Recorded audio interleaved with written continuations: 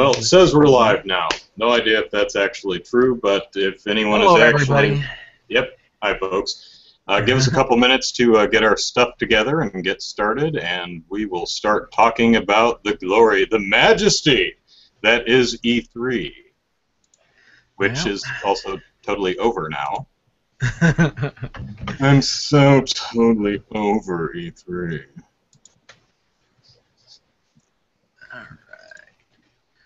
And if you're following me on Easy Night at Twitter, you're going to see a link to this thing, which you're probably watching right now. Uh-oh.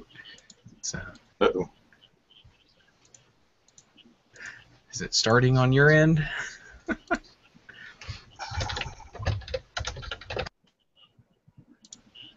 Okay, I'm getting playback, but I don't know where it's from.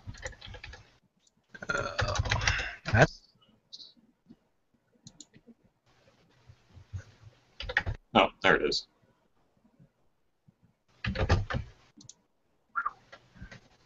Oh. Am I still there? All right. Zachary, can you hear me, see me, all that? Okay, yeah, good. I've got you. I had the tab open in the stream and it started playing. Yeah, so did I. So I was getting a feedback echo of what I said about a minute ago. Yeah. So. Well, I'm posting everywhere that I have. I'm looking for the live feed. There. Need the YouTube link. There you go. It's in the box there. Yep. There we are.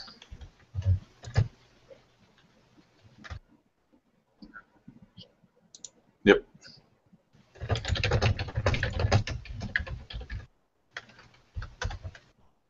Okay.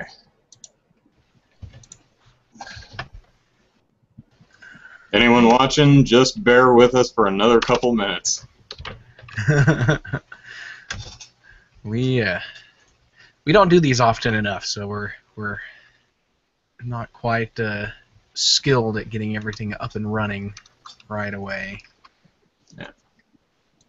Doesn't look like James is online, so. Comrade United, I have no idea how you got here this early, but I am impressed. Alright,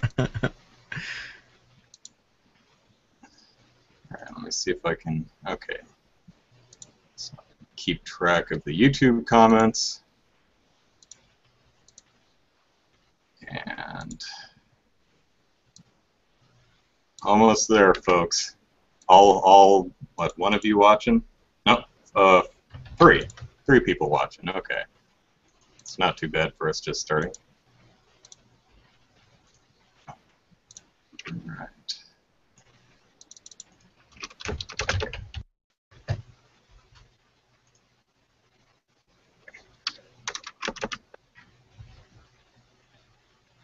Alright. Alright. Yeah, I have absolutely no idea if James is even online anywhere. Yep. Can you put a message in the shop box or somewhere on the Game Politics? Oh, yeah, I can do that. Cool.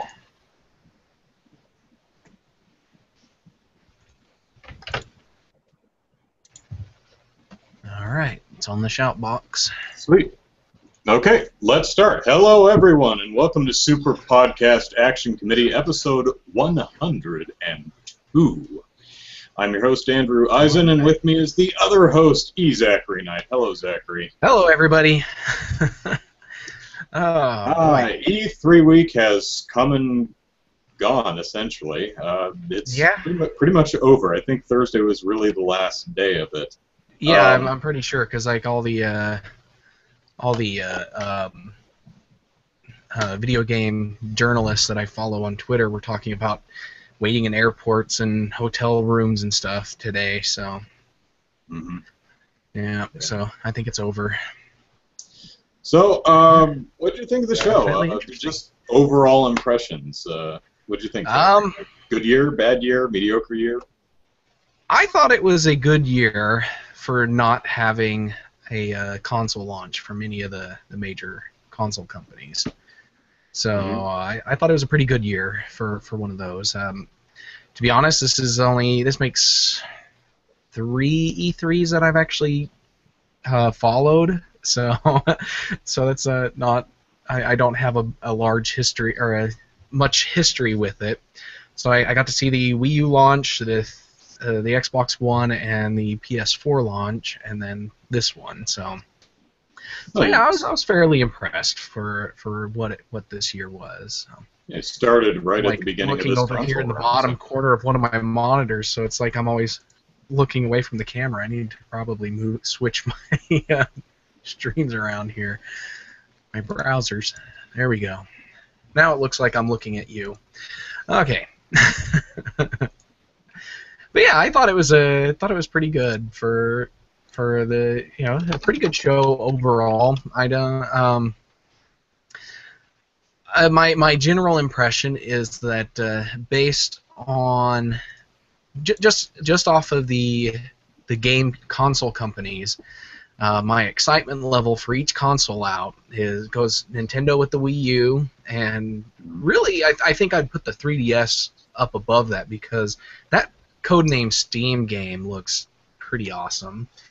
So Nintendo first, and then Microsoft had a really good game lineup that I thought was pretty now awesome. You're talking not just press conferences, but overall presence at the show. Yeah, just overall, just all the games and stuff that they had. So Nintendo first, then Microsoft, and then Sony came in last, which I think part of that might have been because I watched Sony's conference after I watched Nintendo's Digital Direct, because I was busy with my family during the. I was hoping to watch Sony's live, but we were building a playset for the kids, and that went long, and so I didn't get to watch it live. So I watched it after Nintendo's, and so I think after watching Nintendo's Digital Direct, just really had I was like way up here, and then Sony's, and then I was just like, boy, this is boring. Why am I watching this? And then it went for 2 hours, and I was just like,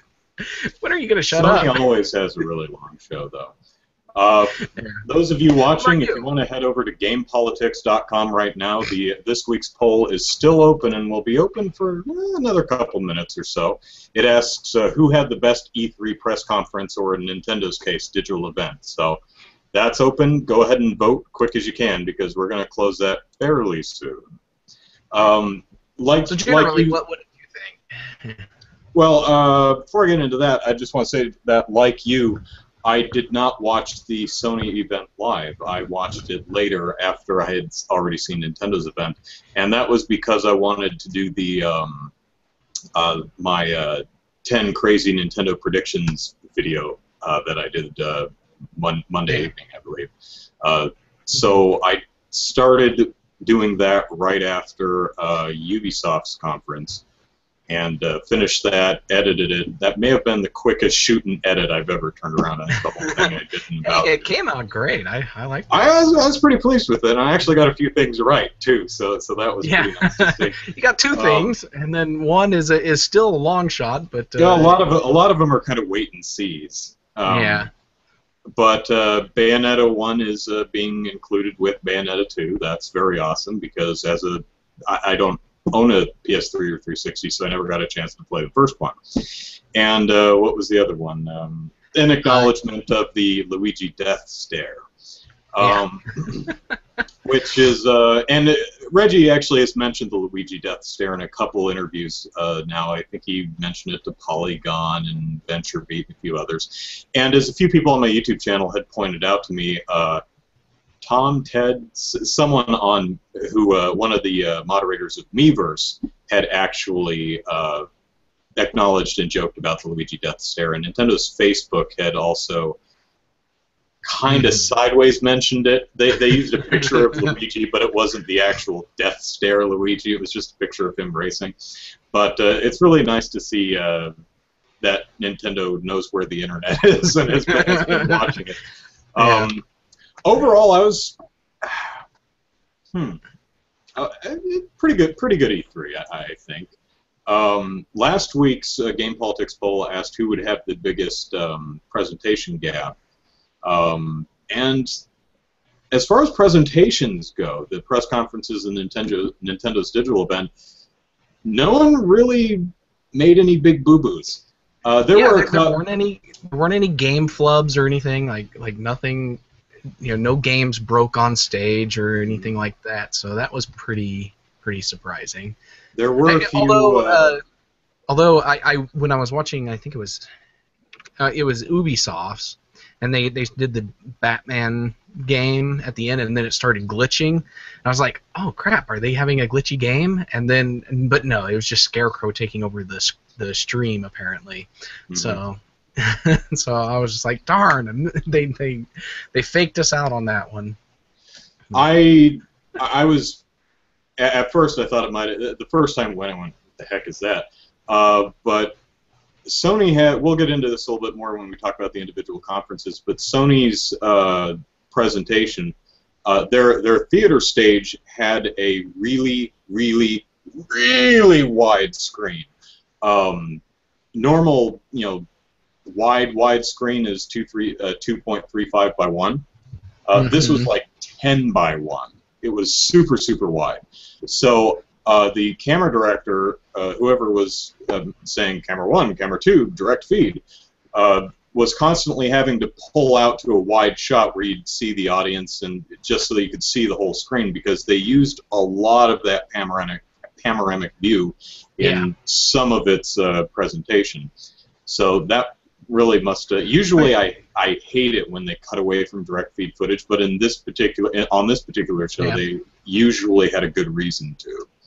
Okay, just a quick question about the Sony conference. Did they have problems with the audio for you?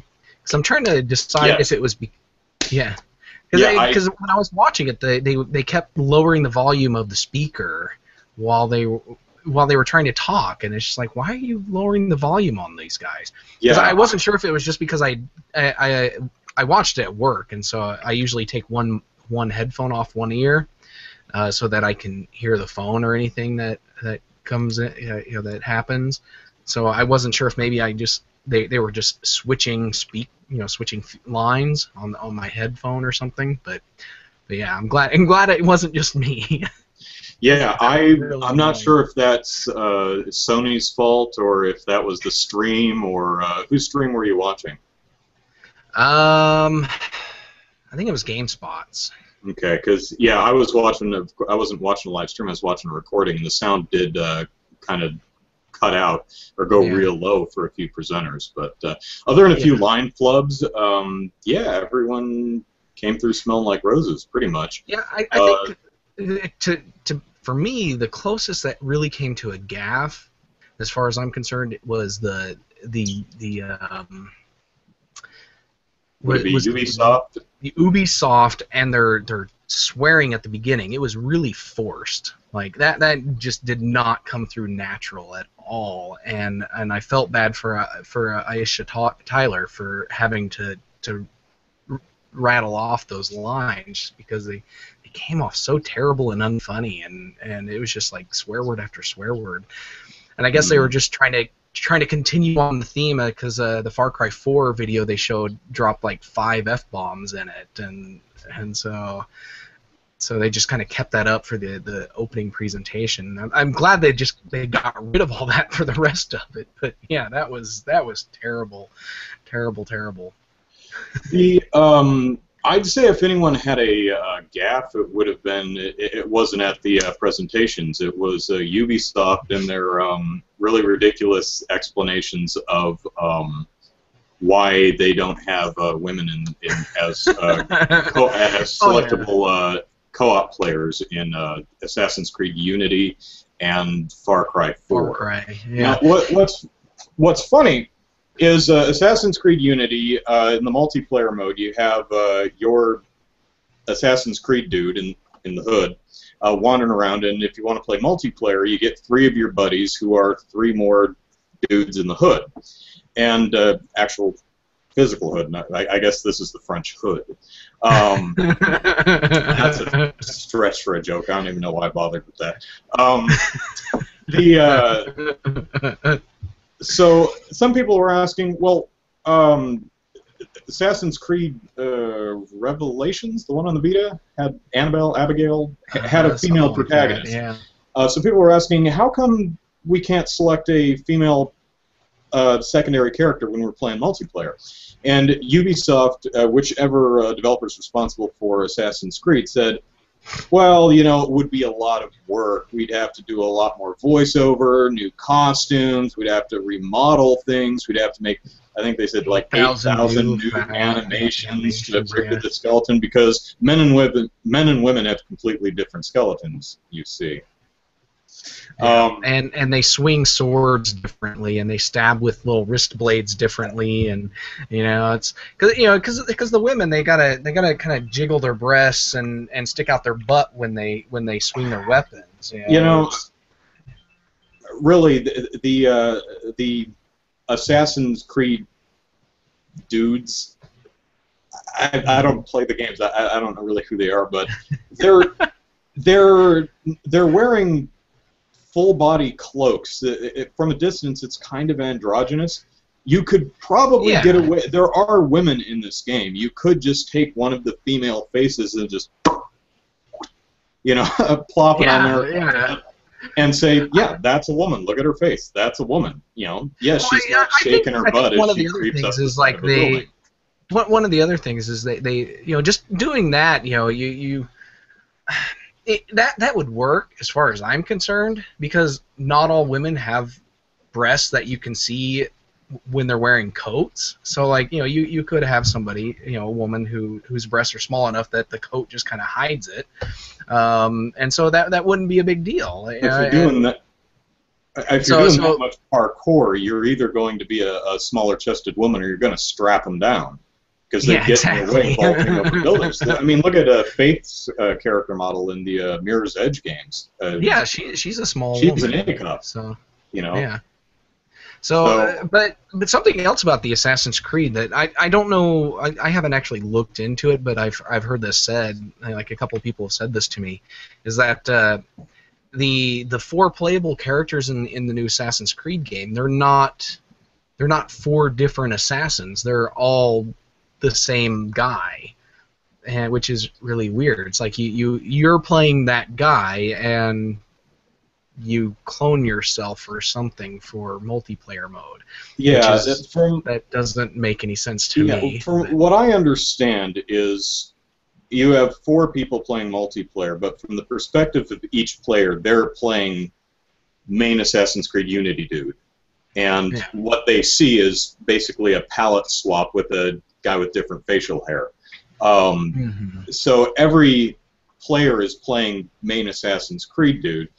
And if Ubisoft would have really drilled on that aspect a bit more, it would have said, well, okay, kind of makes sense just for the way it works. Everyone's actually playing the guy, and the other 3 you see are more or less just palette swaps of the guy. We didn't budget the time and energy to make additional characters, although I don't know how far they're going as far as customizations, costuming, facial stuff, but you say, well, we'd have to do a bunch more voices. It's like, well, take your budget for voices, half of them go to males, half of them go to females. You don't have to put your entire budget into males. It's something, and far be it for any of us to tell artists how to do their job, but this is something that's important to a lot of people, and you will make it more appealing to a broader audience with more representation. Yeah. So, and then Ubisoft, but completely different studio, another continent working on Far Cry 3, said, hey, how come the co-op character can't be a girl? They had the exact same reason. It's like, oh, Ubisoft. So I think this is more of a case that Ubisoft's not being deliberately sexist. I think they probably just really didn't think of it and got caught with the pants down. And we're like, oh, well, it's technically really 8,000 bones and skeletons, and it just the wobbly wiggly woos. It's really complicated. So, but it's been interesting. We've been seeing a lot of I'm getting a sense that the industry as a whole is making strides to be more inclusive, especially Yeah, from gender angles. yeah, I saw. We'll talk about more, but it was interesting that Nintendo's new IP, Splatoon, their big multiplayer shooter game. The Squid Kids, or whatever the hell they're called, are mostly very feminine looking. They're, most of the lead yeah. character art are the female looking character models. There are actually more male looking characters in that game as I pawed through the art. But Yeah, yeah. most It of looked like they're going for an even split of male and female characters Mhm. in that.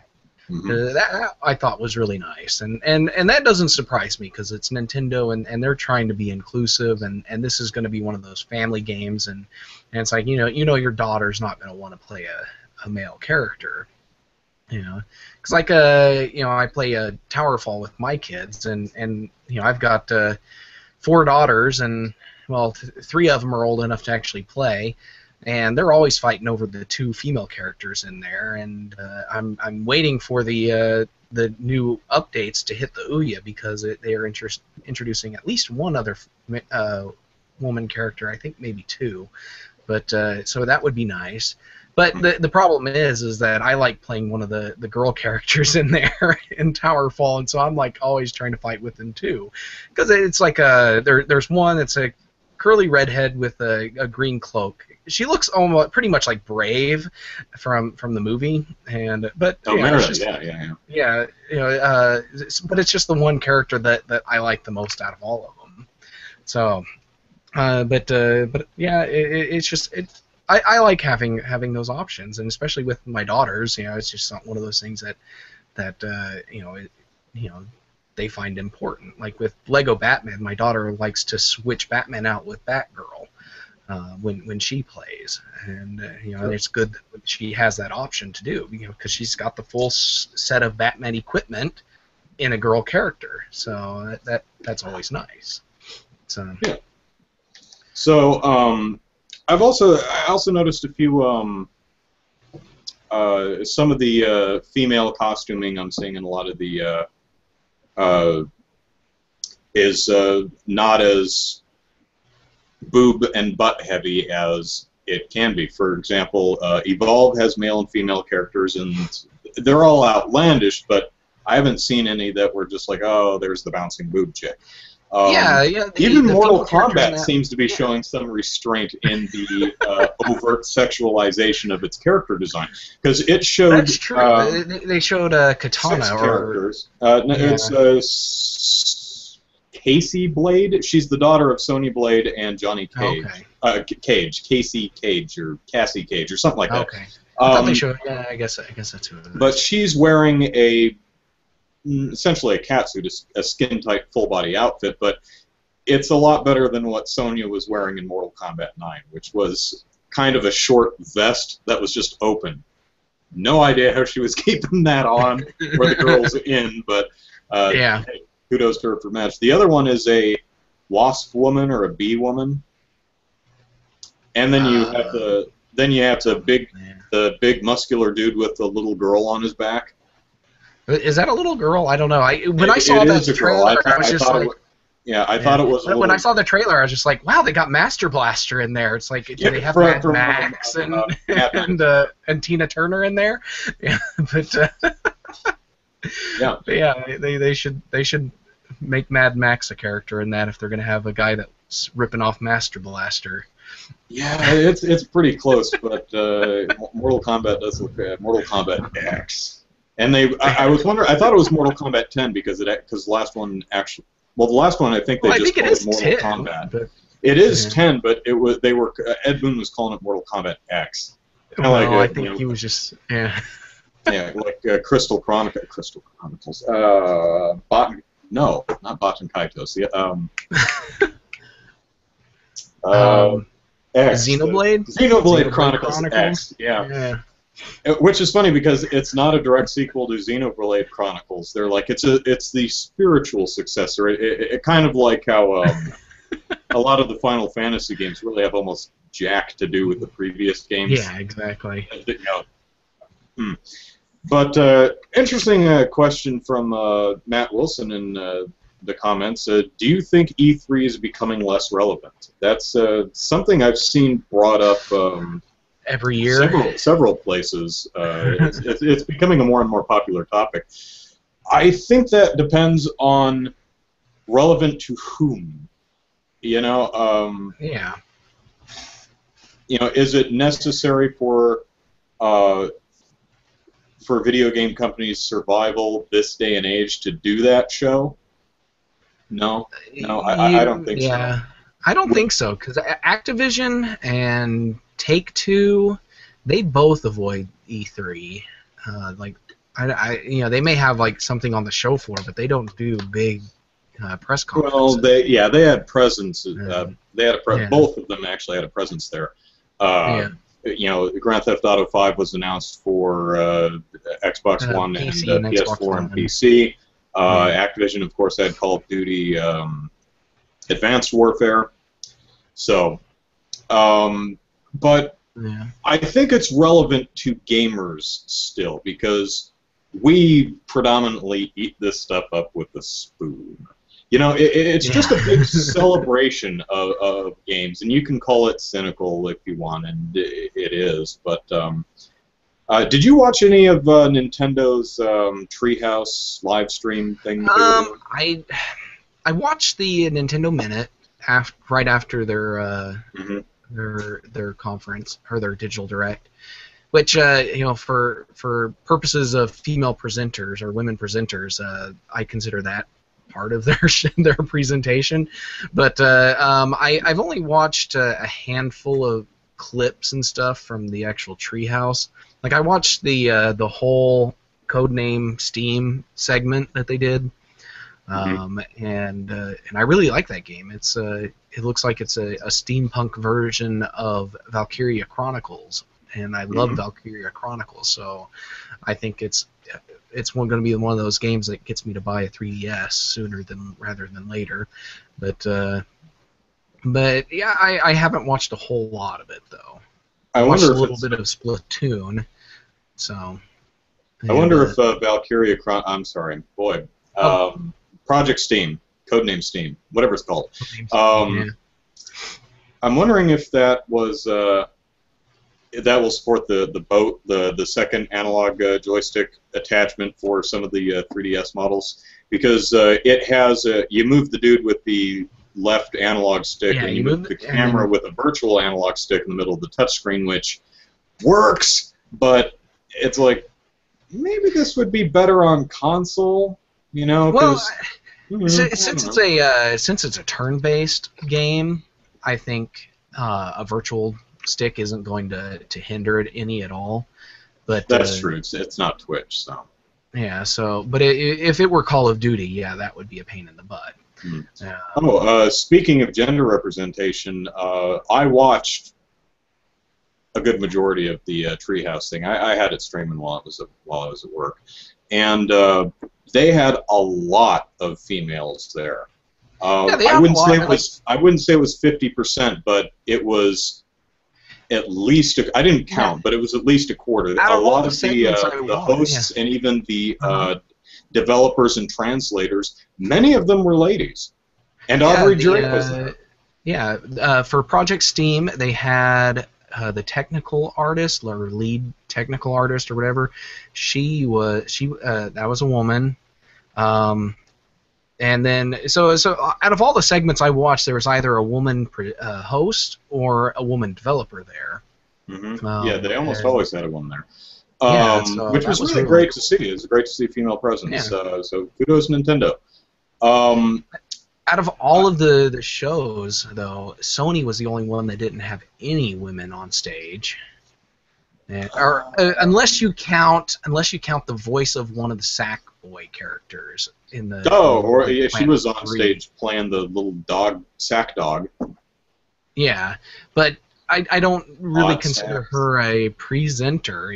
She's more of just one of the game players that all the other companies had on stage. Sure, she had some speaking roles, but she wasn't like introducing the game. She was just there to introduce a specific character.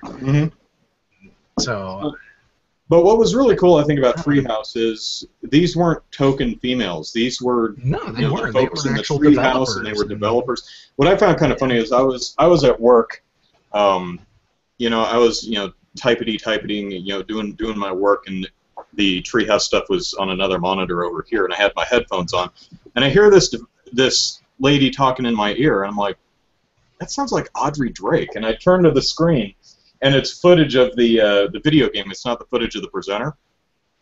And I'm like, oh, Audrey Drake is former Nintendo editor for IGN, who moved on to work for Nintendo Treehouse. I'm like, wow, that sounds a lot like Audrey Drake. And then they did a little picture-in-picture thing.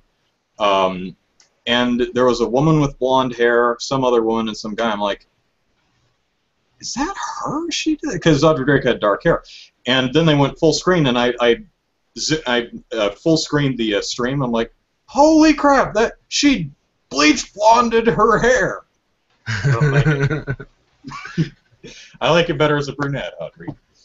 It's just purely aesthetics. I met her once, I think in 2011. I was up at IGN wandering around talking to people. I met her up there. I also met Greg Miller, flipped me off with both hands. Yeah. But back to Nintendo. But talking about more about Nintendo, Matthew Wilson on YouTube just asked if we saw the Smash Invitational. Did you watch any of it? Because I didn't. No, I did not. I would have liked.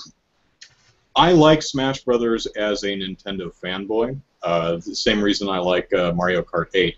I don't really care to play either game because I'm not really as far as playing goes, I'm not a fighter fan and I'm not a racing fan. So watching a match of Smash Brothers doesn't really interest me. I love hearing about the characters and what moves they have and what stages they fight on and the trophies and all the different attacks and all the Nintendo fan service goodness. I love reading about all that stuff, but actually watching the game doesn't really do anything for me. But I hear it went off really, really well.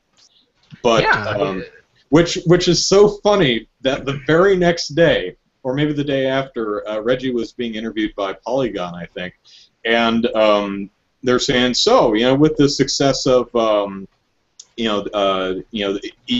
streaming, you're cool with that now. You streamed the whole Smash Brothers Invitational on Twitch. You seem to have a good working relationship with Twitch. Do you think you'll be adding it to the Wii U suite of features like Netflix, Hulu, YouTube, things like that? And Reggie says, no, streaming games is boring. Now, to be fair, what he meant was, we're more interested in doing something specific, something curated and targeted, like the Mario Kart TV thing, which takes a 30, 60, or 90-second recap of your race that you can somewhat edit together and show highlights of, and then put on YouTube. Or doing this Smash Invitational stuff. But he said, but just watching some guy like, Andrew, playing a video game for half an hour, who wants to watch that? And it's like, well, a lot of people, dude. I don't know if you've seen the Twitch numbers, but a lot of people actually watch other personalities. Yeah, it's like, even did nobody's you happen like to? me. Did you happen to see Twitch plays Pokemon?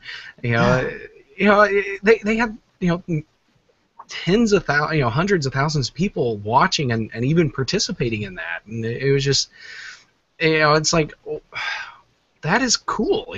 That's the kind of stuff that people like doing, and so it's not like you can't Twitch. Live stream your games. You just have to have a box between your TV and the Wii U in order to do it. Mm-hmm. And but still, it would be nice to be able to do something like that directly from the Wii U.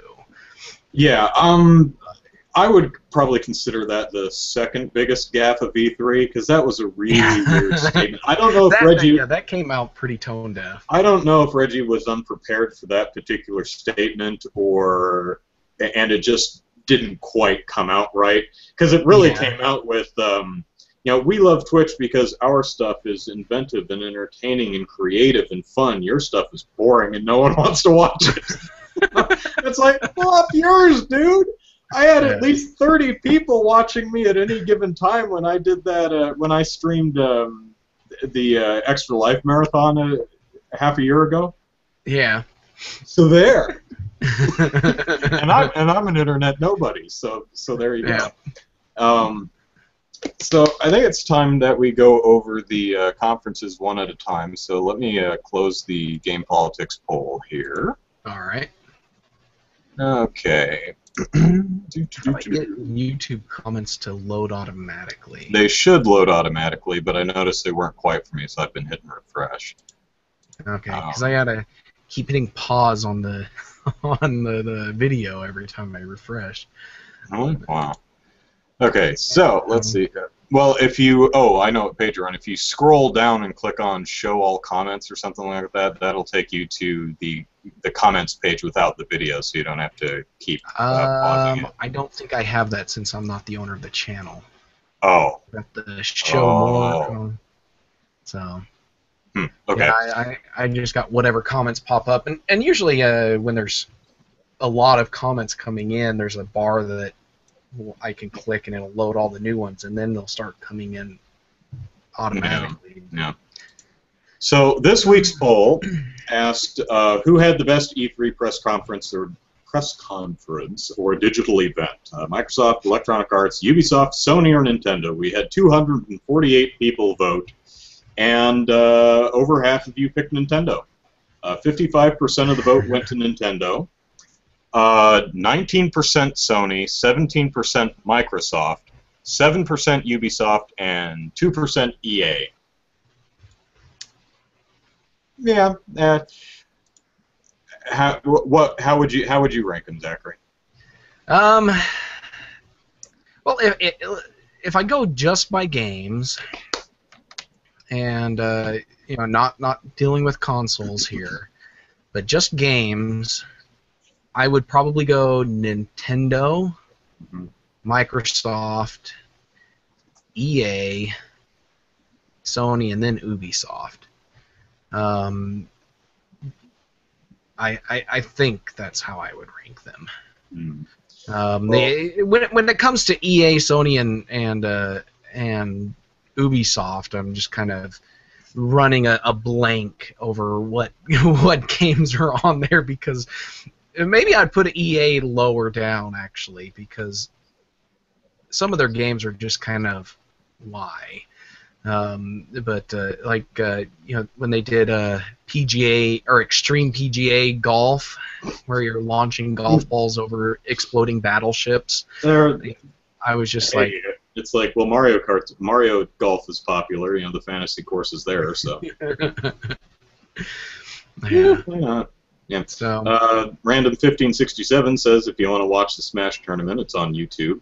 Search Smash Invitational. Might be fun to watch for the experience. I agree. I'll when I get some time, I'll probably check out some of the tournament and just to get a feel for it, because I hear it was there was a lot of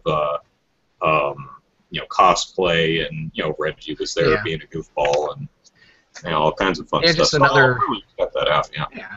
Another side thought for the Smash Invitational, this was a complaint that I heard, was that a lot of the, I guess you would call them pro players they had on, would just play the same characters over and over again, and it was just the guest players, like the hosts or whatever, that would actually switch up their characters. So that got on a lot of people's nerves when they were watching them. But yeah. But how would you rank the conferences? Well, no surprise to anyone, Nintendo was far and away my favorite. I just felt that, well, let me say this first. I would rank Microsoft, Ubisoft, and EA pretty much even. Yeah. Just from a presentation standpoint, EA would be on the bottom just because I don't care about sports games at all. And also, EA didn't show a lot of gameplay. I mean, one year later, and EA still has nothing to show from Star Wars Battlefront? Really? what have you guys been doing all year? It's like, we rendered a speeder. It took you all year? Yeah. But Sony, I would rank, the worst by miles. Yeah. Which is interesting because a lot of people felt Sony pwned the show. The problem I had with Sony was an interesting thing is everyone focused solely on games except Sony, who devoted some time to metrics, which bored the hell out of me. I'll cut them some slack for the PlayStation TV hardware announcement, or at least announcement of it coming to America. Yeah. But there was a lot of self-congratulatory back patting and metrics and some other. And when your show is already 2 hours long, it's like, guys, get on with it. Also, all the with maybe the exception of Nintendo, all of the present companies had this problem, but Sony had it the worst, and that was showing game presentations that showed no game footage at best, and at worst told you absolutely nothing about the game. Mm-hmm. You came away, they'd show, and here's a clip for whatever, and you'd watch it and you go, okay, I have no earthly clue how that game plays, or what kind of game it is, or what I'd be doing in it. Let's see, they had the Batman Arkham Knight presentation was good because it showed you running around as Batman and driving around the Batmobile and beating up thugs. And it's like, oh, I'm getting an idea. It's Batman. You run around and glide through the city and beat up thugs and drive the Batmobile and shoot lots of guns like Batman does. Yeah, I remember watching that. I was just like, did Batman go to the school of, or the hardline school of policing? Batman is like, you know what? Screw it. Everything's in chaos. Let's just blow everything up. And to be fair, there are battle tanks that he's fighting against. Yeah, I'll cut him some slack. I just thought it was kind of funny. Let's see what else is in Sony's show.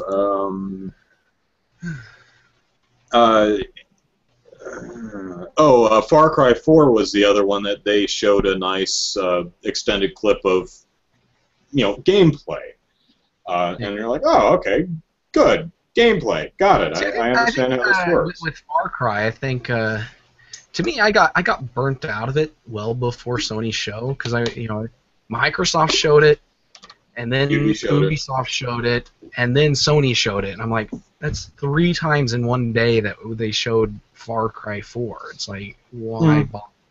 And I'm not even excited about the game anyways. I've had zero interest in any of the previous games and zero interest in this one, but watching it 3 times, I found myself skipping a lot of these things that they showed multiple times in multiple presentations because I had that luxury for Ubisoft and Sony because I was watching the recorded versions. Yeah, I don't remember off the top of my head what Microsoft showed at Far Cry 4, but Ubisoft showed essentially the opening cutscene. Let's see. Sony showed the. Let me see here.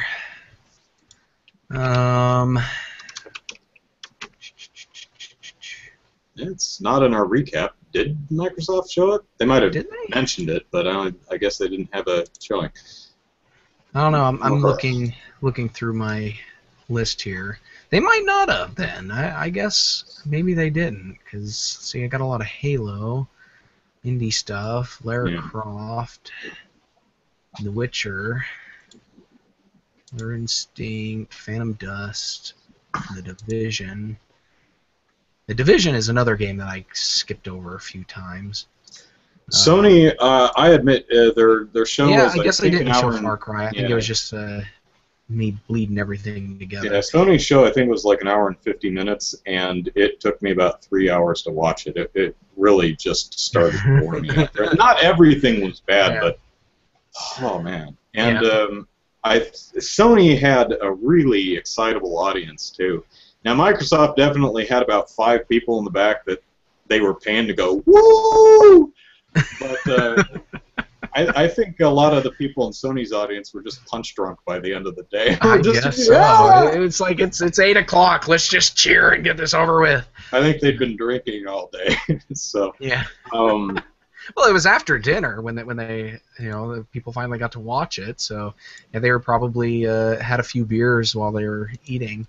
But just. Let's start from the beginning though. Let's we've talked a lot about Sony and Nintendo. Let's go back to let's talk about Microsoft here. Yeah, get Morphine. One of our commenters says Microsoft didn't show Far Cry. Yeah, I didn't think they did, but it still saw it twice. Before we recap the shows, I just wanted to on Nintendo. What I really liked about the show is it was playful and fun. I smiled and laughed out loud multiple times throughout the show, and it was only 40-minute shows. The opening, the opening where they had the opening that was done by Robot Chicken. That was awesome. Was very cute and funny, and I loved the battle between Satoru Iwata and Reggie Fils-Aimé. That was that was awesome, glorious. That was so well staged. I saw that and I was just like, oh, it's confirmed. They're both playable characters. And then it switched over to Mii's, and I was like, well, I guess technically they are playable characters because you can make them with your Mii's. But still, that was pretty darn awesome. That means Andrew's a few things on Andrew's Smash Brothers wish list video from a few weeks back came through, because I'd said Mii's and I'd said Pac-Man. So yay me. But it was great to see an entire presentation that was so playful and fun, because these are video games, things you play for fun. So they're supposed to be fun. Exactly. So let's, like you said, we'll back up to Microsoft and talk about the show. Go ahead. Well, I tweeted a lot, and I'm using my tweets as my notes here to help me remember what all happened during that full day worth of days and haze. Call of Duty was first. They showed Call of Duty, and about the most impressive thing that I found out of that was Kevin Spacey is starring in it, and I thought that was pretty cool. And the Uncanny Valley. Yeah, but that's really the only thing that stood out for me, because I'm not a first-person shooter fan, and to be honest, I find the Call of Duty and Battlefield games to kind of be the blah of first-person shooters. It's very difficult for me to find a first-person shooter that I actually enjoy, and usually they tend to be first-person perspectives of other genres. Like Metroid Prime isn't really a first-person shooter; it's a first-person puzzle platformer. Or if you're Nintendo, a first-person adventure. A first-person adventure, yeah. Legend of Grimrock is another one, and that's just a first-person RPG. It's not really a first-person shooter, and it's kind of a Twitch game, but you still have a little bit of strategy and tactics into it, a lot more than just find a first-person shooter. So Call of Duty just really didn't interest me. Well, I've never played Mirror's Edge, and it's one of those games that I actually want to play because it looks it looks really interesting. But yeah. So yeah, Call of Duty. Kevin What I Spacey found really interesting about the Call of Duty presentation that they had is it opens up where you have 3 or 4 dude bros in their drop ship, and the ceiling is a video screen that shows what's below them. I didn't catch that. And I was wondering, is the ship flying upside down?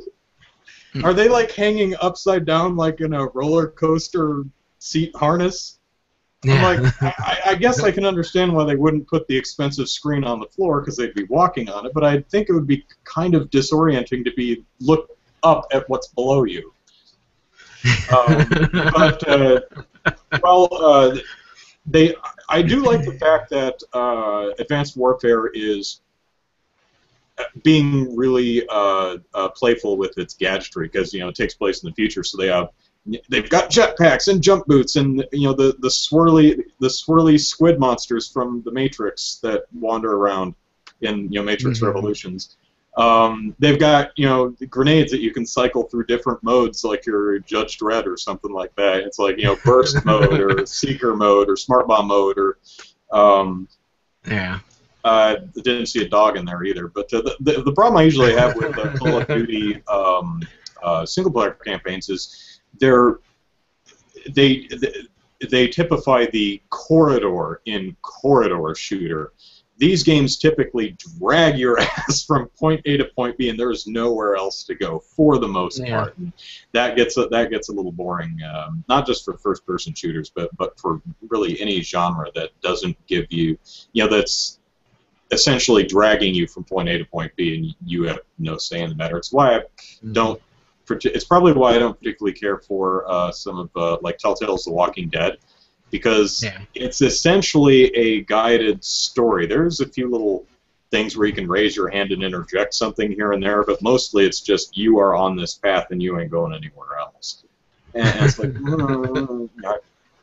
so. Yeah. Anyway, Advanced Warfare. It's not coming to the Wii U anyway, so far as we know, although Activision may announce it later in the year. Who knows? Yeah. So then they showed off Forza 5, which lots of new things, and then they focused way too much on that one racetrack. Wait, wasn't it like Forza 5 got a track and the game they're showing was Forza Horizon 2? Or something? Yeah, Nürburgring. Yeah, and it's just Nürburgring or something. Yeah, I don't know. But yeah, it's just apparently it's a famous racetrack on the European circuit, racing circuit. Okay. But yeah, they focus like 5 to 10 minutes just on this racetrack, and I'm just like, am I supposed to care? I'm sure if I were a European racing fan, if I were a European racing fan, maybe. But yeah, it's just, I was just like, okay. So Forza Horizon 2 though is a completely different game though, right? Yeah. Then they had Forza Horizons 2, and that one I liked watching all the cars. They just did this whole montage of all the cars just kind of driving, but it was very funny too because they had several cars where as they were driving, the gull-wing doors would open up, and I was just kind of watching that, and I was just like, come on, I want to see one of those cars take off, but they never did. Mama, mask, dude, it's just gonna be awesome. Yeah. That would have just been fun because why has no one licensed that? That would be so much fun. We need a mask video game. As a kid, I whenever I had a toy car that had gull-wing doors, they were always wings. That's what they were. They were wings. The car flies because it has wings. But yeah, that didn't happen in that. And I was sad. No. So next was Evolve. Evolve? Which, yeah. That actually looked impressive. Yeah. That is a game that would make me want to play a first-person shooter. The monster design was just really, really nice. Very Lovecraftian, and I was just like, yes, I would play a game to fight those monsters. Yeah. Another interesting trend I'm seeing is Turtle Rock Entertainment, I think, whoever does Left 4 Dead. The guys behind Evolve, I saw them in a few interviews, and they're trying to describe this genre, because you have big Lovecraftian monster, the Kraken, where one player plays the monster, and the other 4 players are playing the hunters, and the 4 players are trying to get the monster, and the monster's trying to get the 4 players. There are a couple. Fable Legends also. Yeah, Fable Legends has 4 playable characters, where the 5th player is playing the Overlord villain, putting. It's kind of like the multiplayer mode in Zombie U. Only that was 2 players. But we're coming out with this incredibly unique style of play where you have 4 people doing one thing and a 5th player doing a completely different thing. It's like, it's never been done before. It's totally unique and original. We don't even know what to call this new genre of gaming. And I'm thinking, how about you call it asynchronous gameplay? It's what Nintendo called it last year. Yeah, exactly. You know, and speaking of Nintendo, Mario Party 10 is going to be the same thing. One player gets to be Bowser on the thing, and then everybody else is playing that player's board game. Yeah. So yeah, that is definitely a theme. But one more thing on Evolve. One thing that I heard that made my jaw drop is guess how many different monsters are in the game. We've seen 2 so far. We've seen the Goliath, and we've seen the Kraken, which is the Lovecraftian one we saw at E3. How many total monsters would you assume there are in this game? I would hope there are a lot more than 2. There are more than 2. 50. I'm going a long shot there. 3. 3? 3. 3 monsters. Maybe I won't buy the game then. That seems kind of disappointing. I know. I was like, 3? Really? That's like releasing Killer Instinct with 6 fighters. Now, to be fair, I that think actually happened. Yeah. It's funny because it's true. I think there's something like 12 different arenas and 8 different character classes. Including like a little bloodhound dog that goes running out after the monster, which is really awesome. And that sounds like a good number, but really just 3 monsters? That's... You think they would go for like at least an even number of monsters and player classes? Yeah, because that seems kind of disappointing. Maybe that's just maybe because the monsters are unique in the way you play them. Other designs just weren't working, and these are the best ones they have, and they would maybe release other ones as DLC. But that's possible. During I think their interview with IGN, they kept referring to Grounder. I think he was making a mistake and kind of naming the 3rd monster. So I'm guessing you have the Goliath, which is your big, brutish, land-based one. You have the Kraken, which is your Lovecraftian one that kind of flies through the air. Grounder, I guess, burrows through the ground. So maybe it's like a graboid from the Tremors movies. That would be cool. So you've got, air, land, and not sea, but underground. Those are your types, but it's like, perhaps 3? I mean, it was kind of like when Nintendo came out with the new Punch-Out a few years ago, and when they first announced it, they showed off 4 characters. They showed King Hippo, Blast Joe, Kaiser Soze, Von Kaiser, and new guy Disco Kid, and I love Disco Kid. I was like, oh, that is such a cool idea for a boxer. I can't wait to see what other new things they have for this game. He was the only new character in the entire game. The rest of them were from Punch-Out and Super Punch-Out. Oh well. They were redesigned, so they were essentially new characters because they looked and played so different. But it was like, really? Just one? Only one new character? Huh. Yeah. All right, so what was after Evolve? Let's see, Assassin's Creed was next, and talked a lot about that already. Here's an interesting question. Do you Microsoft, like several of the other companies, would bring people out on stage to hold a controller and ostensibly play the game they're demoing? Do you believe any of these people are actually playing those games? Probably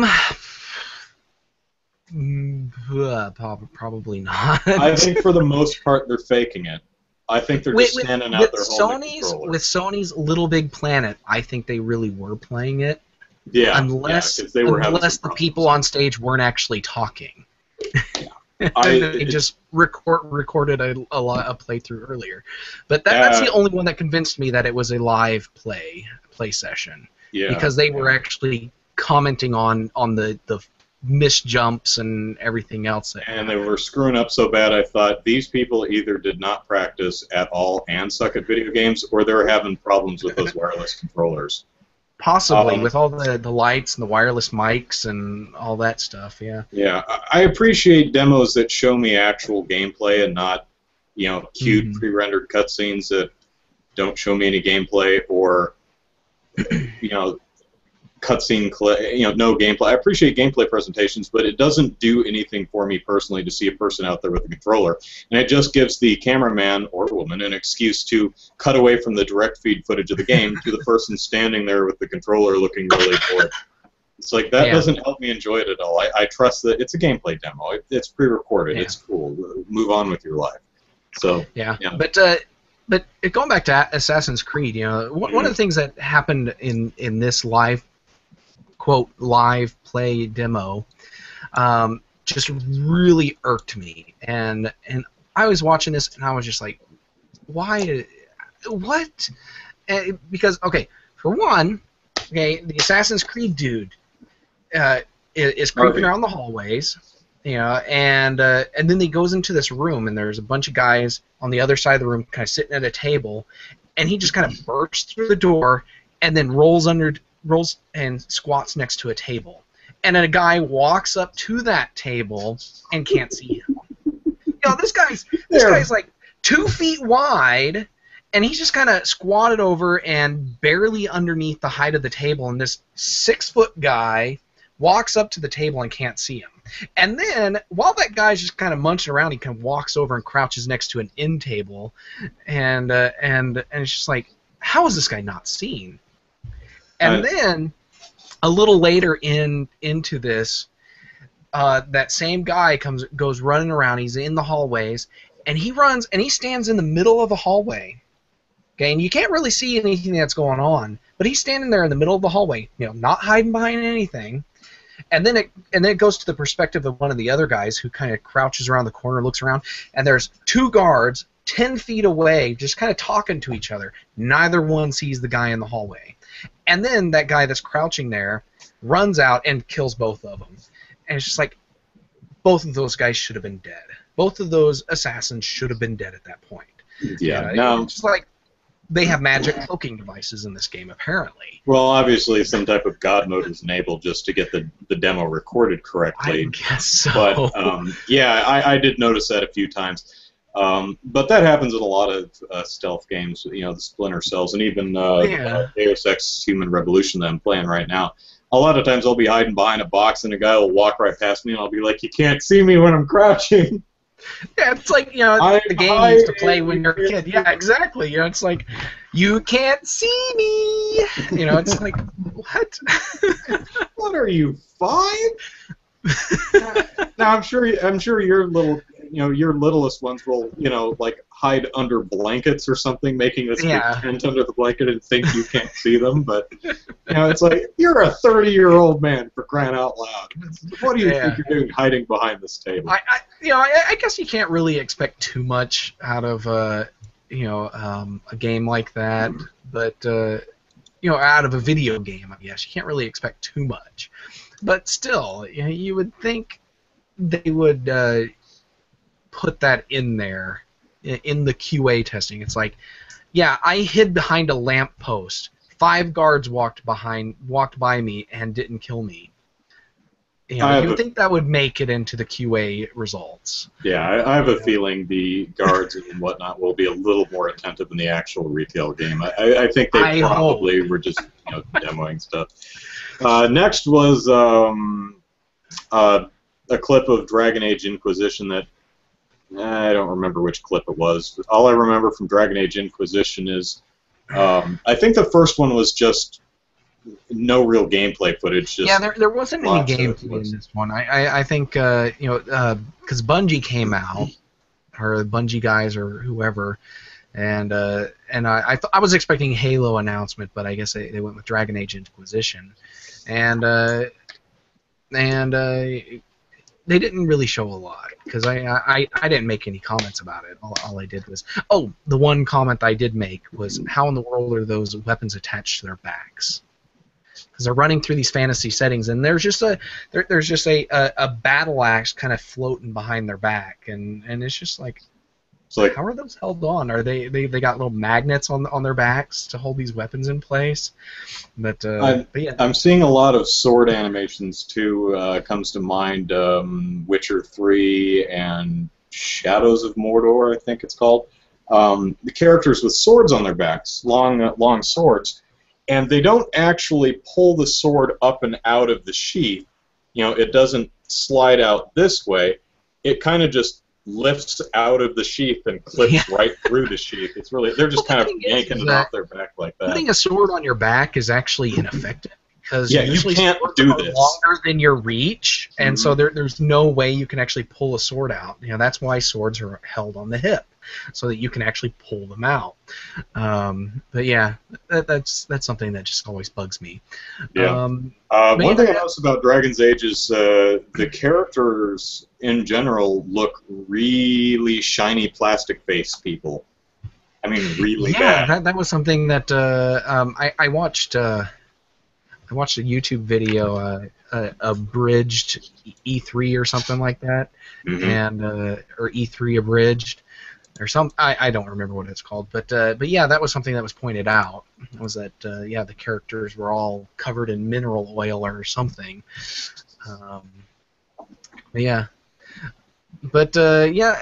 Nothing in Dragon's Age Inquisition really impressed me until the actual. That was a. No, that's an EA game, isn't it? EA.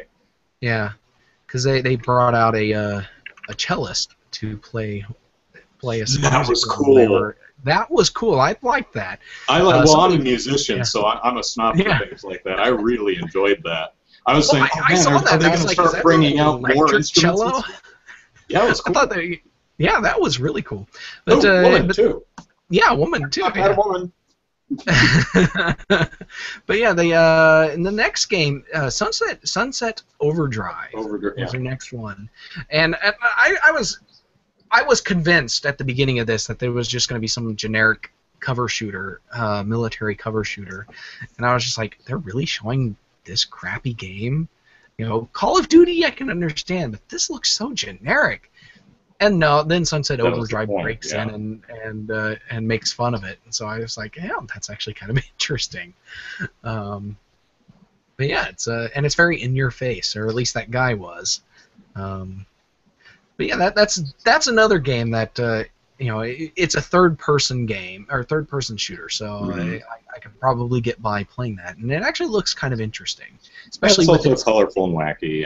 Yeah, colorful, wacky, and then it has all that extreme parkour, like triple X extreme. That was one of my themes. I commented on a couple of games that were just extreme.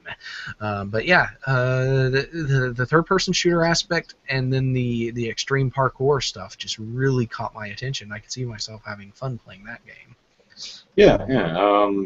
Let's see what it was. Oh, next was the Dead Rising 3 Capcom's Capcom cosplay, Super Ultra Mega Championship Turbo Alpha EX Edition or something like that. Something along those lines.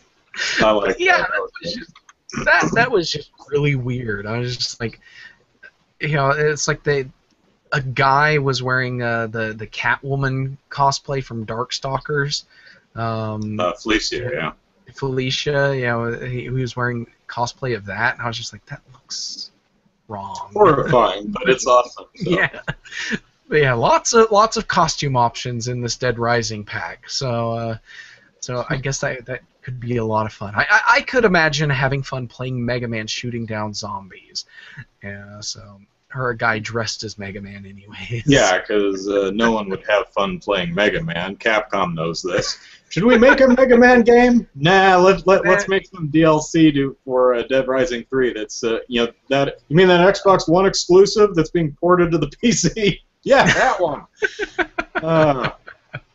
Why is anyone buying an Xbox One now? I mean, now, I mean, maybe Sunset Overdrive. I don't know.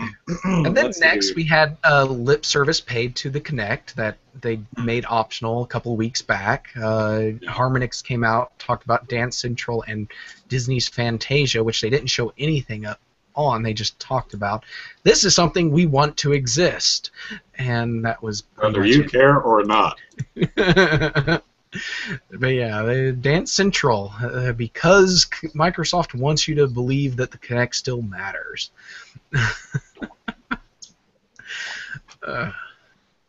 Yeah, well, Dance Central, from what I understand, is like the only worthwhile, one of the only worthwhile games playing on the Kinect.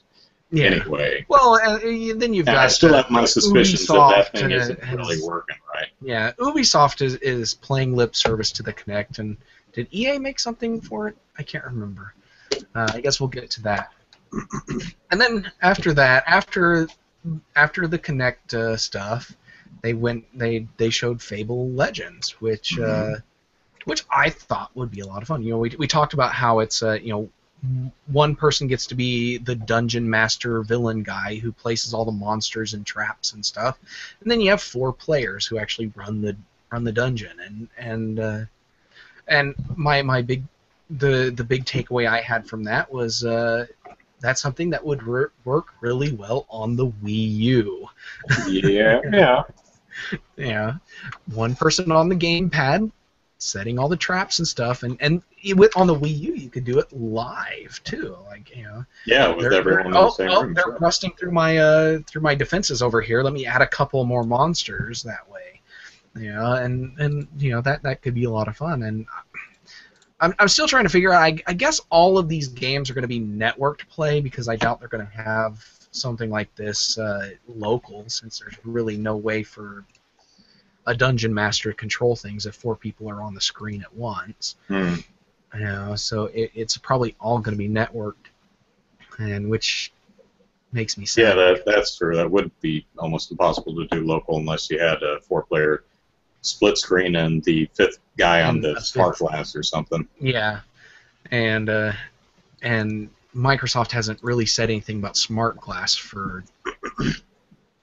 over, I think they mentioned it a little bit last year, but didn't have a lot of focus on it. Not a single mention of it this year. Well, I wonder if this Fable Legends, it's very different from what Fable 1, 2, and 3 are, so I have a feeling a bunch of people who really enjoyed the Fable games, which I thought were always interesting ideas, but just really ridiculously flawed, as most Peter Molyneux games are. I wonder if they're going to just be really annoyed that this isn't my Fable. This isn't a Fable game. This isn't what I want, But then again, it's Fable Legends. Maybe there will still be a proper proper sequel. Yeah. Yeah, because I don't see how they could fit an actual Fable style first or 1-player mode or even co-op mode in the way they're designing this or presenting this game, unless they're presenting it where they're going to have 2 halves, where this is the multiplayer mode and then they're going to have single-player mode, which is just a regular Fable game. But I would be happy with it just being the multiplayer stuff. So definitely that's another game that I could find myself having a lot of fun with on the Xbox One. Then they had an interesting clip for Project Spark, which I don't know. I'm never really interested in make your own damn video game. It's like, no, that's what I pay you for. I'm not going to pay you so I can make a video game. I'll do that myself. Yeah, I've bought a lot of games that have level editors in them, like Warcraft and StarCraft, Neverwinter Nights, and Legend of Grimrock, Little Big Planet 2.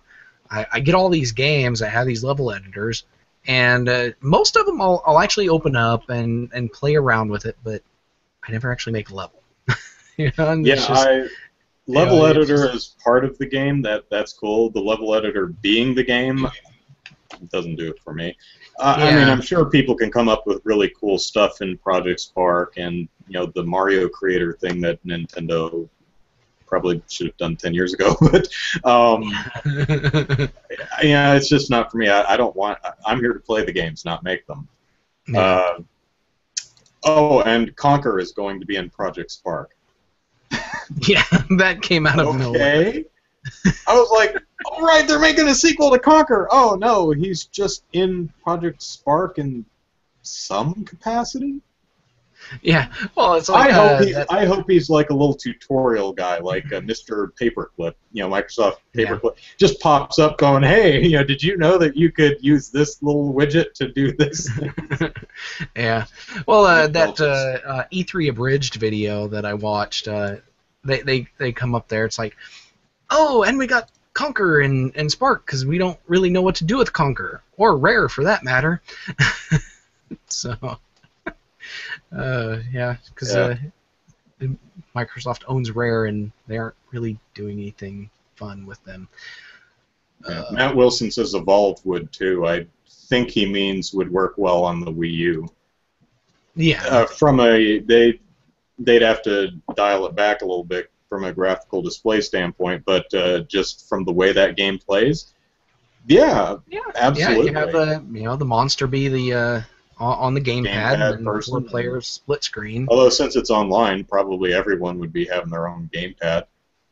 Yeah. So, yeah. Well, it's a game that could work as local multiplayer too.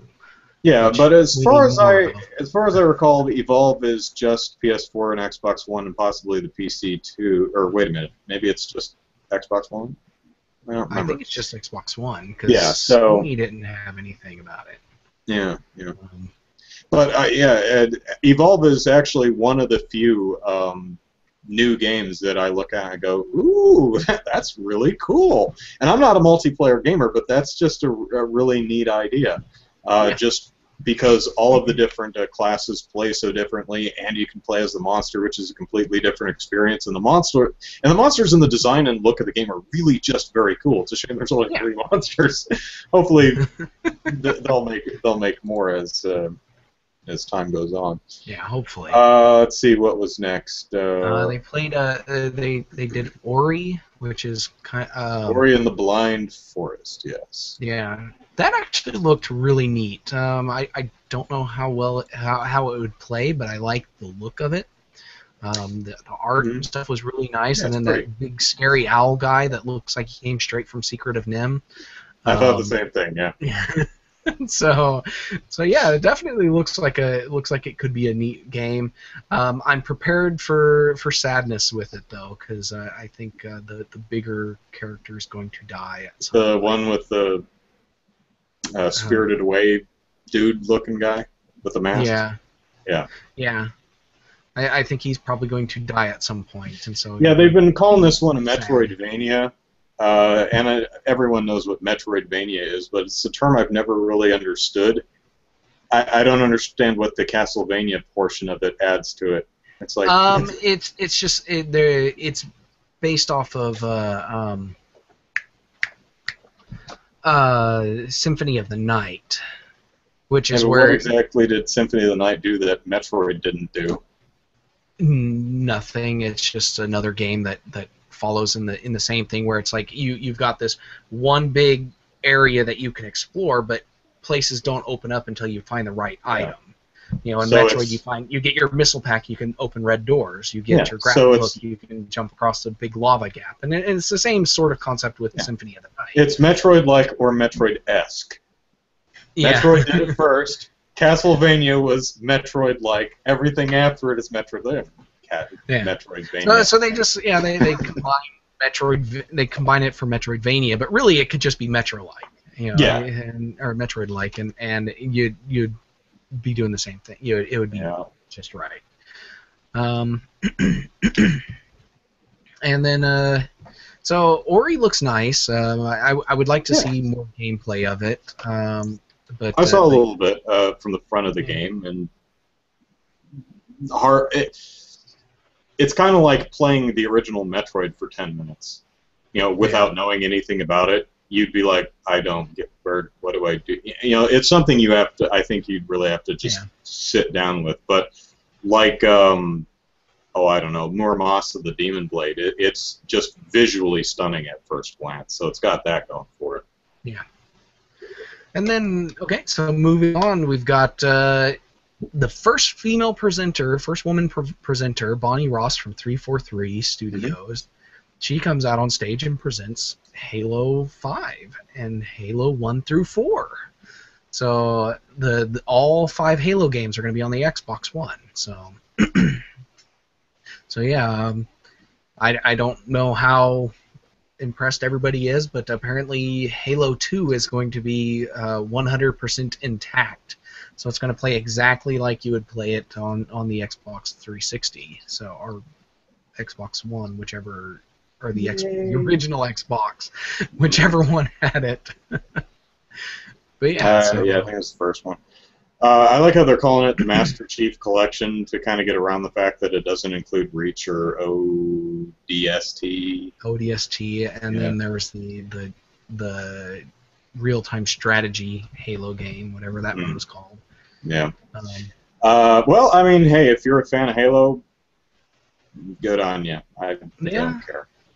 Well, I played a little bit of Halo once, and I found it to be pretty much like every other first-person shooter I ever played. I found it to be a completely solid first-person shooter. It's good. I never found it amazing. And the first game, anyway, I was kind of like, I got the second half of the game, and you're like, wait a minute, I'm just kind of playing backwards now, because you go into this place, and the second half of the game is walking out again. It's like, well, okay, it is different. The thing with Halo is Halo did for console first-person shooters what Final Fantasy VII did for JRPGs. They made them popular. JRPGs were a very niche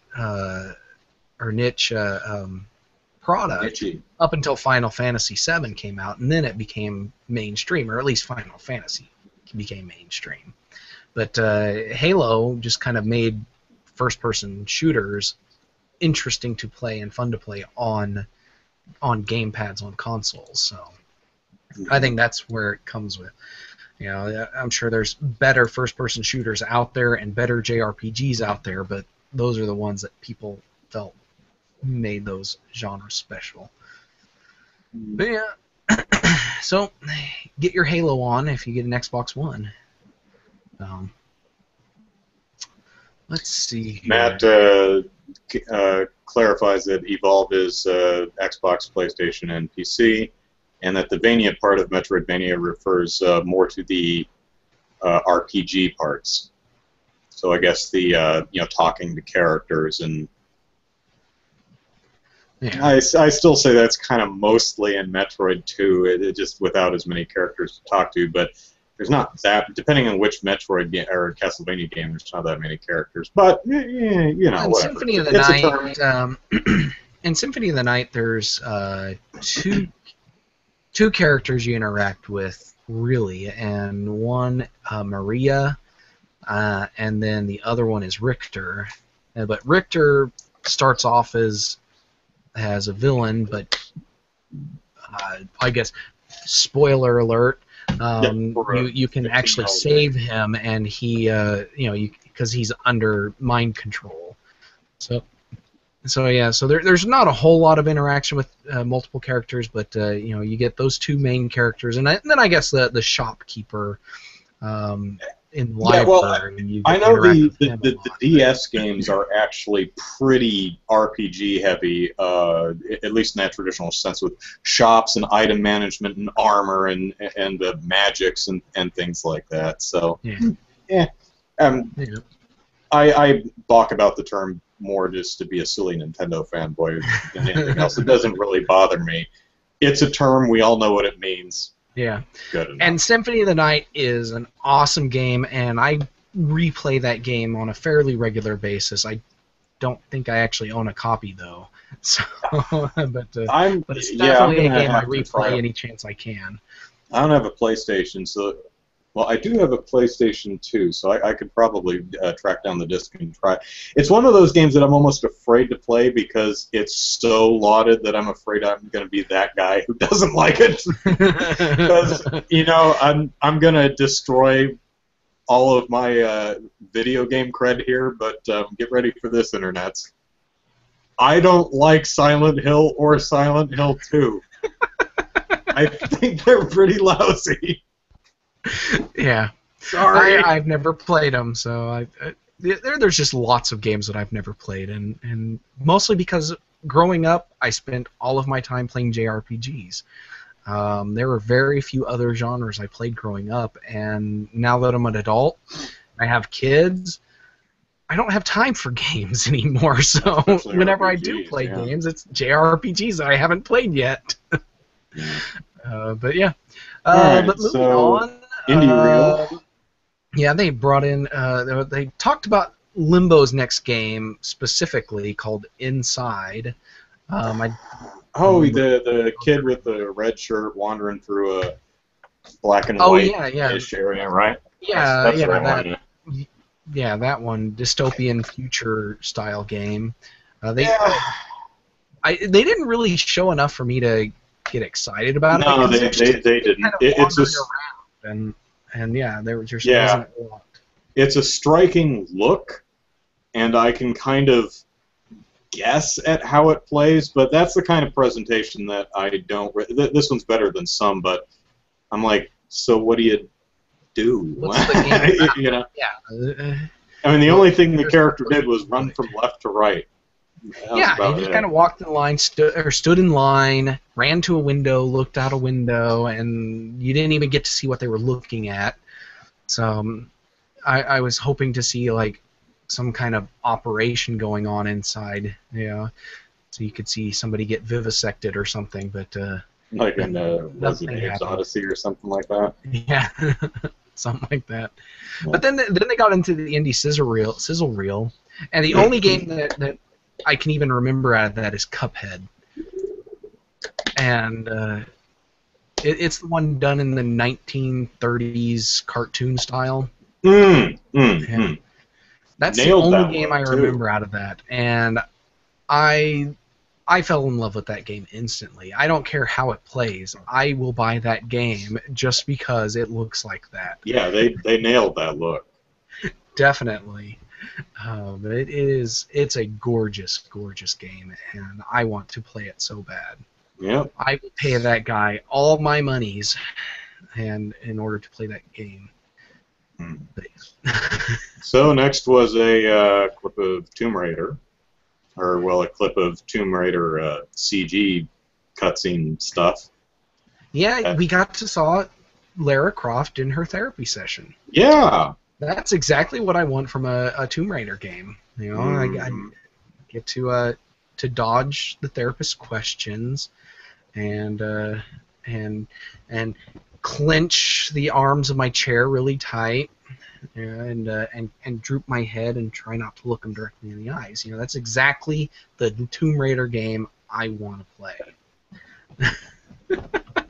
Doesn't matter if I want to play it or not. It's not coming to a system I own.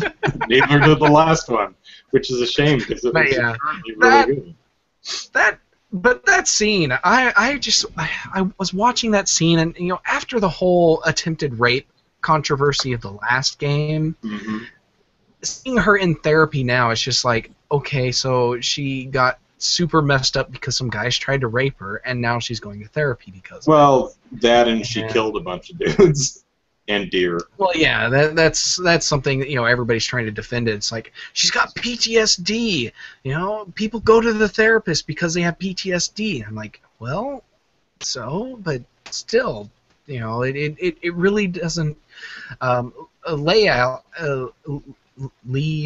Alexander. I keep forgetting how to pronounce her first name. I think I read that article too, but go ahead. Yeah, she wrote an article in Gamma Sutra where she just kind of ripped into that and the new Infamous game that's coming out for the PS4. Yeah, it had the DLC, I think. It had a very similar tone to it. Yeah, and so it's just, on Twitter she says, aha, a woman who has become strong through trauma, the only way for women to become strong. Yeah, And is for men to terrorize them, traumatize them, and give them that push in the right yeah, direction.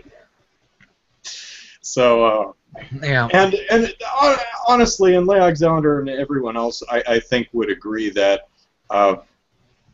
Crystal Dynamics, I think, that isn't what's in their head.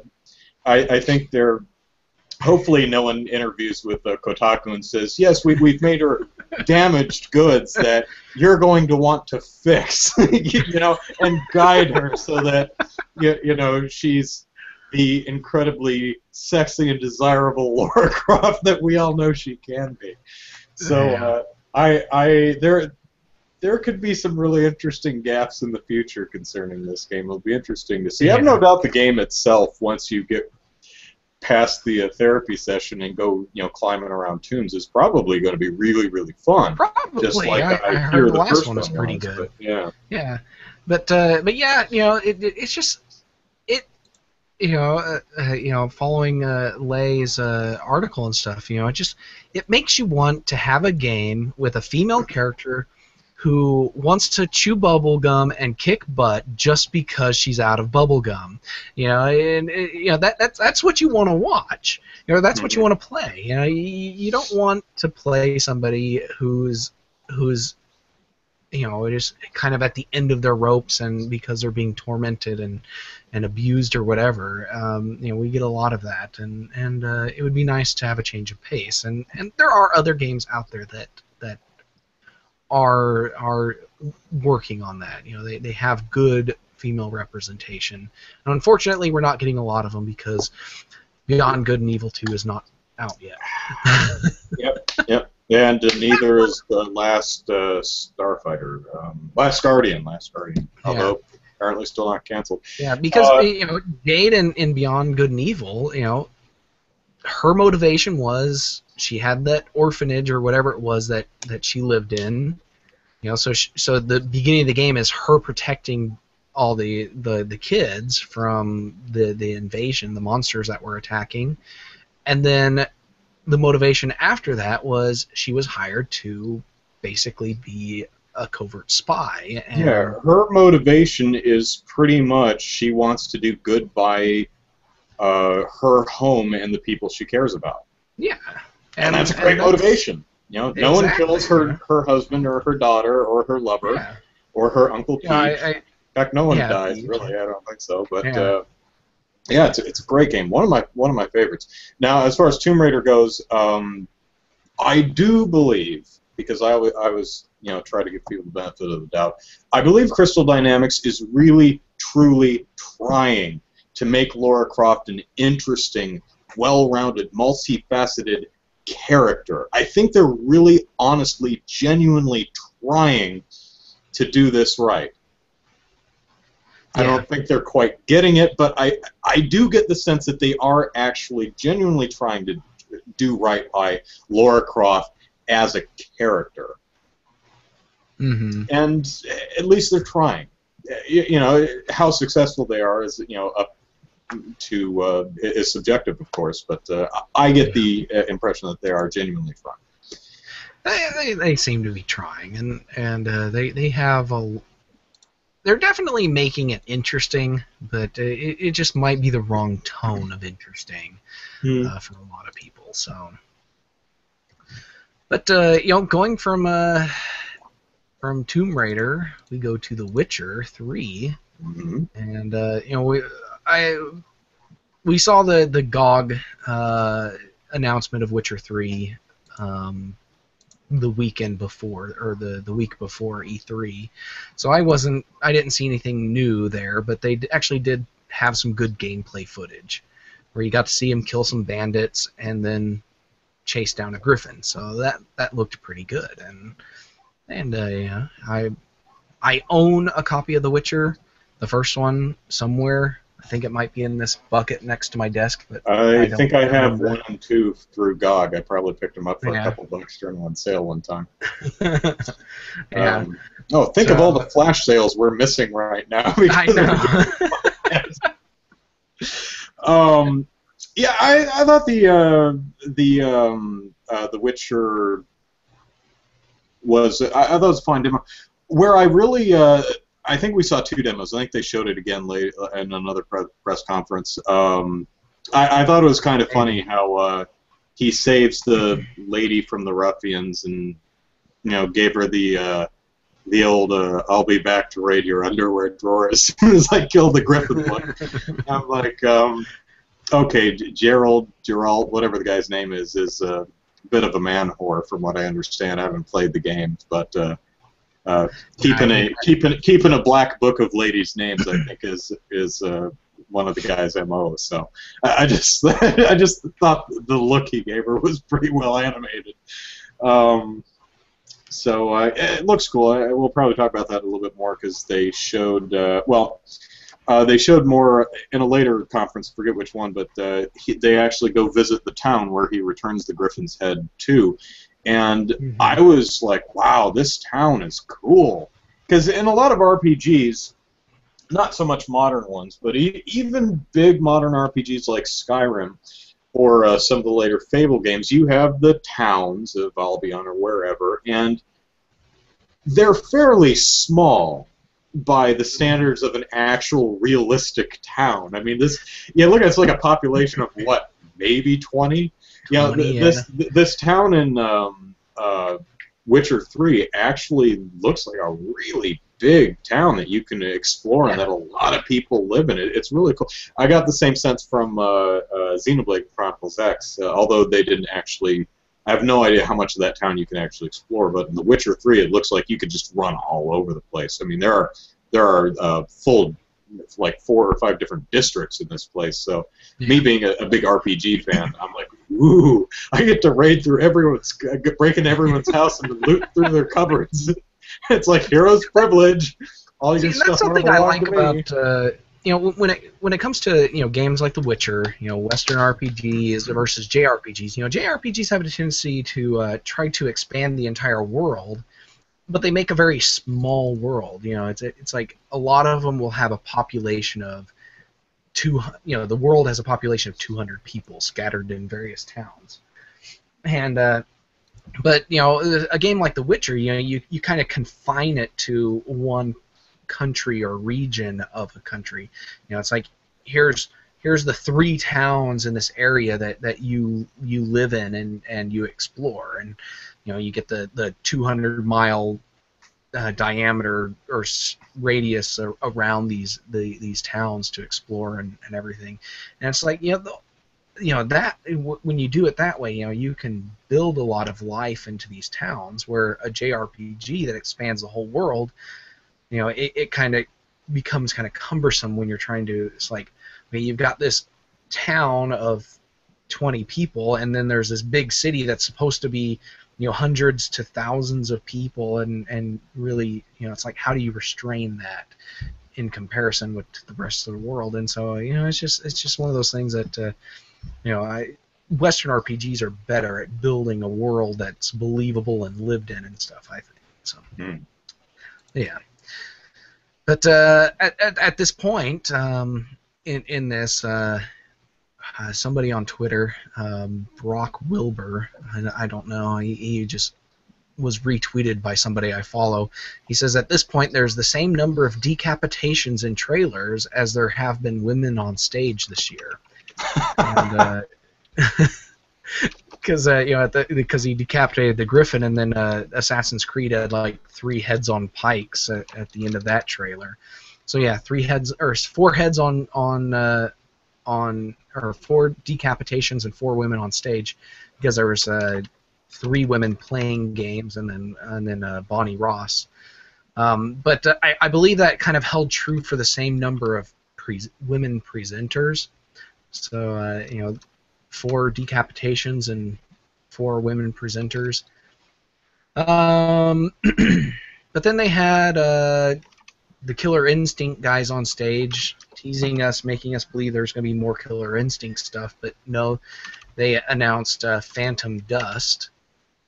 The trailer tells me absolutely nothing about that game. Apparently it's like a classic PlayStation title. I don't recall ever hearing of it. Is it a fighting game? I don't know. I don't know. I've never heard of the game. But something interesting, I follow Hope Lab on Twitter, and they make serious games and stuff. Like they did a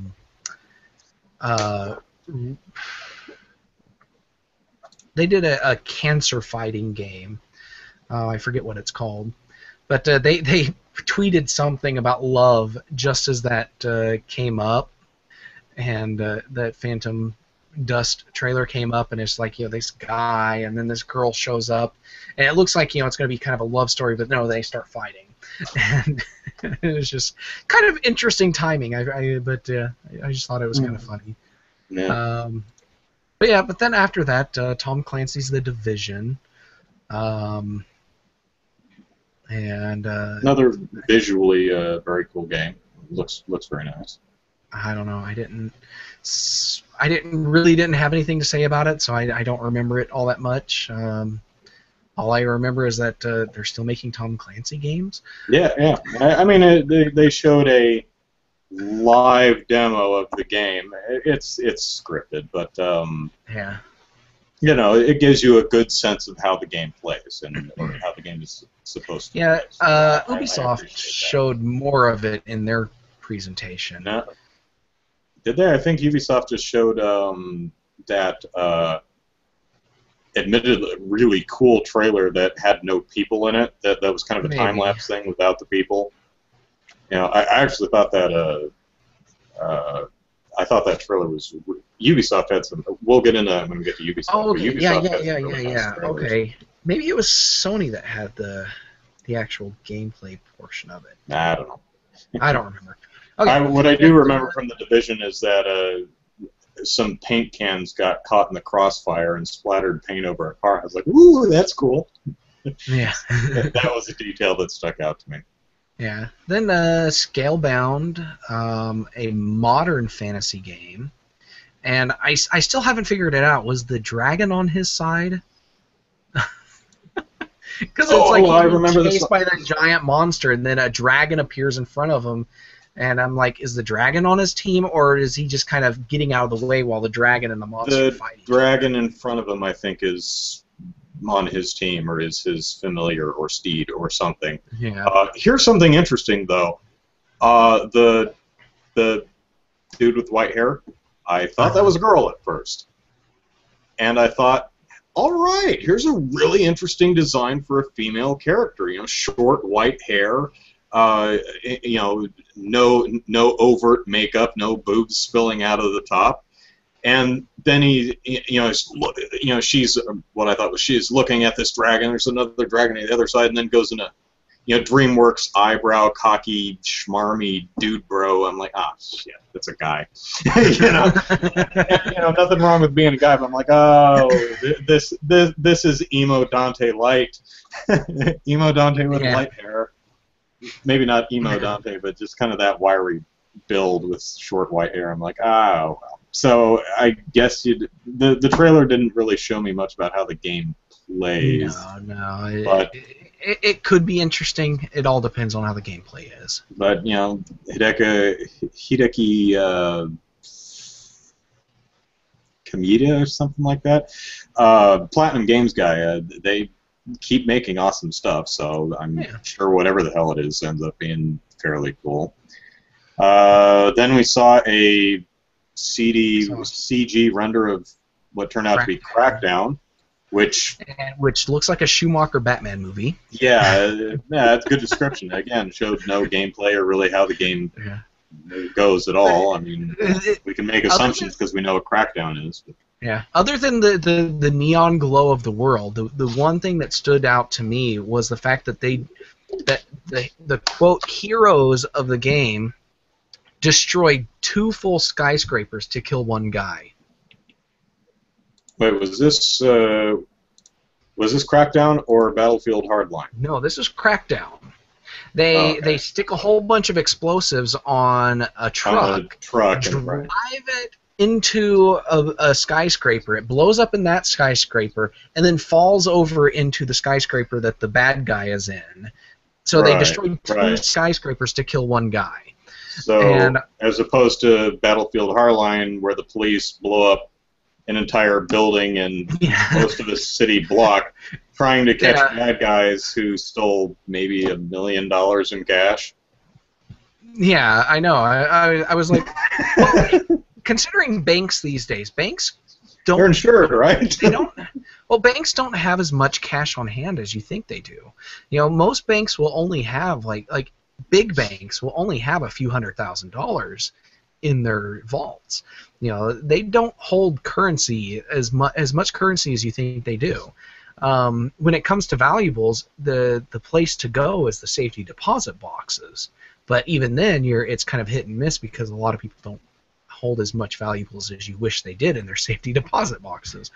So I was watching the Hardline trailer or the Hardline stuff, and I'm like, man, these cops did like $5 billion worth of damage to catch some guys that stole maybe $300,000 from a bank, and it's like, was that really worth it?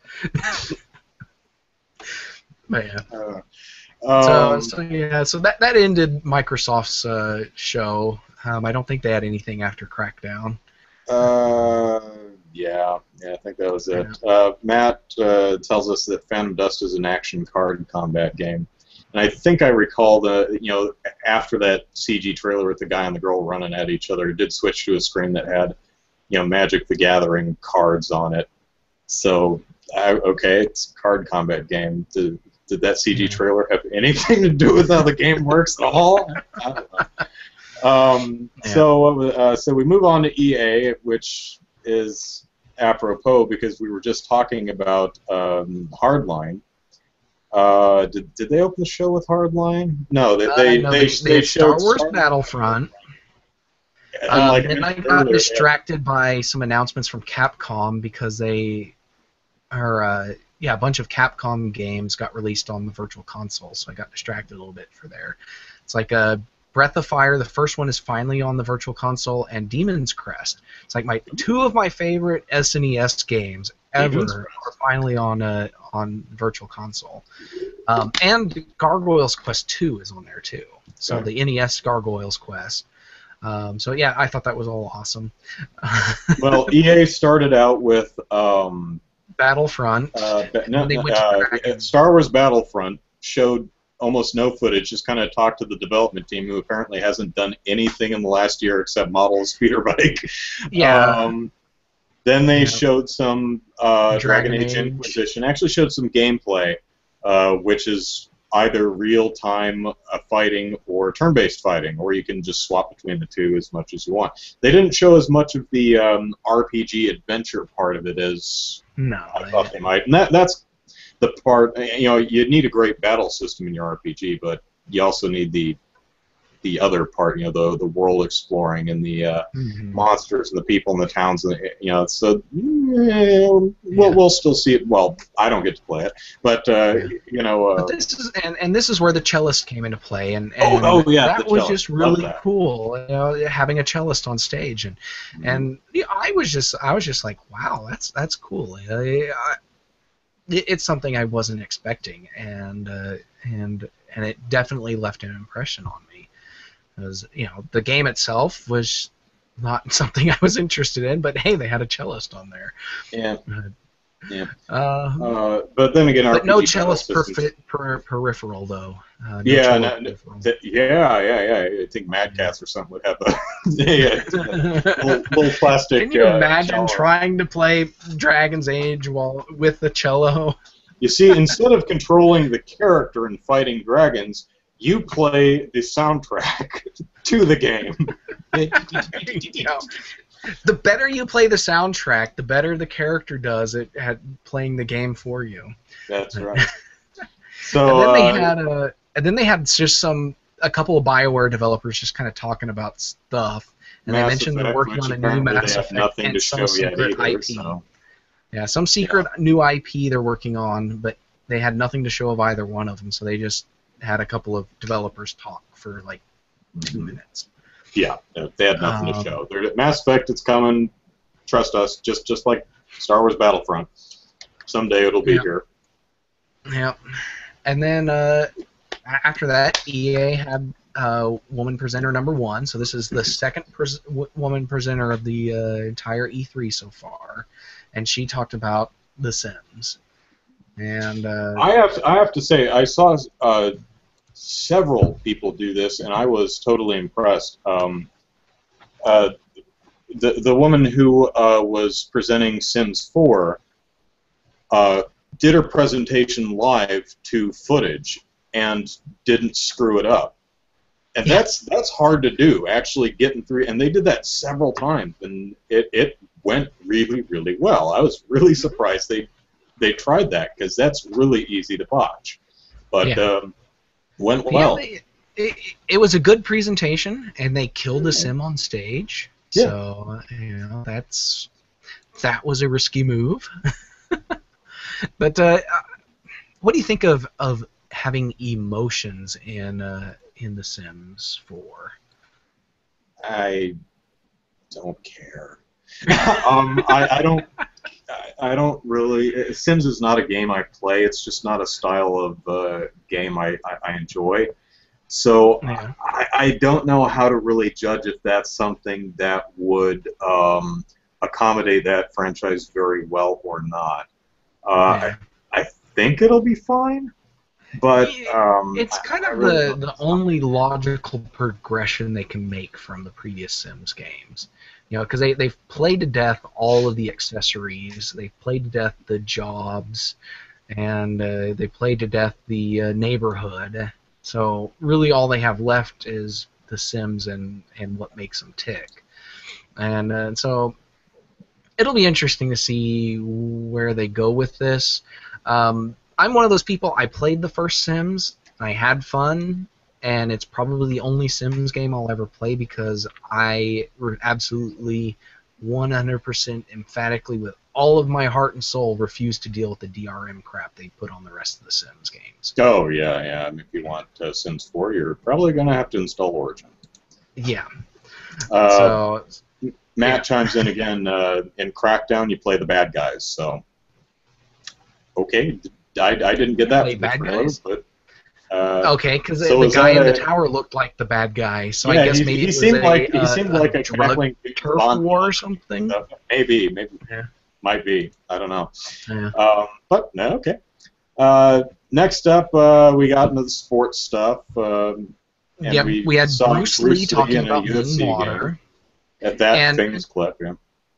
And what I found funny with that one, okay, they had Bruce Lee talking about being water and everything, and then the two developer guys talked about bringing Bruce Lee into the game, and then they're like, okay, now let's go to a footage of a round between Bruce Lee and some other guy, and we're in the 5th round of this match. And I'm like, my first thought is, somebody survived 4 rounds with Bruce Lee? Yeah, no.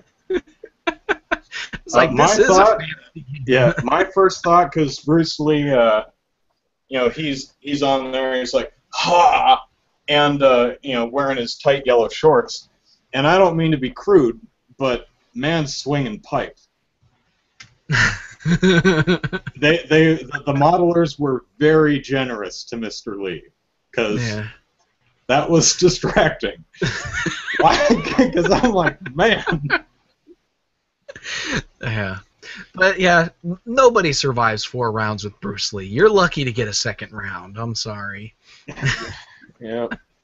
I wonder how. I assume they signed off on it, Bruce Lee's family or estate. Yeah. I guess if they're like, yeah, sure, and they didn't seem to. There doesn't seem to be any stipulations like the character model can't show damage. The Bruce Lee character can't. Yeah, because he did show bruising and bleeding in there. So. Yeah, and that's always nice because like a lot of licensing with cars with car companies and racing games, you can't show damage on the cars, which for some games that just seems kind of weird not to have. But Bruce Lee. Bruce Lee's one of those guys. I've watched a few things like. I watched a video. Him playing ping pong with nunchucks. Mm-hmm. he played ping pong with nunchucks, and I'm just like, that's amazing. That It's was like, fake, but that was still very yeah, cool. it was still very cool, but yeah, Well, that's actually but still, the nunchucks, but the ping pong thing was, that's an effect. He was actually yeah, just doing a nunchuk demonstration. yeah, Let's but see. no, he's done other things like lighting matches and stuff. Oh yeah, yeah, yeah. The man was really amazing. He was Yeah, definitely how would you describe it? Well, he was the best, and he wasn't shy about telling you that. But so you could see him as very arrogant, perhaps, but the man could totally back it up. Yet Mhm. no, when he said I could put you down in one punch, he's not bragging. He's right. So Yeah, and he made yeah, some really fun movies. So yes, let's definitely, see good what was movies. next. Okay, we had NHL They had 15. hockey. Yeah, I don't that's care. all he had to say was, "Oh, look, hockey." Yeah. And then Uh, Criterion came on to show off a bunch of cars and helicopters and crashes and stuff. well, Um, I don't know what it is. Like I guess it's a racing game with every vehicle from dirt bikes, Dirt bikes, surfboards, ATVs. skydiving, Yeah. wingsuits, I guess. And I'm like, can you crash them? If you can't crash them, I don't care. Yeah. Yeah, well, apparently you can crash them. Oh, So, cool. I think the yeah. wingsuit is going to be great then because I'm just going to keep flying into the side of a mountain. Fly the wingsuit into traffic and see how much into freeway traffic and see how much of a pileup you can create. That would be awesome. Yeah. I seriously Let's don't see. know Then that'll they moved happen. to Golf. PGA, golf, Don't and care. it's just like my first thought. Ooh, authentic golf now with more boringness, and then it's like, and then they launch a golf With a ball over an battleship. exploding battleship, and I'm like, where did this come from? It's like It's like Tiger Woods is no longer the big thing in golf. You have to do something to make it exciting and worthwhile playing. we have It's the like you might as authentic. well make Hot Shots golf again. Yeah, But, yeah, just make hot shots call. It kind of reminds me of Sony's '06 presentation with we really researched the history so we could be accurate. Now here's a giant enemy crab, and its weak point for massive damage. So there's golf, and then they went to Madden NFL 15. yeah, I don't care. and apparently there's something in there about memories and stuff along with I don't know, they have this whole thing where like they get it more into it in FIFA, but they the characters now have memories and things. But at one point in the Madden NFL presentation, they announced the title of the game, and I misheard it at first, and I thought they said Madden NFL Fatigue. And I was like, yeah, I'm getting that. I get it. I agree. But no, they just said Madden NFL 15. So, Yeah. yeah. So what was next? And Dawn next, Gaze, which is a MOBA, and they explained what MOBA actually means, and I've almost been curious enough to look up what it means, and then they told me, and I promptly forgot. Something massive online battle arena or something like yeah, that. something like that. Like, But oh, that's what that stands for. Still and okay. I saw that and I was like, so EA has a MOBA game. Does that mean MOBA games are officially dead? Only if they start. Who does League of Legends? What's the company? It's Riot. Riot. Only if EA Yeah. acquires Riot and then immediately closes the studio. Yeah.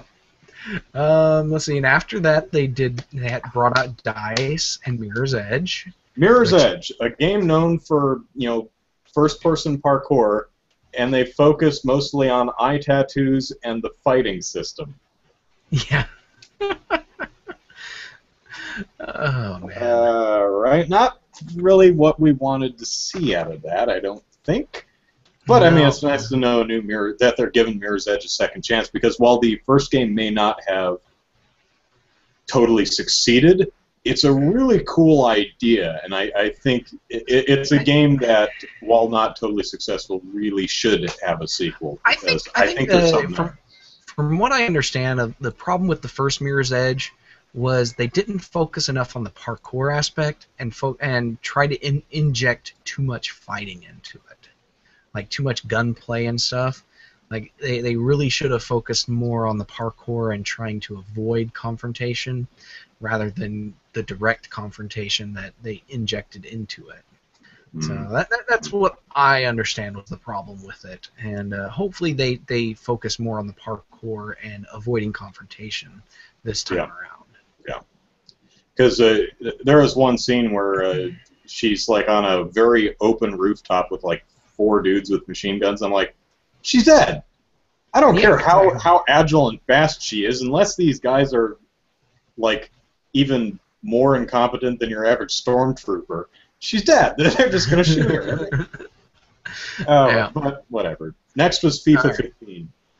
Yeah, and that they brought player emotions and memories into it. So now when somebody tackles you in a game, your character now remembers that guy. So next time you play, he's going to punch him in the gut or something.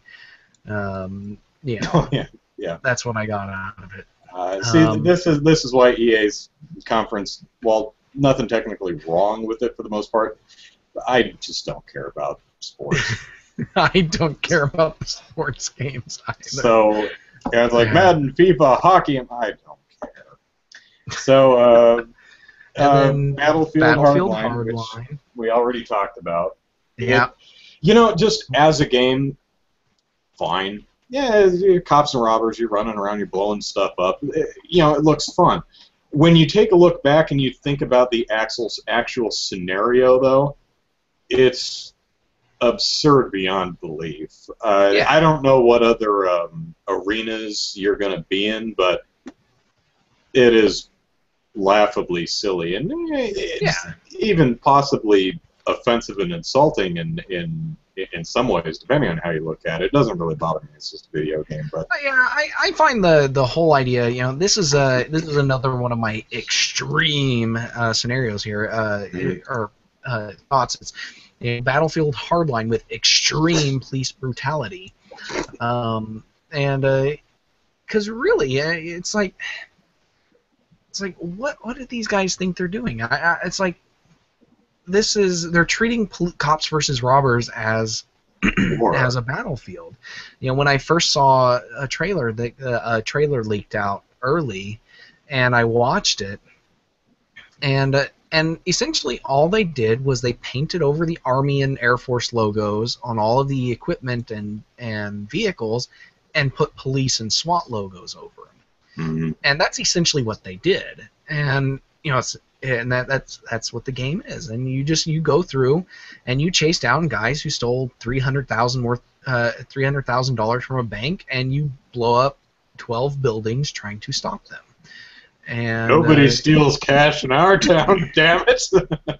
It reminds me of you've got Powerpuff Girls behind you, but there's an episode of Powerpuff Girls where they go to they instead of the city of Townsville, they go to the city of Citiesville.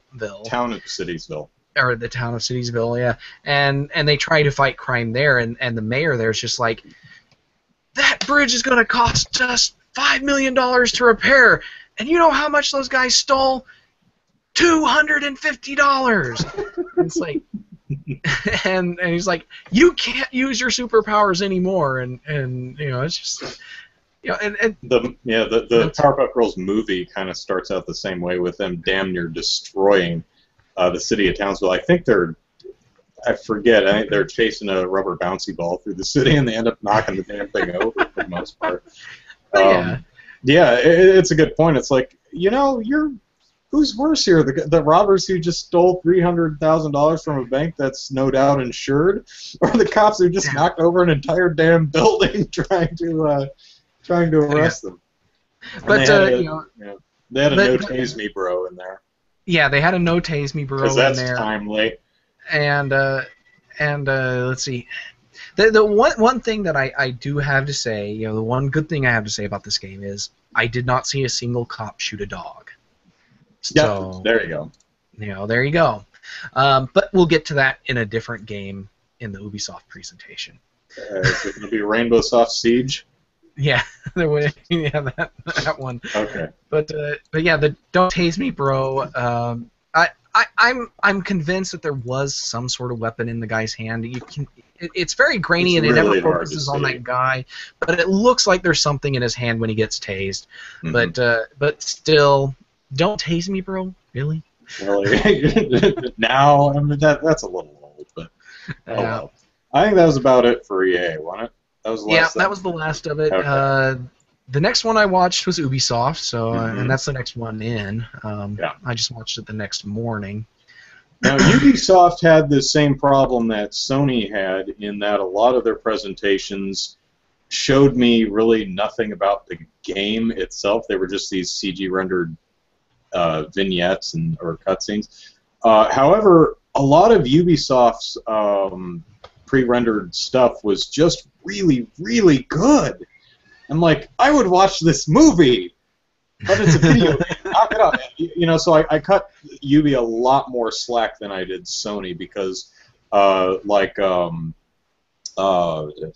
Division, that CG trailer that they had with the Yeah, time lapse editing with no people. You just kind of saw how the disease and the violence and stuff was affecting the environment over time. I thought that was really well that was a put very together. creative and very interesting trailer. And it really got my attention. I was Yeah, liking it. and since they showed how the game played last year, and in a press conference earlier in the day, I think you can get away with that kind of stuff. Yeah. Anyway, starting from the beginning though, They had their Far Cry 4 intro.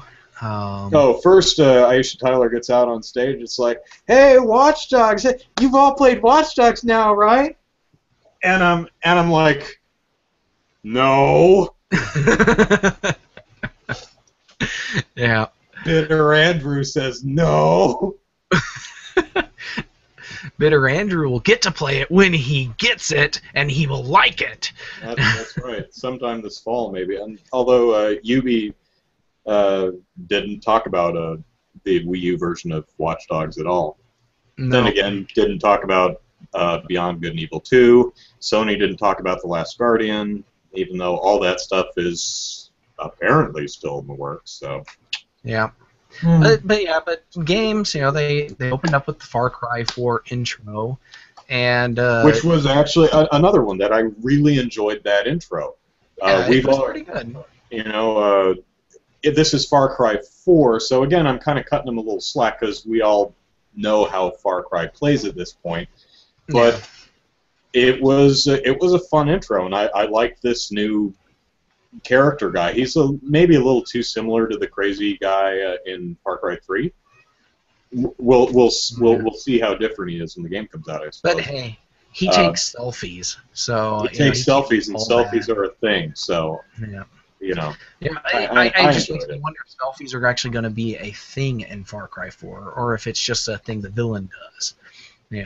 If it's something that's like, you can go around and you just snap a selfie of yourself every now and then. That could be a fun mechanic. Yep. It'll be the next greatest game. Mm.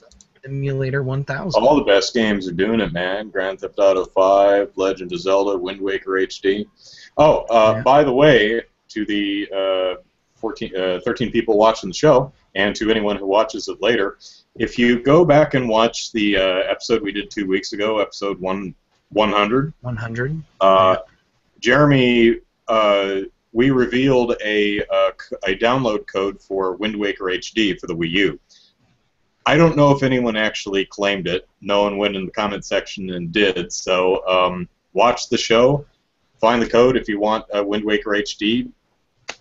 Try it out. Yeah. You might Try it out. If you get it, you get it, and you're awesome. Yeah. So, let us know in the comments. I'd be interested to know if anyone claimed it. But back to Ubisoft, they had lots of F-bombs in the Far Cry trailer, and then Aisha Tyler comes out and drops a bunch of swears herself, and very forced and awkward. So I don't know what Ubisoft's. But she didn't have any girlwood this year. Yeah. Yeah. But she did have like 4-inch heels, and the woman's already over 6 foot. So. Yeah. So as tall as she can get. Then Yep. let's see, they brought out after that they did Just Dance, and they had like 50 people on stage. Lots of them And women. lots of them women, yes. And they even focused on a couple of them towards the end there. They had like actually put the spotlight on a few of them. Mm-hmm. So like, hey, look, there's women on stage. Yeah, so Just Dance 2015 coming to everything, including the Wii U, which, unless one of these indie games in the various sizzle reels we've seen are coming to the Wii U too, that may be the only third-party game coming to the Wii U that was announced in any of these press conferences, other than on Nintendo's show. They also announced that Just Dance 15 has a new cell phone app, Just Dance Now, that allows thousands of people to play the game together. Did you get any sense for how the heck this actually works? No. Neither did I. I thought maybe it would show you like the dance moves that you're supposed to do on the phone, but all the people on stage, they all had phones in their hands, but they were all yay, yay, yay, and none of them were actually yay, yay, yay. You know, none of them were looking at the phone. So I have no idea how this service actually works. And when I watch your presentation and I come away having absolutely no clue how a game plays or how a service works, I think you've probably failed. Or I fell asleep or something. I don't know. Yeah. What was next? Next was the Division trailer. Was that Division trailer, which I really, with really the woman liked. singing Silent Night, which was very interesting. Oh, and then, it was a nice. And then at the end of it, you know, we talked about how it's a the time lapse video with no people, and then at the end of it, they actually brought out people, and there were and I thought we were entering a Ray Bradbury novel because there were firemen in there, which are actually just a bunch of guys with flamethrowers. And so that was very interesting. Because Fahrenheit 451, reference there. But yeah, it'd be interesting to fight some firemen in that way. And that could be, Battlefield Hardline 2, cops versus robbers versus firemen. Yeah. Versus the post office. Yeah, there we go. But yeah. So, and then they had some kind of car stuff afterwards. I had no idea. The crew. Yeah, don't care. Oh, was that what it was? The crew? Yep, the crew. Okay. If you like racing games, I guess this... I did notice a fair amount of pop-up in it, because whenever they do these racing games...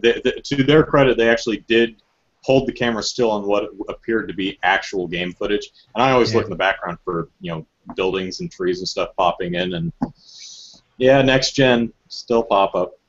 Oh well. Yeah. Not horrible, but because I was watching this recorded, I just kind of skipped over it. I saw racing game. Let's skip through, and it was like 10 minutes of racing game too, and I was just like, oh, golly, how much racing do you need? And then they showed Assassin's Creed, some more of that. Now, interestingly, they did not announce the heavily rumored Assassin's Creed Comet, I think we've been calling it, which is an Assassin's Creed game for most likely 360 and PS3 and not the Wii U. But they didn't mention anything about it, although Ubisoft in an interview did say that they are not planning on leaving the last-gen consoles out in the cold regarding Assassin's Creed. Just Nintendo's console. Yeah. Man. So yeah, and this is the one we talked about before, where they somehow have some magical cloaking device that allows them to hide in plain sight.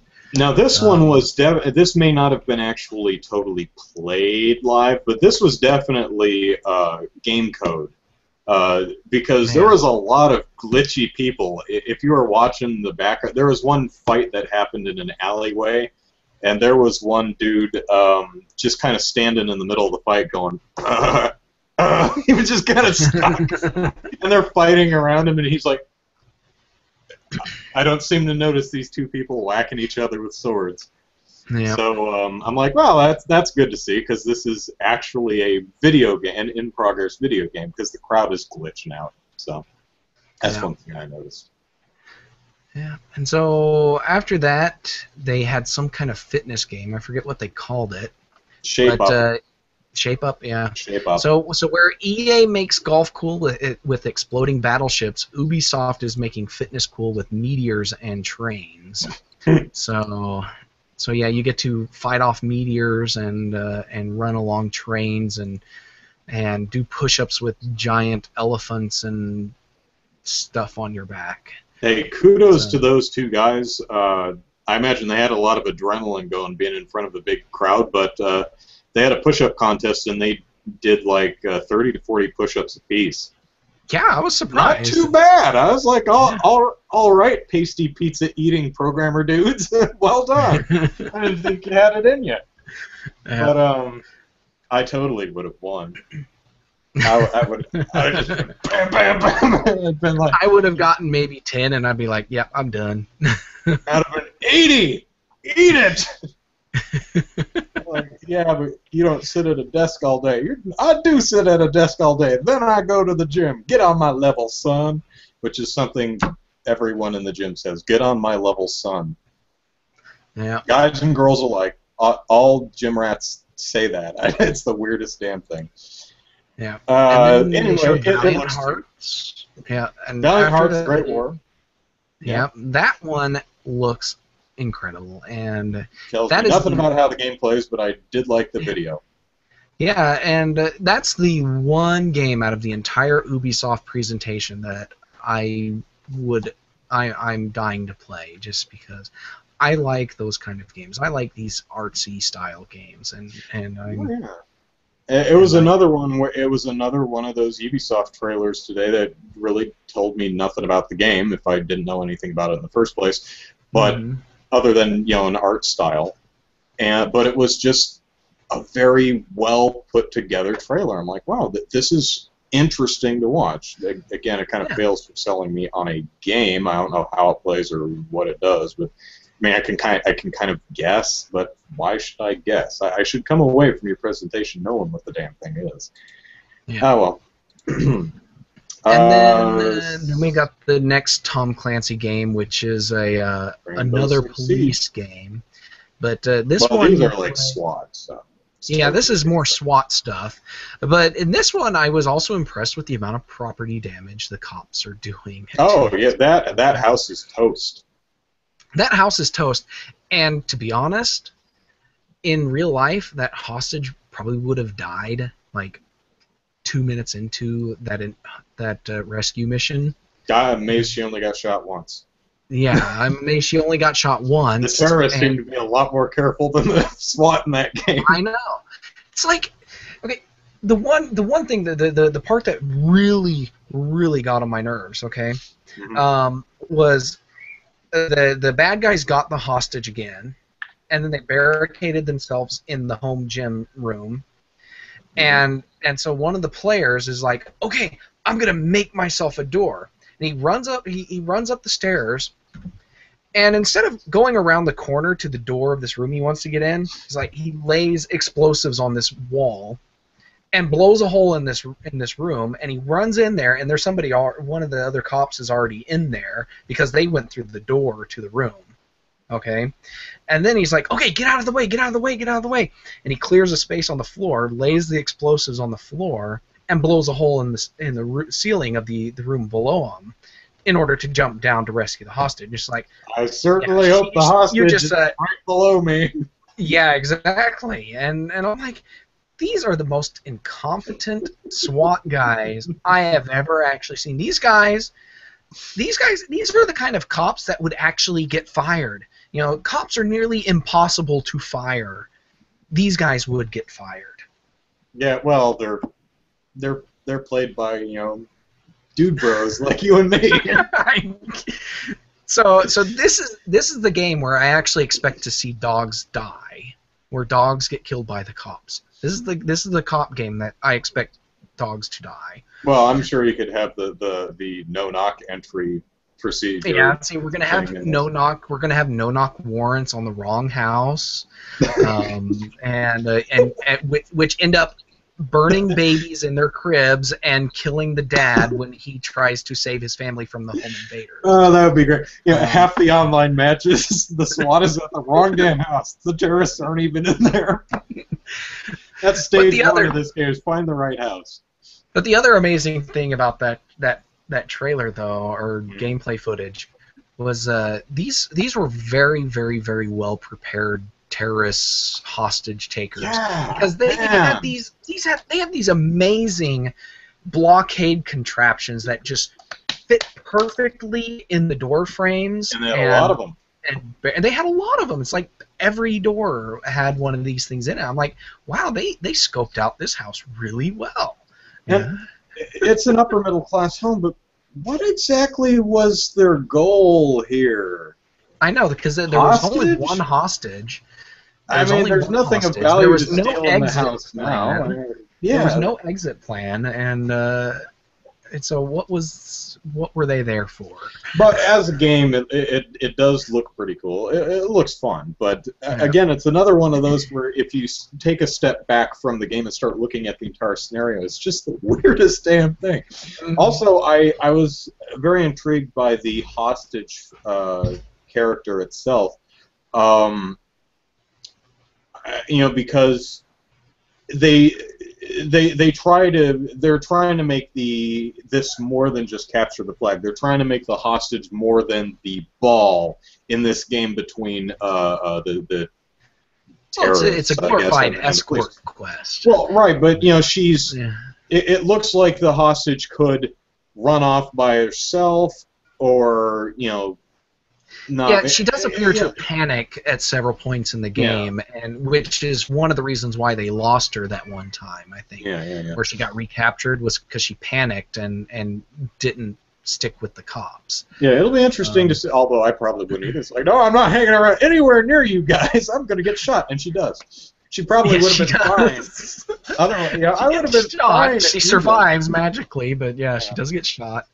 And it's like, at that point, I'm like, why didn't you just knock out a window on the ground floor and send her out to the rest of the cops? I wonder if there will be other hostage types. If there will be male and female hostages, maybe little kids. Well, almost certainly not little kids. I don't think UB would have the guts to do that. Yeah. I think it would be neat. I think because they're smaller. I think it would be very interesting. But then again, you run into the problem of, you could shoot a kid in a game, and I don't know. A lot of people are just seriously uncomfortable with that. Yeah. So, I don't know. Was that the last one? That's not a game. That was the last game. That was the last one Ubisoft showed, and I have no interest in playing it. I have my eye on it. I think it's really interesting. I think it looks good, especially for a game that they claim is still very early. And I think it would be probably fun to play. But, we'll see. It's also a game that signified the second game ever that I've been able to remove from my For Everything But Wii U list. Last year I had Call of Duty Ghosts on it because Activision announced every platform except Wii U, so I put it on, then later took it off again. And I've had Rainbow Six Patriots on there since the beginning of the For Everything But Wii U list. And I kept it on there because I was wondering if whatever Rainbow Six became would be a For Everything But Wii U title, and I just have to change the title on my list. But Rainbow Six Siege is, as of right now, only PS4, Xbox One, and PC. So, second game off the list, and that brings the total down to 139. Yeah, and it's a shame that you had to take a game off, not because it came to the Wii U, but because it wasn't coming out on anything else. Right, because it's no longer coming to 360 and PS3. Yeah. So, all right, Sony, which, I really had a problem with this conference. So, how did it start? Oh, let's see here. Let me get there real quick. I had to go through Nintendo. Because I watched Nintendo first. Let's see here. Trailer for Killzone Shadowfall Intercept Online. I don't even remember that. So they had something about a traveler, and I just had going through my mind the exchange from Ghostbusters with Gozer. The traveler The traveler has come. Yeah. So I don't remember what that was. So awesome looking space game turns into a boring shooter. How sad. So I don't remember. Destiny. Destiny. Yeah. Awesome looking space game turns into a boring shooter. Yeah, That was it did. my thought. Man. Oh man. Oh, and you see, this is how I knew we were in for a long night, because Sony announces the white PS4, and the audience, "Wah!" And I'm like, oh god, this is going to be one of those. And it's only a Destiny, bundle. So, Yeah. But to be honest, I'm one of those people that don't really care about the color of my console. I was fine with the gray, the gray PS1. I was fine with the lighter gray PS1 smaller version that came out. I've got a white and a black PlayStation 2. I've got my white Wii, and I didn't really care to get the black one. My PS3 is a black one. It's just like, I don't care, just as long as it plays the game. Black. So a white PS4, I can't get excited about. I don't care. I think, well, but before we move on from there, when the Wii was announced, everybody was like, "Why don't you have a black Wii? You got a white one. I want a black Wii so that it can match my entertainment system." And then they release and then Sony comes out with the black PS4 first, and then everybody makes a huge, yeah. And then they come out with a white PS4, and everybody's like, "Yeah, this is the best thing ever." I'm still saying it. I think the audience was liquored up. Questions in the comments. What do we think of Splatoon? We'll talk about that more when we get to Nintendo in a little bit. Also, since we just got off of Ubisoft, what do we think of Ubisoft not releasing finished Wii U games? I don't know if you're aware of this, Zachary, but Ubisoft mentioned to IGN that they're sitting on a completed Wii U game. It's just really waiting for the install base to grow before it releases it. The only thing we know about is apparently it is an all-ages game of some type. Yeah. There's only, like 6.5 million Wii U's out in the wild? The last reported number was 6.17 million, I believe, but that was close of March, so it's probably more than that now. Well, it's definitely more than that now.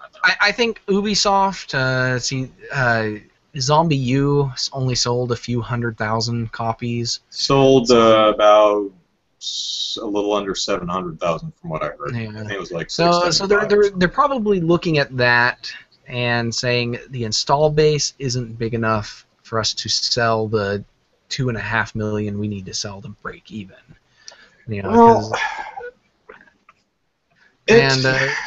That to me, I'm one of those people that's like, release the freaking game, and so that help grow the install base. Yeah, people want to buy a Wii U if the game is good enough. I'm one of those people. It's like, catch-22s have to end somewhere. You can't break a catch-22 without doing one of the two things. Yeah, I mean, it's no one buys third-party games on Nintendo because no one releases third-party games on Nintendo, so nobody buys third-party games on Nintendo, so nobody, it's that circle, and it's like, if you've got a game and it's good, people will buy it. I mean, I can see what they're saying, but Nintendo actually had an interesting comment to, I don't know, somebody today, yesterday, or sometime this week, saying that the install base, the question was, do you think you should have waited on some of these games or maybe released some of these games earlier to grow the install base? And they say, no, because a lot of our games sell for years. We're still selling Mario Kart on the DS, for crying out loud. So we released Mario Kart 8, and even though there's only 6.5 million Wii U's out there, we know that game, or we're reasonably confident that game will keep selling for several years. So, Nintendo is very much a long tail focused company, while pretty much everybody else is a launch month focused company. It's like we only care about the games that we only care about the sales that come in the first month. After that, we don't care anymore. And Ubisoft is probably their frame of mind, is like, there's not enough consoles out there for us to make a profit in that first month, so we're just going to wait. Yeah, Ubisoft might change their mind depending on how they feel the situation is coming out of E3, because they've got a nice open summer before anything else on the Wii U comes out. I mean, Mario Kart 8 came out a couple weeks ago, and there is nothing coming out on the Wii U until Hyrule Warriors at the end of September. Nothing. I mean, Shovel Knight's coming out on the eShop. That looks cool. But if they think it's a whatever the heck they're sitting on is a good game that's going to have broad appeal, it could help whatever momentum we have coming off of E3. Whatever that game is might help keep it going until we get to the fall in Hyrule Warriors, Bayonetta 1 and 2, some of the other actual third-party games, Just Dance, Lego, Skylanders, Disney Infinity, and then the Captain Toad, and then all the 2015 games, the Mario Creator, Splatoon, Xenoblade Chronicles, and all Zelda, and any other games that'll probably slip into 2016. But I have this kind of fear that Nintendo's going to lose a lot of whatever momentum it's coming out of E3 by having another four-month gap with no Wii U games. Nothing released, and but going back to Ubisoft's state of mind is, I'm sure they could do exactly what you said, but but this isn't the big console selling season. So if they release now, under their frame of mind, if they release now, they might sell 1.5 million copies if they're lucky this summer, but their goal is to sell 2.5 million. And under their thinking is that people only buy when people buy consoles, they only buy games that were released around the same time they bought the console, so they won't bother buying a 6-month-old game, which personally is complete bunk, because when I buy a new console, I buy 3-year-old games, because I buy my consoles 3 years into their life cycle. I buy 3-year-old games when I buy my console, and so also a lot of times it's cheaper. Yeah, the games too. I mean.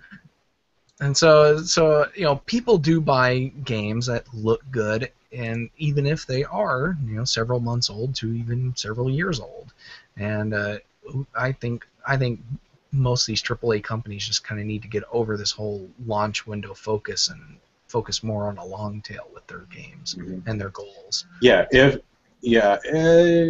I can understand Ubi's point of view on this, but if everyone holds their games until the console gets X sales numbers. On the other hand, you kind of look at it like, well, what about the Xbox One? It has even less consoles out there than the Wii U, but you're releasing games on that, of course.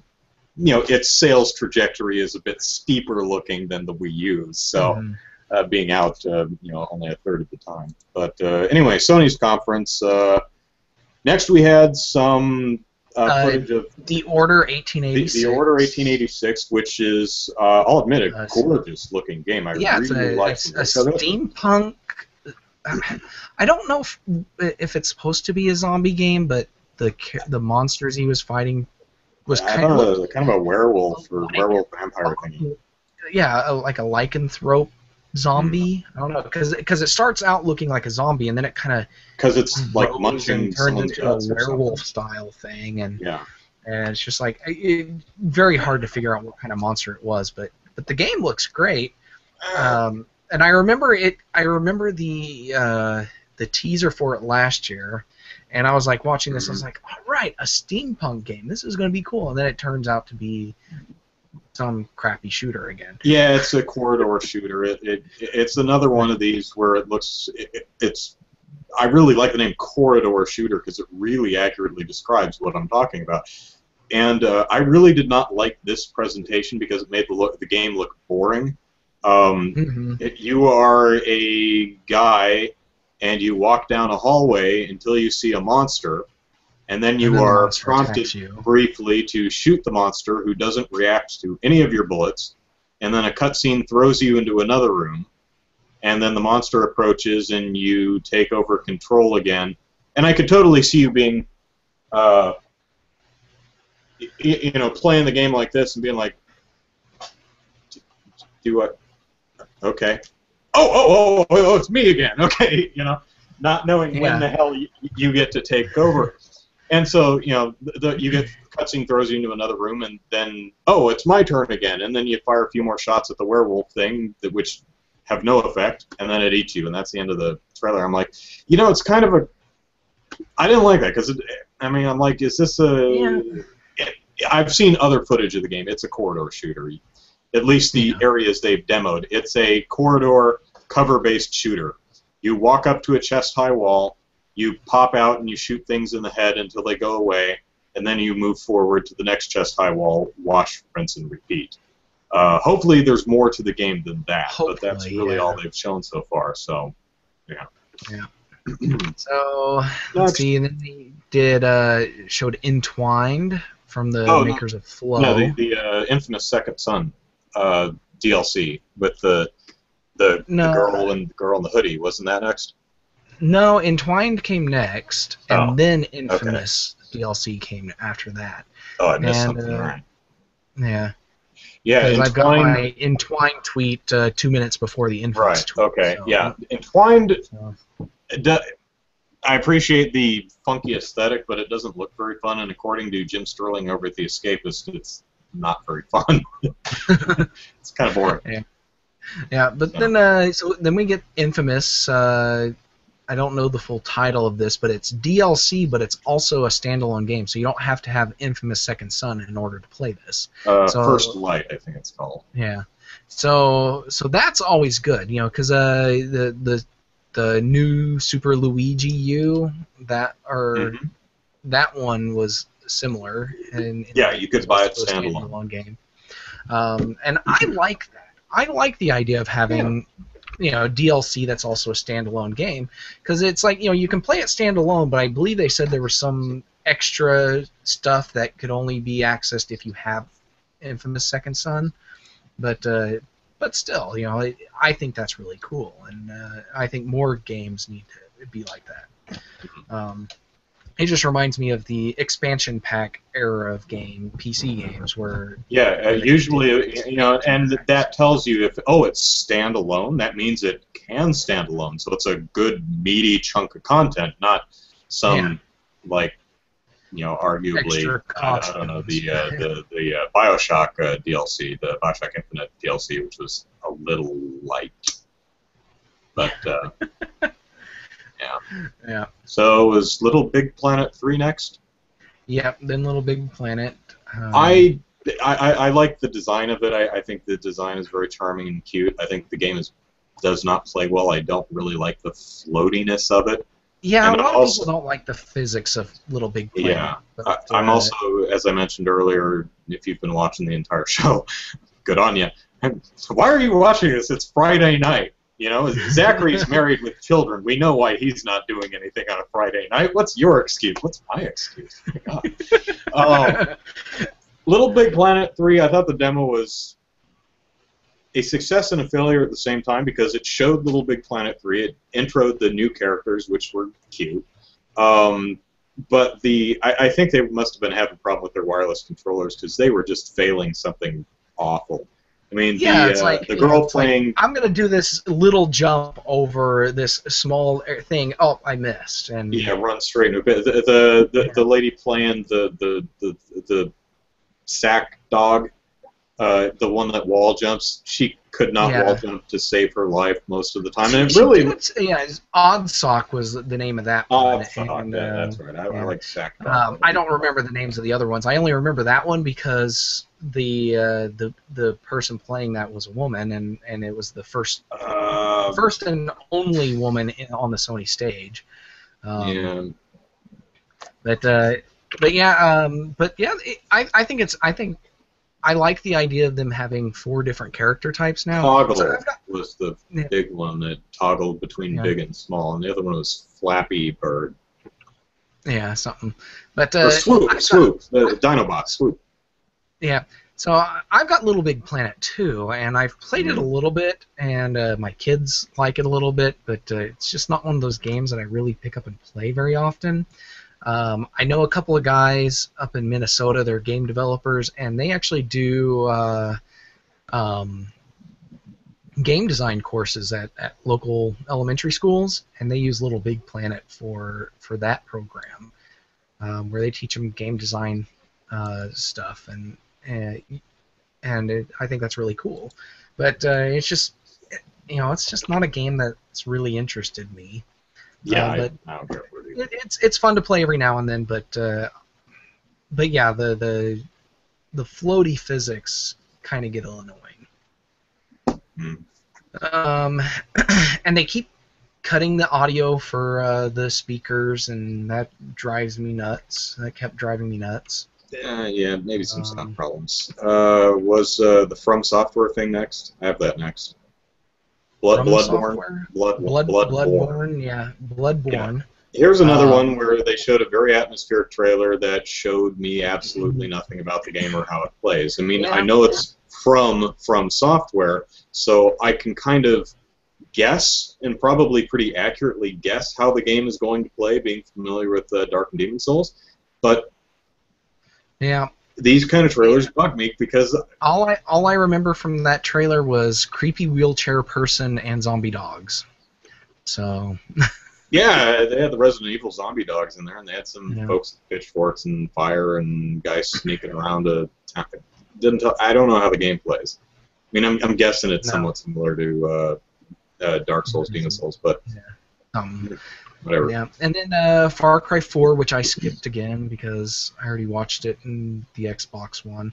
But the one thing I did notice was a freaking truck explodes in an elephant's face. I don't know what pissed off those elephants, but somehow they, man, oh man. But yeah, this elephant comes running and T-bones a truck, and it explodes in the elephant's face. And I was like, I'm sorry, elephant. Elephant You was didn't fine. deserve that.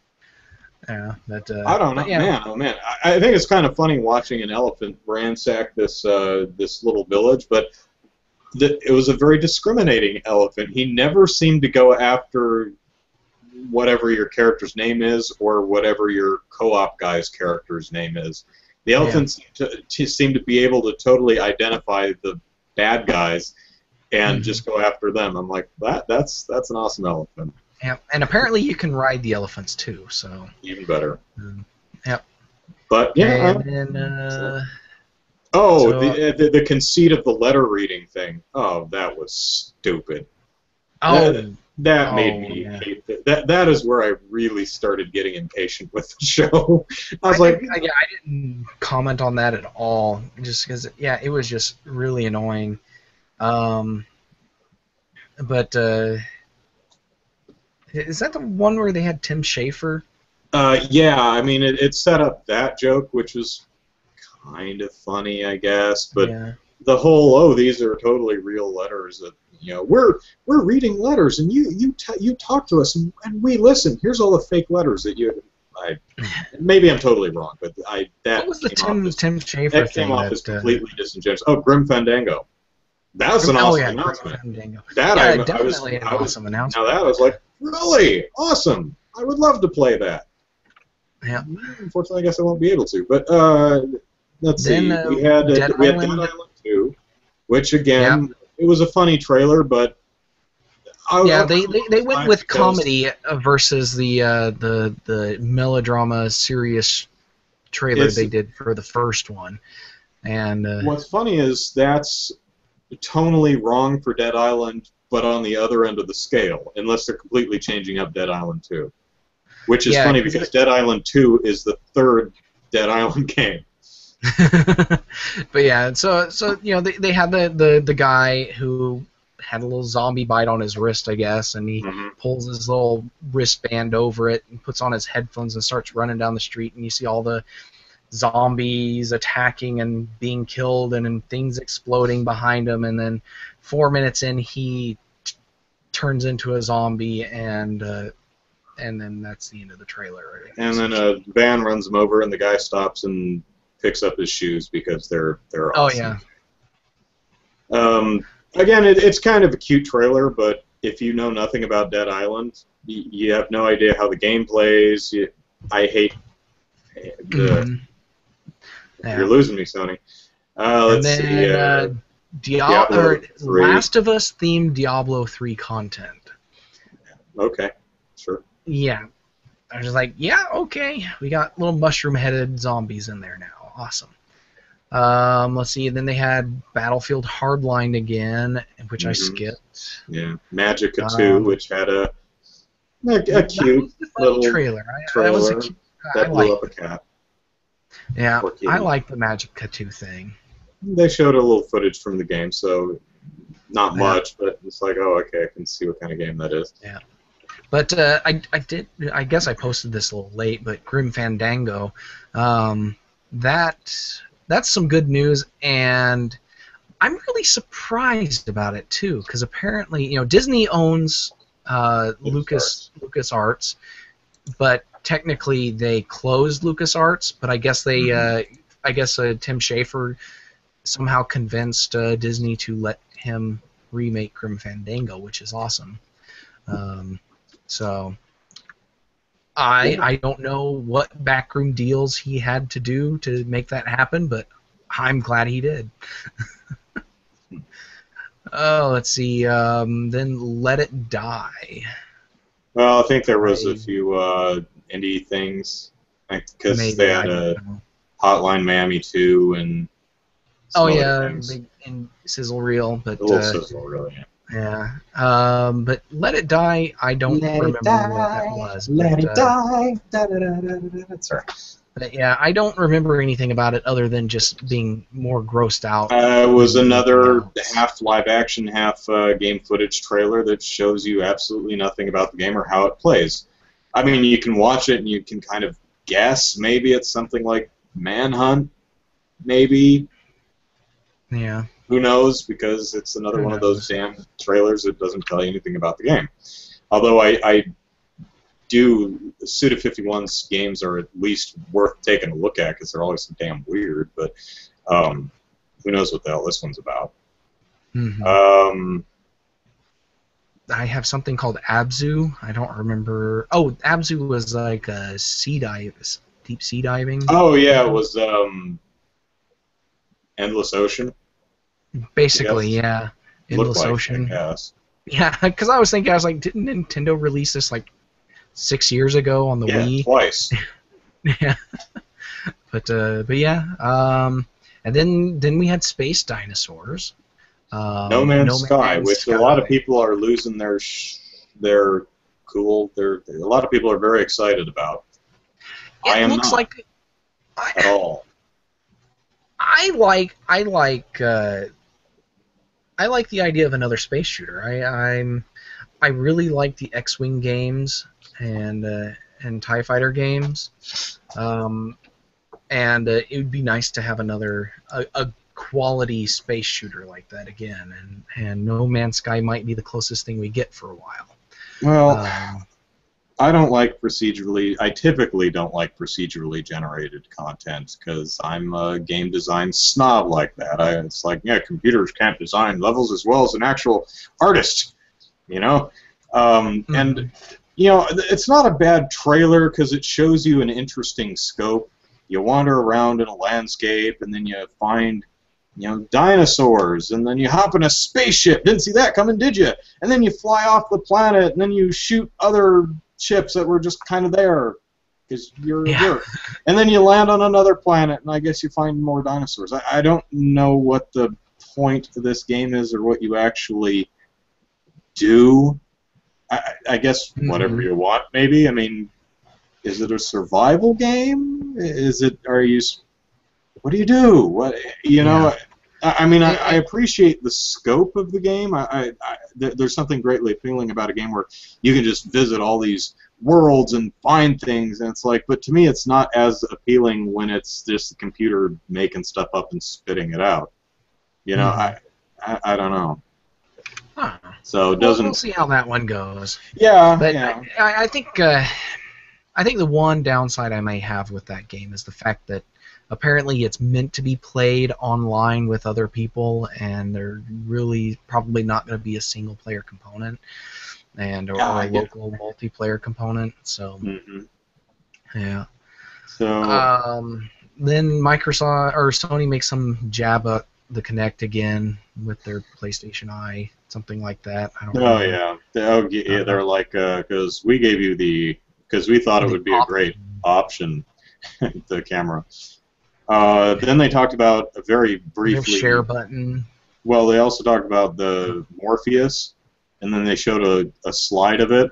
And if you have no idea what the hell that was, you might not know what the hell that was. It's like they're a Morpheus working on their own Oculus Rift. It's a VR headset, basically. yeah, but they didn't actually say that. They just said Project Morpheus and showed a picture of it, and I could totally see a lot of people going, "What the hell is that?" I have no idea what that is. Yeah. So. Oh, let's see. Then they talked about their share button and how they're finally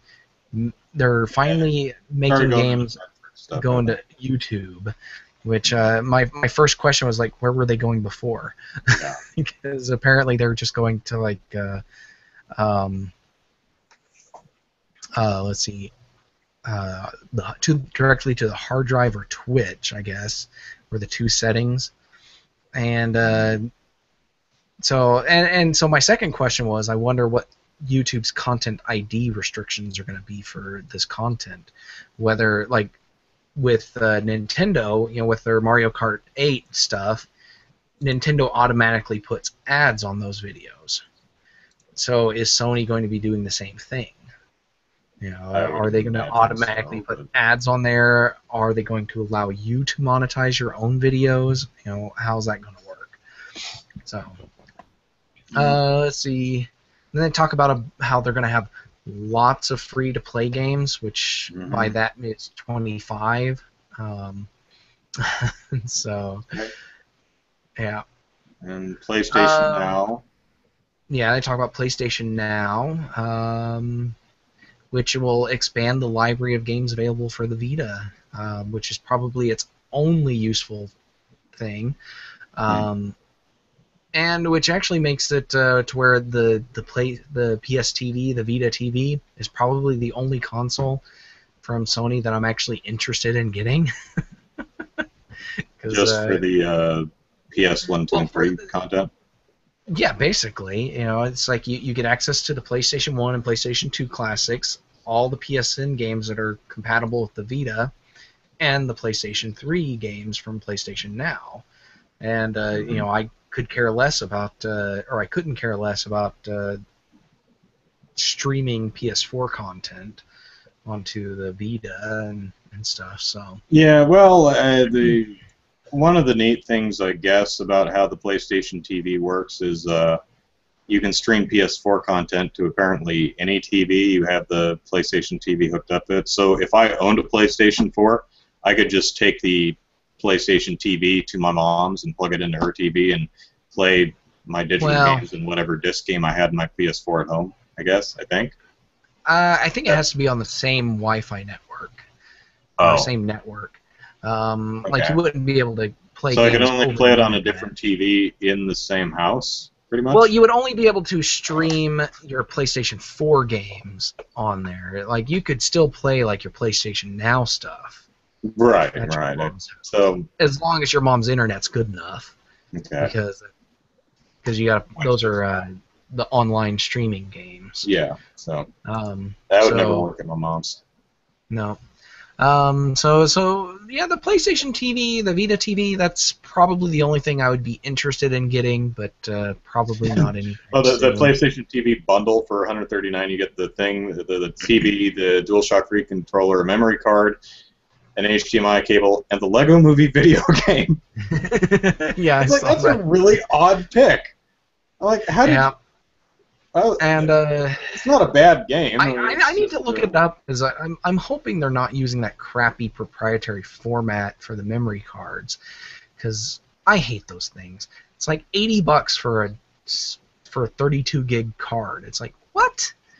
That's insane. Yeah, I wouldn't put it past them. Well, next they showed Mortal Kombat X. Yeah. And Master it looks Blaster. cool. I think it looks really cool.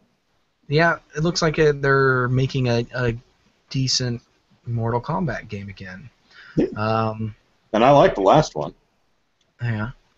So, but the only character I remember out of that entire thing is Master Blaster. But Khan or something, I forget what the names were. It's just Master Blaster. Yeah, that's what I'll call him forever. I was my first thought is, how would fatalities work against that character? Because it's like, whose head do you rip characters. Yeah, exactly. What happens? I saw this during some of the live demonstrations at E3. What happens is the little girl on his back, when he does the I'm out of health wiggle thing, she just kind of falls off and lays on the ground. So she never, from what I've seen so far, she never gets fatality'd. She just kind of falls off and lays on the ground, semi-unconscious, while the big guy gets fatality-ized. Well, that's what happened in Beyond Thunderdome too. So the little guy was left alone. Damn shame that one's for everything but Wii U, because I really like Mortal Kombat. Although I don't play fighting games, I really do enjoy.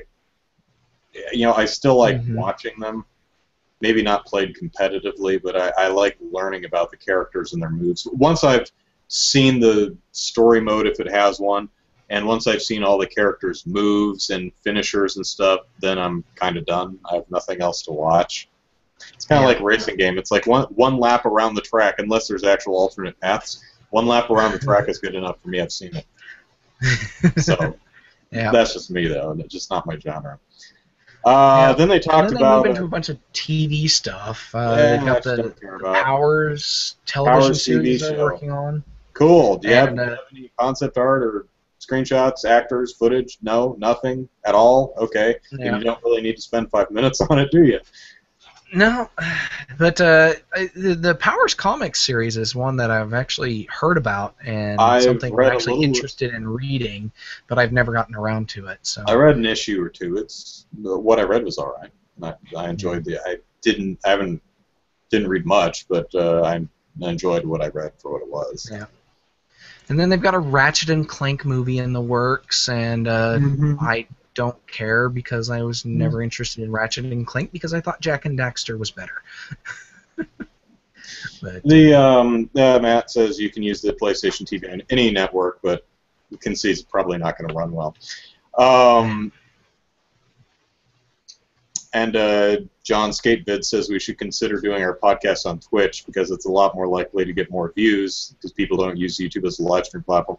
I don't know if we could probably do it on Justin TV, but Twitch, I think you have to actually be playing video games, right? I really don't know. Yeah, it's a streaming service. I would have to look into it because I don't know if you can actually do conferencing over it. Yeah, but it's a fair point. We've got 15 viewers right now, so fair point. Thanks for the suggestion. We will actually look into other things because we'd like the ability for you guys to be able to chat with us rather than just leaving YouTube comments and us having to constantly keep going back and check. So because the Twitch chat window, chat bar, that's really nice. I like that. Yeah, that worked really well when I was doing it for the Extra Life Marathon last year. So. Yeah. Ratchet and Clank. I hope Mr. Zircon is in it because he's awesome. I think I've got that name right.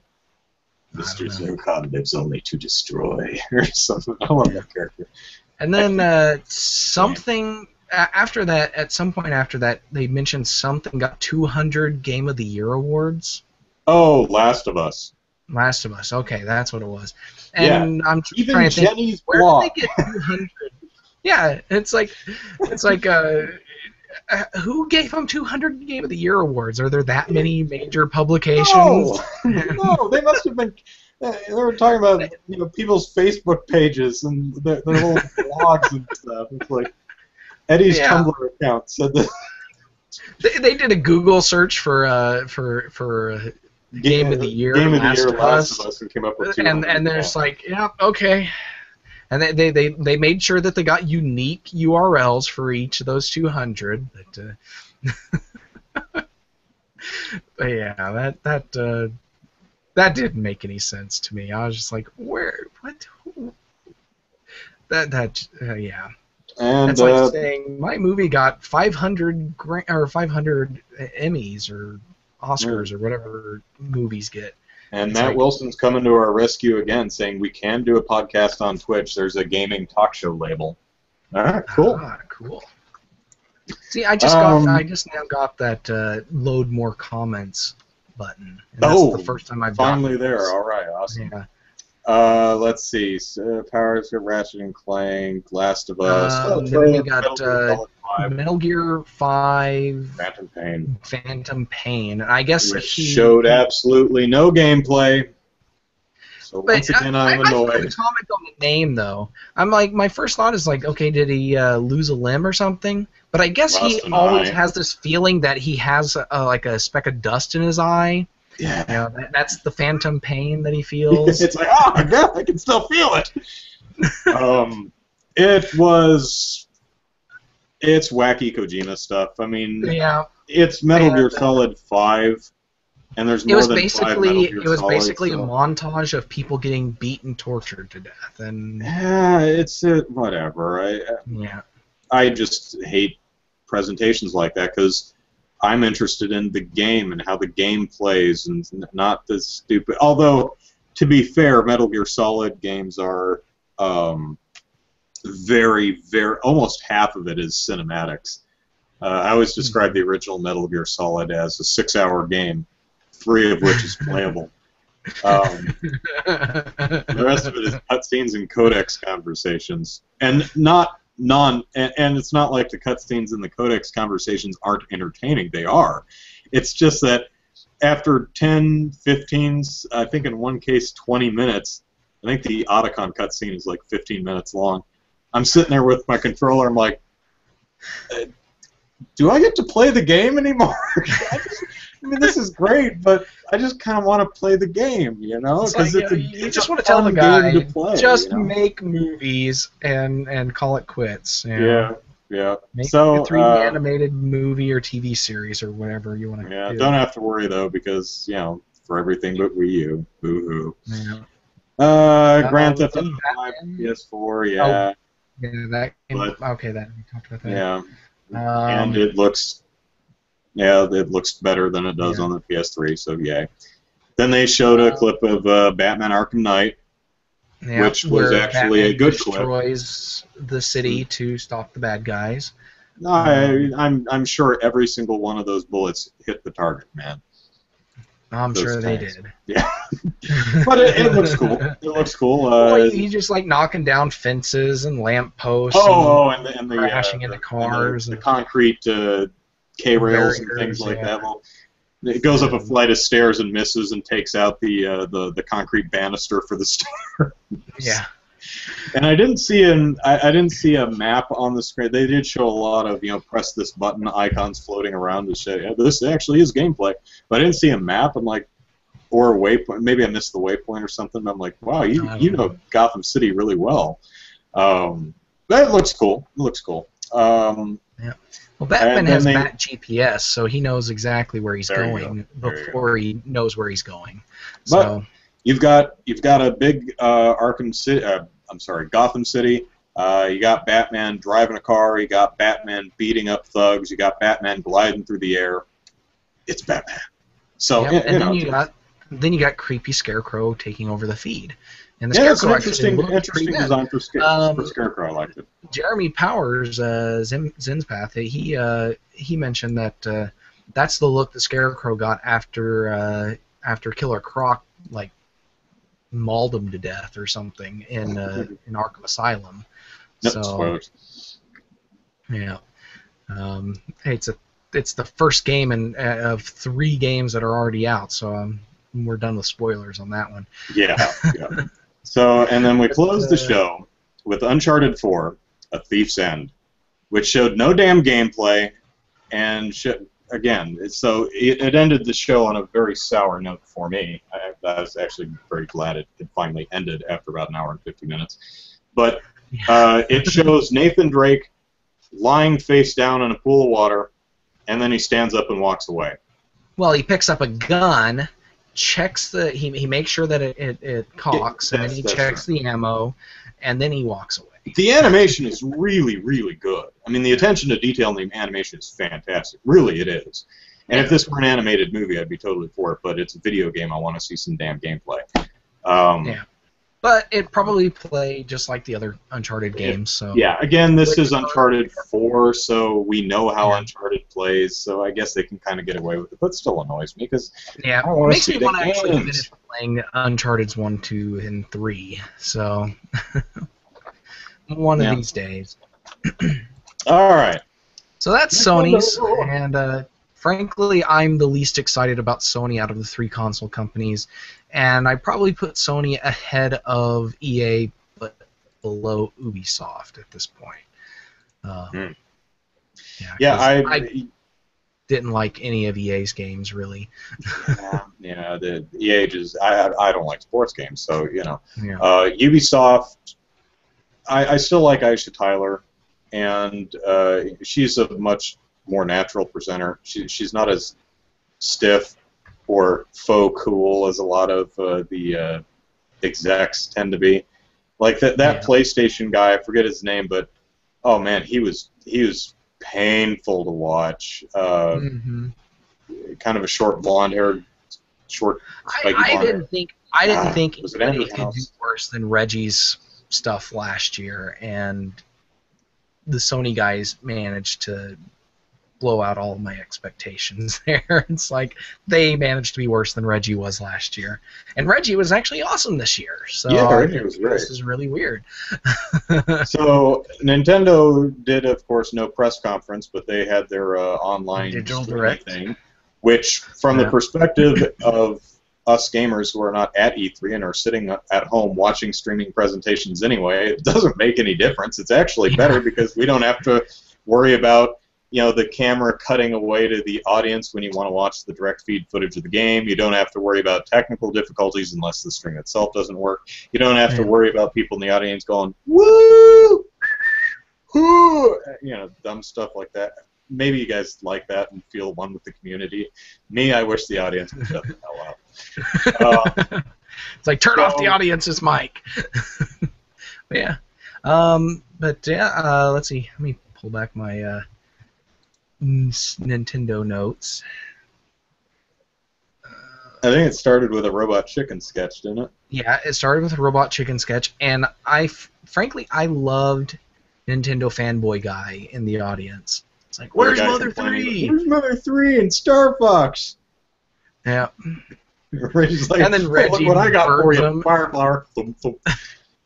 And then he laser eyes him later on, which is awesome. Which is a callback to their the Mega 64 one where he rides some other person in a conference room. Or just some random woman in a conference room. Mecha Reggie's on the rampage. He's killed 2 people. He must be stopped. But the Robot Chicken skits I thought were well done and funny, and then it cut to... and they made fun of Reggie's last name. Where the announcer's trying to Phil Zami, what? Phil Zames, whatever. Yeah. Then it cuts to a fight, a choreographed fight between Reggie Fils-Aimé and Satoru Iwata, and it was just amazing to watch. Glorious! I loved that. It was so much fun. And that was the thing about this whole conference, is it was just fun. You can tell that either they fake it real well, or Reggie and Satoru Iwata are just love the stuff they do and have a lot of fun just being goofy. And that's fun to watch, because this is about video games. Video games are fun and can be goofy. You can have serious video games too, but a lot of even presenting serious. Do you remember last year? I forget who it was. I think it was the Watch Dogs or Division or one of the Ubisoft guys.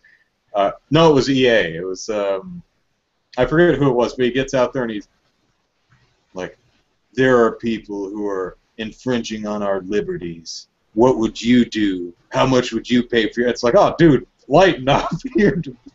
He's got this like 1,000-yard stare. He's being all morose and depressing. It's like, just have.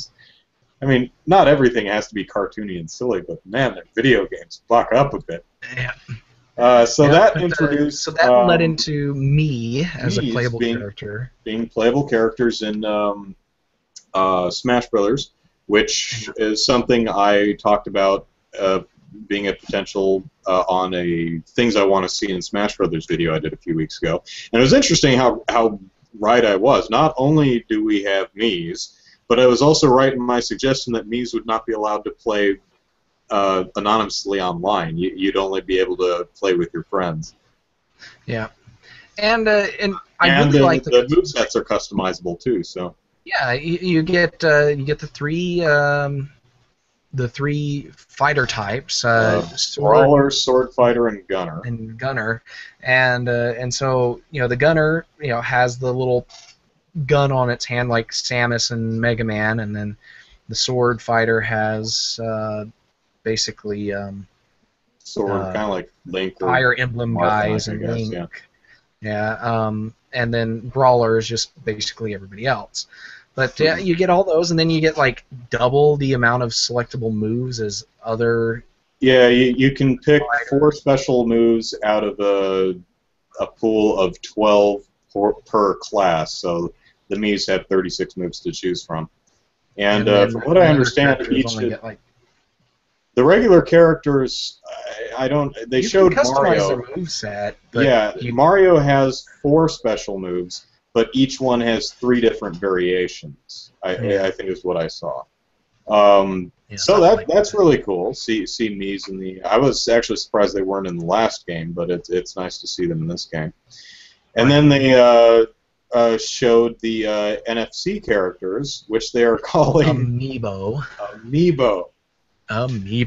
I let out a hearty chuckle at that. That is just so Nintendo.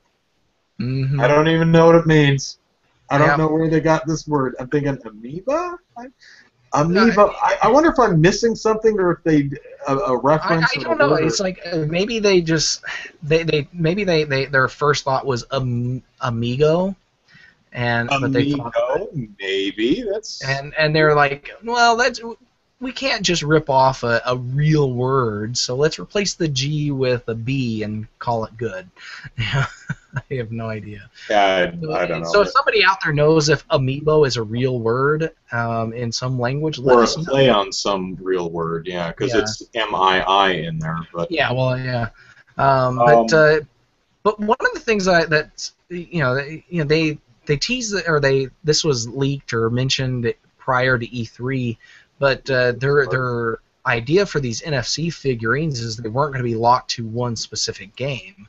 Like if you get a Mario figurine, that figurine's going to have an effect in basically any game that's NFC compatible that has Mario in it. So Smash Brothers, Mario Kart 8, Mario Golf. Mario. They didn't say Mario Golf, but they did say Mario. Well, yeah, I'm just if they have a Mario Golf game. Interestingly, they did say Captain Toad's Treasure Tracker. But as far as we know, none of the characters in Smash Brothers are in that game.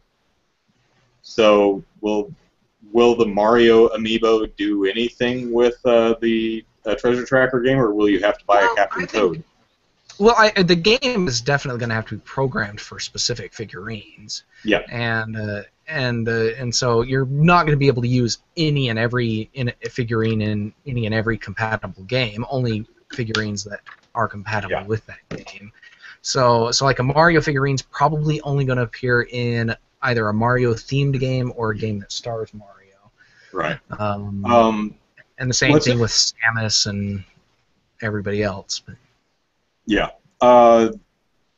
which is why they're probably not going to bother making a Ness figurine if he's even in Smash Brothers. Cause what are you going to use it in? Earthbound for the Wii U? Yeah. Earthbound Mother 3. Yeah. So one of the things I have talked about in some of my videos is my dislike of Skylanders and Infinity and the way they use their toys as essentially expensive keys to unlock content in a game you already paid full price for. So I've been very curious to see what Nintendo is doing with its figurines, and so far they're not really unlocking content in the game. What the Amiibo figures are doing are so if you play against the computer, the computer's just controlling your opponent. It's the CP, the computer player. Mm-hmm. However, instead of playing against the computer, you put your little amiibo on your Wii U pad, and it zaps your character into the game, and you have, instead of a CP player, you have an FP player, a figurine player. And so you can battle your own amiibo, and as you fight it or let it fight other players, it grows and learns and Unlocks becomes a new better abilities. fighter. Yeah. And you can customize it and grow it in certain ways, and then you can take it to your friend's house and have them battle, and you can bet money on it, I guess. I don't know if there's an in-game option for that. That would actually be kind of neat. But Nintendo's encouraging gambling. So, okay, cool. I don't know why that's interesting. One thing I did hear is that the computer characters, the computer-controlled characters, can only go up to level 10, while the amiibo characters can go up to level 50. So in some way, you are kind of unlocking content. They're unlocking the ability for the computer player to be, higher level. And if you really think about it, there doesn't really seem to be a need for the actual figurine to do what it's doing. You could just do this with a computer character. But it is neat that you could, use the Mario figurine on Mario Kart 8. Although I don't know if how he's been trained in Smash Brothers will have any effect on what I would assume, your FP character in Mario Kart 8 would do that you race against. Well, if the way they talk about it, you would think that it would have some kind of impact. Maybe not. It might make Mario a better driver, or something along those lines. Just based on whatever level the figurine is, determines how good the character is in that game.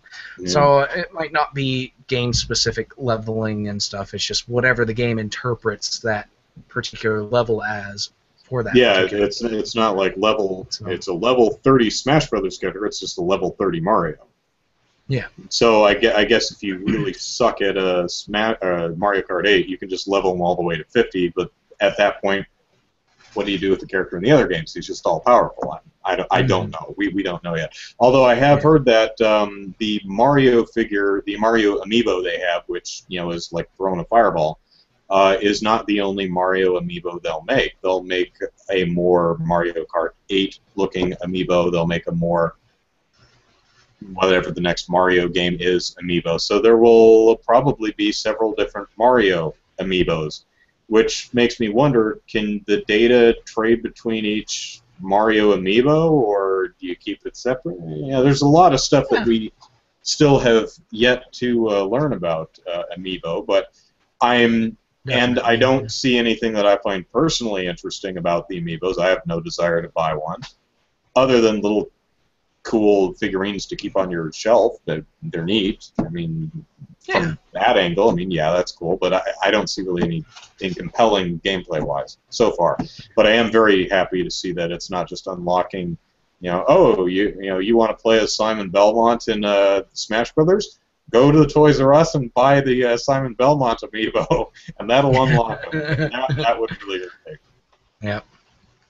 All right. Let's see. Next they had Yoshi's Woolly World. Which I think they should have just gone ahead and called it Yoshi's Epic Yarn. Yeah. I just like the name. I liked Kirby's Epic Yarn. I didn't play a whole lot of it. I played it at a demo station at a GameStop. But I had a lot of fun playing it. My son really liked it, and it's definitely a game that I want to buy if I ever get the chance to actually buy it.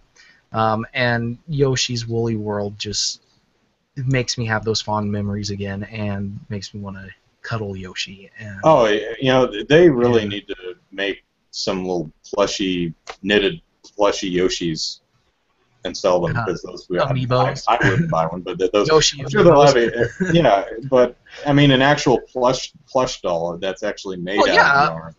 yeah, a plush doll that is also an amiibo.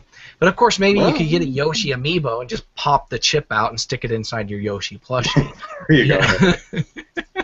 So, But because you could totally see that, having the Smash Brothers amiibo Yoshi and the Woolly World Yoshi amiibo, two Yoshis but two separate amiibo characters.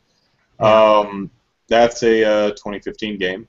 Oh, yeah. interestingly, Smash Brothers is delayed on the 3DS till October, and the Wii U is apparently still coming out in December, because they changed Okay, it so from it's they changed not it from quite not yeah. quite as big a gap as it was before. So it's 2 months, possibly 3, depending on exactly when the games come out. But it's a little closer now.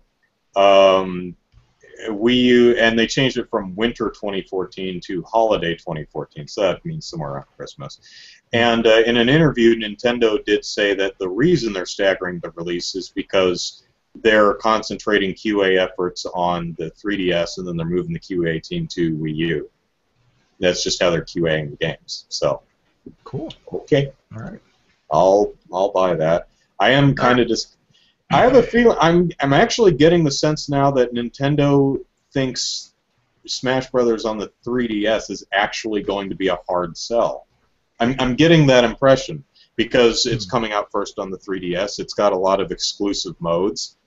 I'm almost getting the sense that Nintendo's like, oh man, we're just going to sell a million of these suckers on the Wii U, but the 3DS is going to be a hard sell. So let's get that out there first with some exclusive modes, because otherwise no one's going to buy it. Maybe not. I don't know. Just Maybe kind of the not. sense I I'm don't. getting. I think like the new Super Mario Brothers games, those do pretty well across both platforms. And the 3D Mario, like they had 3D Mario, Super Mario 3D Land on the 3DS, and Super Mario 3D World on the Wii U, and they both did pretty well. So I don't think it's going to be as hard sell as maybe you're thinking. Nintendo's thinking, but No, I don't think it'll be a hard sell either. I was just starting to get that impression, yeah, or it was just this little nagging thought that was occurring to me as I was, reading the news. But anyway, so Yoshi's Woolly World coming in 2015. That's a shame because it looks cute and fun, and I really do like that visual aesthetic of the game. It's oh cool. yeah. And hopefully, apparently, new Super Yoshi Island or whatever it was called on the 3DS was disappointing in some respects. So hopefully, this is up to the standards of Yoshi's Island on the Super NES, which is hopefully a fantastic game. Yeah. Let's Next up, see. we have Captain Toad's Treasure Tracker, who was a. Does this count as a new IP? I've been kind of struggling with that. Another thing I've asked for in some of my videos is a new IP from Nintendo, because it's a spin-off of a mini game, so to speak, in Super Mario 3D World. There were about 5 or 6 of these in Super Mario 3D World, and it's blowing out into its own game. And Captain Toad, I don't think it was named Captain Toad until 3D World, but he was in the 2 Galaxy games. And a lot of times, hey, I found this one-up mushroom on my adventures. Here, you have it. And I guess now we get to see where the hell he was and what he was doing. Mushrooms, yeah. And it looks like it could be a lot of fun. Yeah. I certainly hope Nintendo's kind of reminds me that sucker for $60 though. Yeah, it kind of reminds me a lot of Super Mario RPG.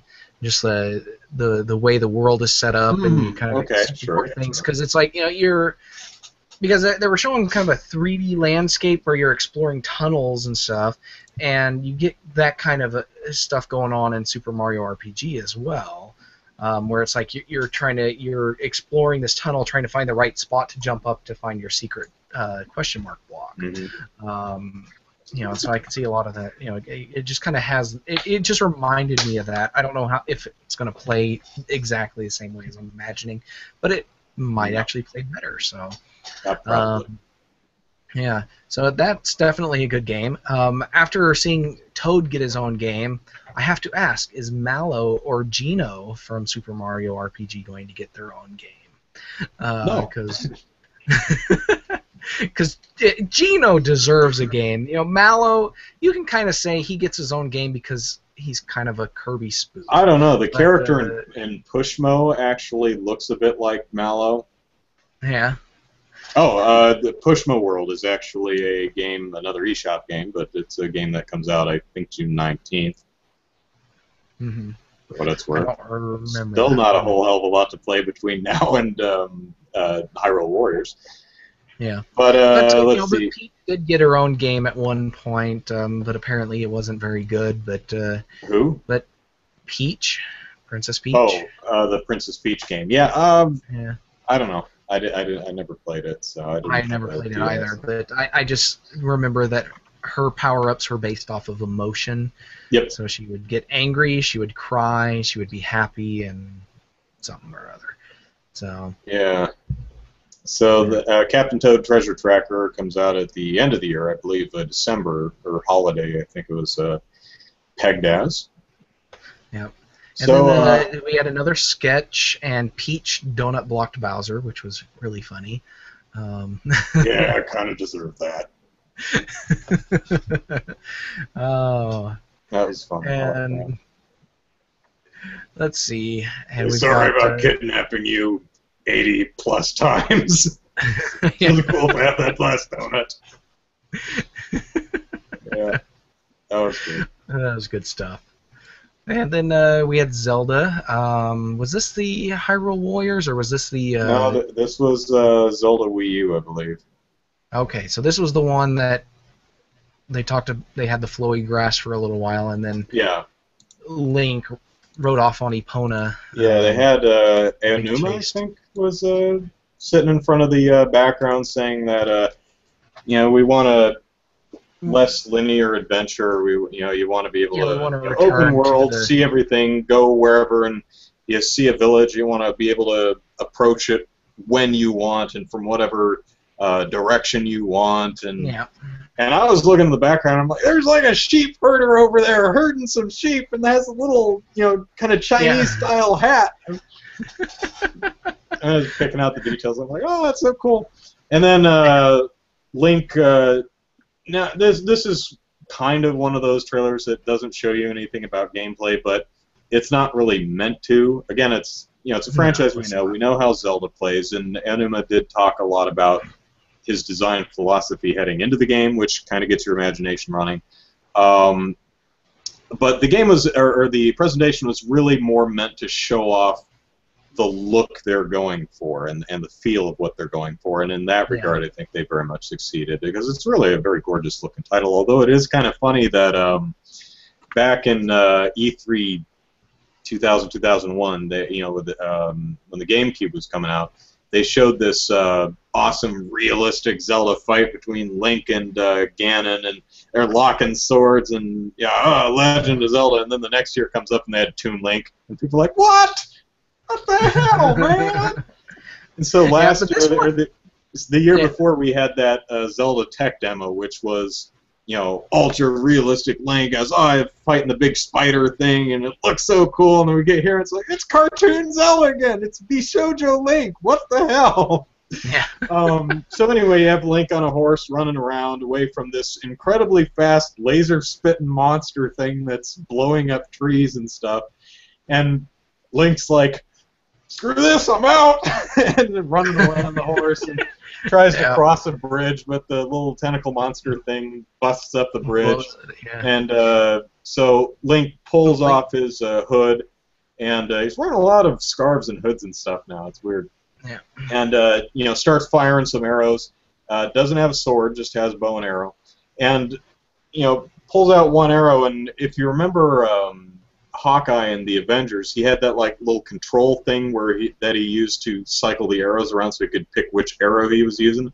Link apparently uses his finger to switch on the ice properties or laser property or whatever properties of the particular arrow, which was kind of some magical arrow that kind of unfolds itself and right before he fires. So and then one thing that immediately caught my attention is this is probably going to be another one of those waggle the sword to fight things game, because Link is right-handed.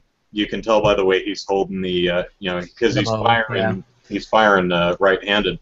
So he's probably right-handed because you're going to be using the motion controls for the sword, which I really don't care for. I played Skyward Sword. I thought it was fine, but I was like, I could just really do without the waggle. Just not how I prefer to play the game. So probably coming back for a Wii U, which means we're not playing Zelda with the gamepad. Yeah, maybe. And then after all this, there was a whole online discussion about whether that was actually Link or not. Yes, it was. Some people, a lot of people are like, well, maybe it's a girl. It looks maybe it's Zelda. And it looks exactly like Link. Maybe it's Link and Zelda's kid, and you can pick whether it's a boy or a girl. And I'm like, no. Because it looked kind of cel shaded, and so I'm like wondering if maybe it's a grown up Toon Link and or something along those lines. Yeah. I would not call Link effeminate, but I would say that Link very often has a very soft look to him. Yeah. So when you pass that through cel shading, I could see how that would be interpreted as somewhat of a feminine look, especially since he has longer hair and is wearing earrings. But really, if that were actually Zelda, or if that were a different character, it would probably look a lot different. I mean, this looks like Link. I mean, this is generally what Link looks like if you look at a lot of the character arts. But it could be a gender swap of Link. It could just be a female Link, possible. It still looks like Link, but it's just the girl version. Because the Legend of Zelda, all 15 games, however many there are now, it's been established. If you read Hyrule Historia, this is canon, kids. There are several different Links. They're not all the same dude. There are many different it's like Links. It's a reincarnation. So, so some Links have brown hair, some Links have blonde hair, some Links are left-handed, some Links are right-handed. Some Links could possibly be female. Yeah. It would work. It would be fine. So kind of reminds me of a Xena Warrior Princess. They did this one episode where it took place in the writing room for the for the Hercules TV show, and it was like a modern setting, and it was like everybody in the writing room was a reincarnation of a character from the Xena series, and the character Lucy Lawless played was actually the guy from the series, and just they basically mixed up all the spirits into the different actors, and so it's very possible that the reincarnation of Link could be a girl, or it could be the reincarnation of Zelda into the Link's role, and Link is in Zelda's role in the game, which would actually be kind of cool. Where Zelda is the prince, or Link is the prince, and Zelda is the heroine who has to save the kingdom. That would actually be a really cool mix-up.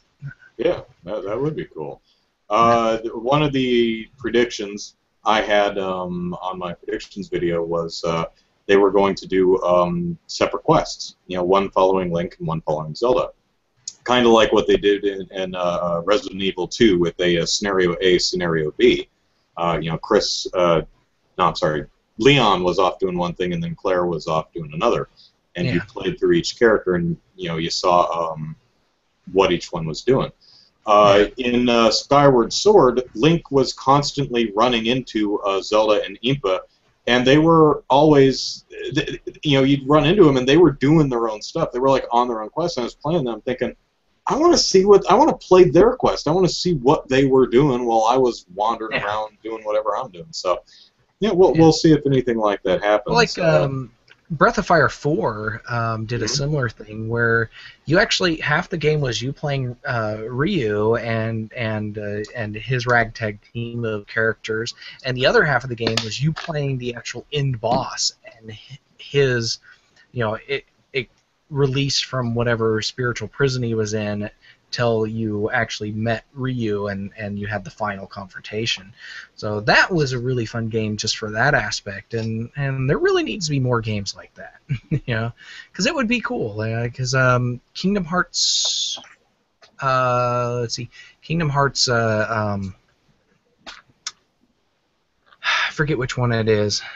Chain of Memories had a similar thing where you play Sora, and then you play the game again with the other character, Riku, I think is his name. You play through his story because you keep, like with Skyward Sword, you keep crossing paths, and then once you beat Sora's story, you unlock the ability to play Riku's story. So yeah, definitely that's definitely a system that needs to be done more often in games. So Legend of Zelda is currently pegged for 2015. She'll probably Most be likely holiday fall of 2015. 2015, if not 2016, because Yeah. although I hear Nintendo has been working on this game for a couple of years already, so they may be further along than they're letting on. So fall 2015 may not be outside the realm of possibility. No. Next, Pokemon Omega Ruby Pokemon, and Alpha Sapphire. Yeah. Don't care. Whatever. And then Bayonetta although 2. maybe they'll release almost 800 Pokemon amiibos because the amiibo thing's gonna work with the handheld too. So I really really wish they would just virtual console all the Pokemon games and have them playable on the Wii U. They just need to do that. Yeah. But yeah. Let's see, and then next was Bayonetta 2. They showed a lot of great footage from that, and really she has cool. a lot of Nintendo-themed costumes. Yep. And the first Bayonetta is coming out in the box with it, so all good stuff. Yeah, and it's apparently, according to Kamiya, what's the guy's name? I forget. He Twitter that the port of Bayonetta 1 is based on the 360 version, which, if you all remember, the PS3 port of Bayonetta was not very good. Had a lot of frame problems, had really bad colors. So we're getting the port of the better version of the game, although it does, according to him, and I appreciate his candor, he says it doesn't hold a solid 60 like the 360 version, a solid 60 frames per second like 360 version. It does dip now and then. But there is some Nintendo content like a Link outfit, a Princess Peach, although it looks like one of the Halloween sexy Princess Peach outfits. It's Princess Peach's pink dress just with a short skirt, and a Samus kind of chest piece and visor. Something like that. And, what I heard was she's wearing the Link outfit is the hat and Link's tunic.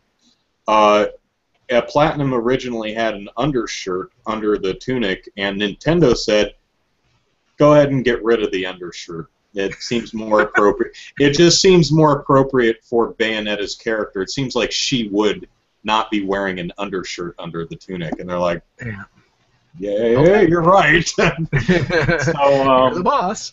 That's one of the things I like about Bayonetta is she. Why is it doing that? Did my video feed just go bye-bye?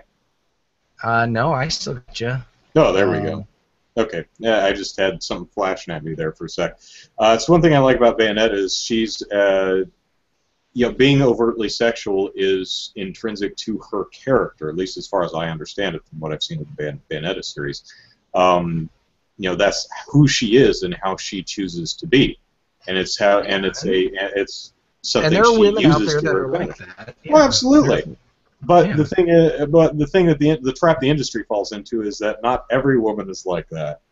So, Yeah. although I must say that the one part of Bayonetta's design that I don't really like is her legs are mutant freakishly too long. I mean, she looks like she should have a second joint on her legs, not just her knee, but she need. Uh, I know they're trying to make her leggy, but her humerus and tibia bone, the thigh and the shin bone are way too long. Just Yeah. too When way your too legs long. are longer than your torso and head combined, Yeah. there's something wrong. But whatever. I do like her new haircut. Yeah. That's coming in October, so that's cool. All right. Then they talked about Dynasty Hyrule? Warriors. I'm sorry, the Hyrule Warriors, which is a cross between Legend of Zelda and Dynasty Warriors. I've never played a Dynasty Warriors game, and I imagine a lot of people in America haven't played a Dynasty Warriors game, although they are available here.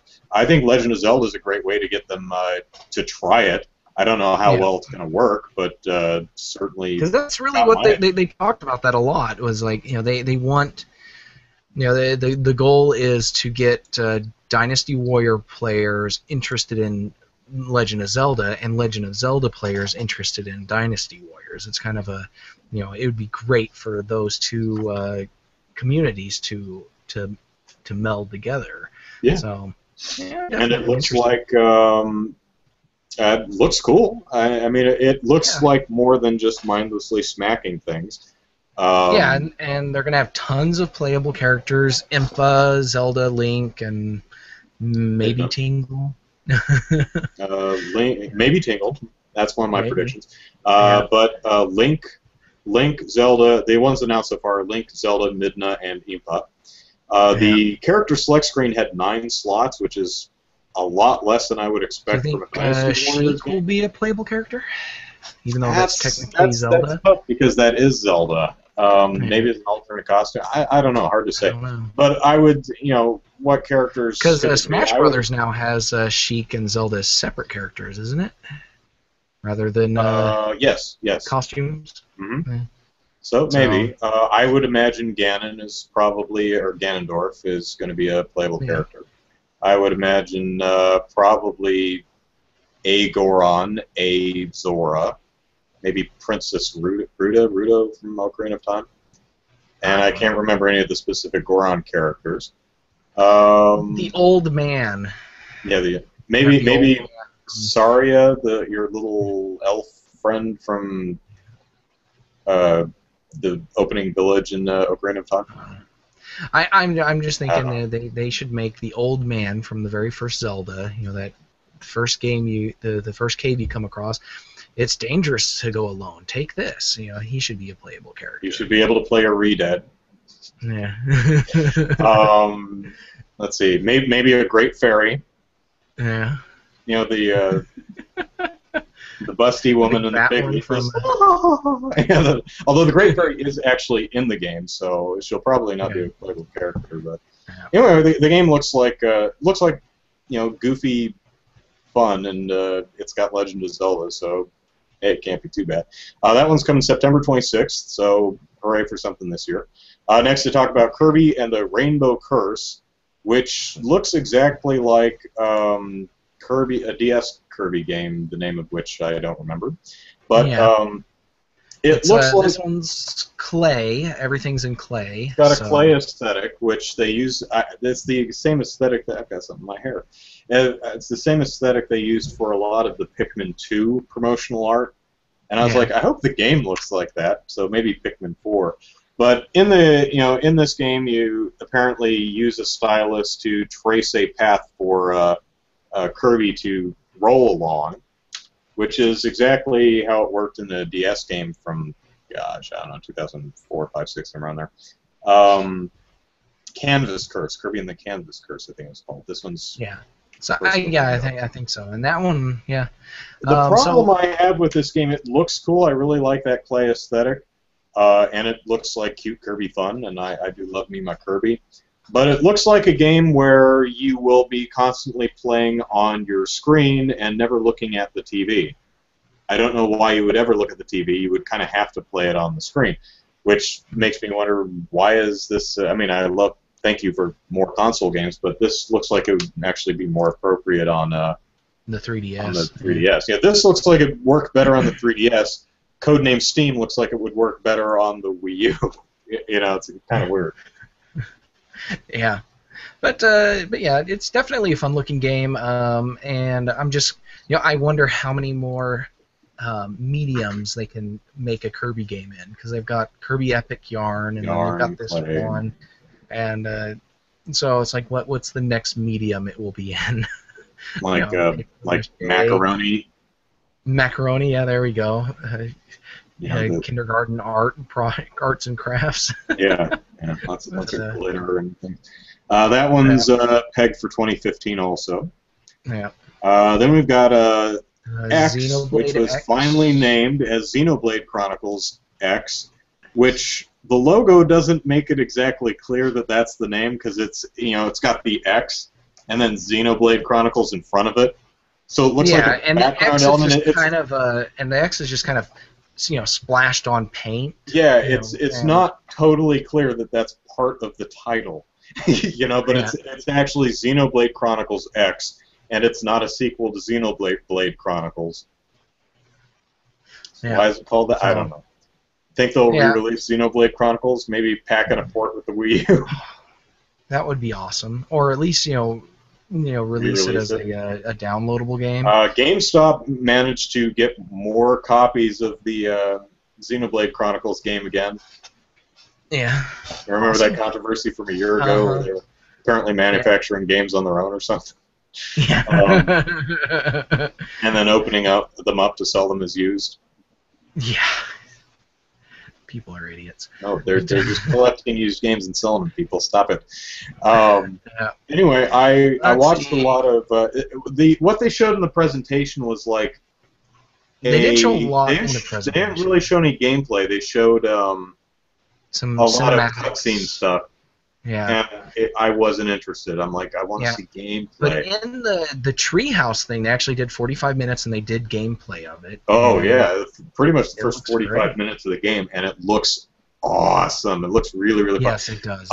This is another 2015 game, and hopefully they fix some of the pop-up problem, because it's a really nice, pretty area, but there's some trees and monsters popping up in the background, and there's one sequence where they walk towards a camp area. There's like this tent and this other structure, and it faded in from like literally 20 feet away. I mean, I'm like, oh. I mean, that tree or brush way out there in the valley, okay, I can kind of excuse that, but that, no. You don't fade in that close. So it looks like they might need to work on that a little bit more, but they've got, you can choose this one, instead of playing a defined character like Shulk, you play nameless, voiceless cipher protagonists that you create a character for. So you can choose male or female, you can choose skin color, hair color, eye shape, size, cheekbone placement, hairstyle, all kinds of stuff. They did 2 run-throughs in the Treehouse live stream, one as a guy and one as a girl. And it was one thing I will say is they made the options run from really obnoxiously cute girl with pigtails, very anime Sailor Moon looking girl, to the one they used, which was badass, take no crap from anybody girl with shaved side here with the hair flipping over this way and glowing right. But the voice that came out of her was this really high-pitched, just really high-pitched, cutesy voice. I'm like, boy, I really hope they have the ability to alter the voice, too. Yeah. I usually play as a female character, but not if she has that voice. No way in hell. But it looks like that could be very possible, similar to how Monster Hunter works. When you choose your character Monster Hunter, there are about 18 different types of voices that you can shuffle through. And it looks like the only dialogue your playable character has is the "take this" type of exclamations they have during battle. So they could easily get several people to record a couple different types of voices, just going through the different battle cries, because that looks like all he or she says. Because whenever someone talks to them, they just go, yeah, they just kind of nod. And but Classic the game RPG looks hero. Yeah, the silent hero. I actually prefer predefined characters. Like in the original Xenoblade Chronicles. You played as Shul. He was his own character. He had his own voice. I prefer that to, just nameless character like you have in Dragon's Quest IX. You just kind of make up your own character. That's not as interesting to me. But the game it's a really cool world to wander around. The city is, I don't know if you have free reign to run around the entire city, but it is, like Witcher 3 Wild Hunt. That is city-sized city, man. You could get lost in there. It looks really, really cool. So I'm very excited for Xenoblade Chronicles. Another 2015 game, but now that we've seen some actual extended play of the game, really looking forward to that one. Yeah. If there's any game I could play right now, it might be that one. I'd have to really think about that, but that one is really appealing. Yeah, it's definitely, as an RPG fan, that's definitely a game I'm looking forward to. Mm-hmm.